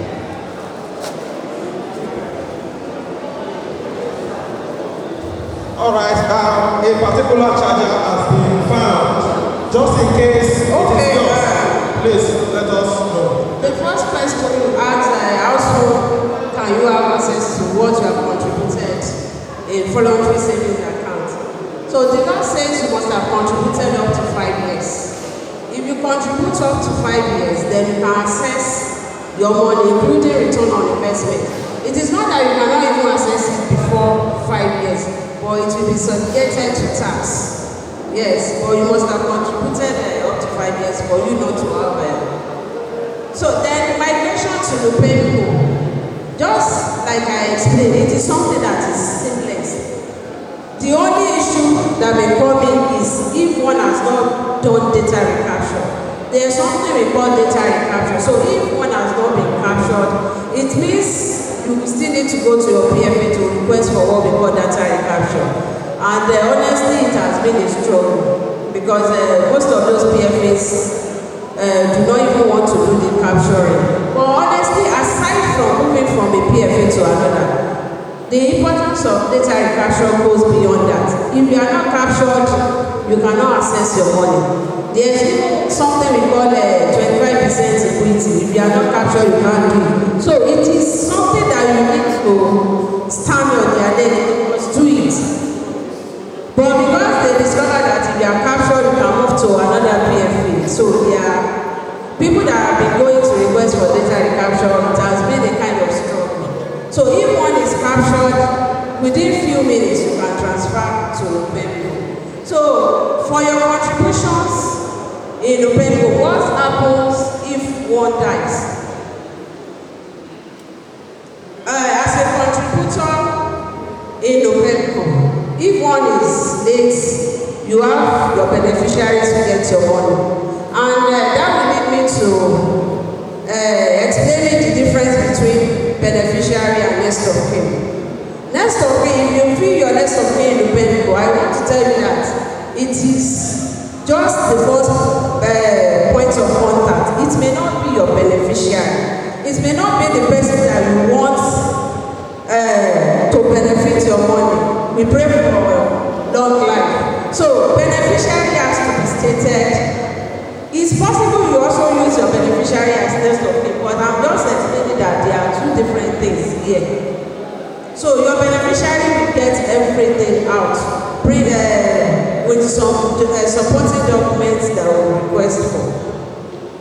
Then if you leave Upembo, if you leave the university system or wherever you are working, what happened to what you have contributed there? Pension law says retirement start at 50. Let's assume you join the service by 30 years and you are leaving by 37. You have two options. It's either you assess part of that money once we have discovered that for the period of 4 months nothing is coming into the account. You can access 25%. You will now wait until 50 to access the rest. So you may even leave it if you don't want to access parts at that moment, but you have to wait till 50 to do documentation, the same documentation people that will be retiring for mandatorily will do. Because we assume that once it is 50, you can go on voluntary retirement. So you get your money once you are 50 or you get part of it before 50. How soon can I migrate from a PFA to another? I've just explained that. Once you have been captured, it is something that we can do immediately and it is very seamless. Is it mandatory? Let me give you a description. If you have a company, or if there's a company, and the board of that company are people you have access to, board members. If you have issues, you have complaints, you want to claim anything, or in the event of deaths, there are bureaucratic issues, but you have access to the board members. The board members direct those that manage the organization on a day-to-day basis. And it is the board members that employ those that manage that organization on a day-to-day basis. And there's another company, you don't have any access to that company. If anything happens, or in the event of death, or there are policies, whatever, if you want to invest your life saving, where will you put it? I'm giving, we are scholars, I'm giving a background. You are the one to decide by the union's directive. By the union's directive, it is mandatory for us to be in Nopenco. Why? We fought to have Nopenco. Because when they started that policy, I am in development finance. It's my area of specialization. In the last 15 years, I did pension and pension administration. I've researched pension and pension administration. The philosophy behind capitalism that is dictating pension administration is an incursion into our system by the Bretton Woods institution, the World Bank and the IMF, to create a space for some set of ruling class to amass the wealth of the poor and to make it available for them to run on a long-term basis. But as union of intellectuals, we have to find a way around it. That if you collect all your money on a day-to-day basis and you put it in the hands of some people who will enjoy the perks and perquisites through your own contribution, if we tell you what those people you are going to, you can do your own investigation. Most of the money in the private sector that our banks are using are monies that you have contributed through the pension fund administrators. They made those money available on short term because you cannot access it now. By law, 60% of that money must go into treasury bill. That money, you want to access it, it must be properly guided. On the board of Nopenco, those that manage Nopenco, the chairman of Nopenco, number one person in Nopenco today, is our past president, Issa Fage. On the board, Professor Muyani. Do you understand what I'm saying? In the management of the business on a day-to-day basis, following the regulation of the regulator, PENCOM, strictly, you can be assured of today and tomorrow. We are looking at risk. We may not compel you. You get what I'm saying? We may not compel you, but it will not be in our collective interests and your own individual interests to put your money where your mouth is not. This is Nopenco for you. It's a closed PFA. They are asking that sector to recapitalize. Recapitalization of 20 billion naira. They ask us to go and raise 20 billion naira for our organization. Some of the PFAs that you put your money have been collapsing now, have been merged. Because in that industry they want to acquire others. Some of them they started acquisition. And when you acquired, you know the implication, you have had a bank account. When the bank has been acquired or merged, you know the implication. In terms of contribution, the risk is higher. But we have the capacity to withstand whatever pressure they are bringing. So in terms of business, it's business-like. You are assured. Our office is here, throughout the southwest, on all our campuses. Whatever complaints that you have, God forbid that we die now, you have access. So it's for you to make up your mind. It is mandatory for any committed member of the union. We are going to show you another document. We are the investors in Nopenco. We are the investors.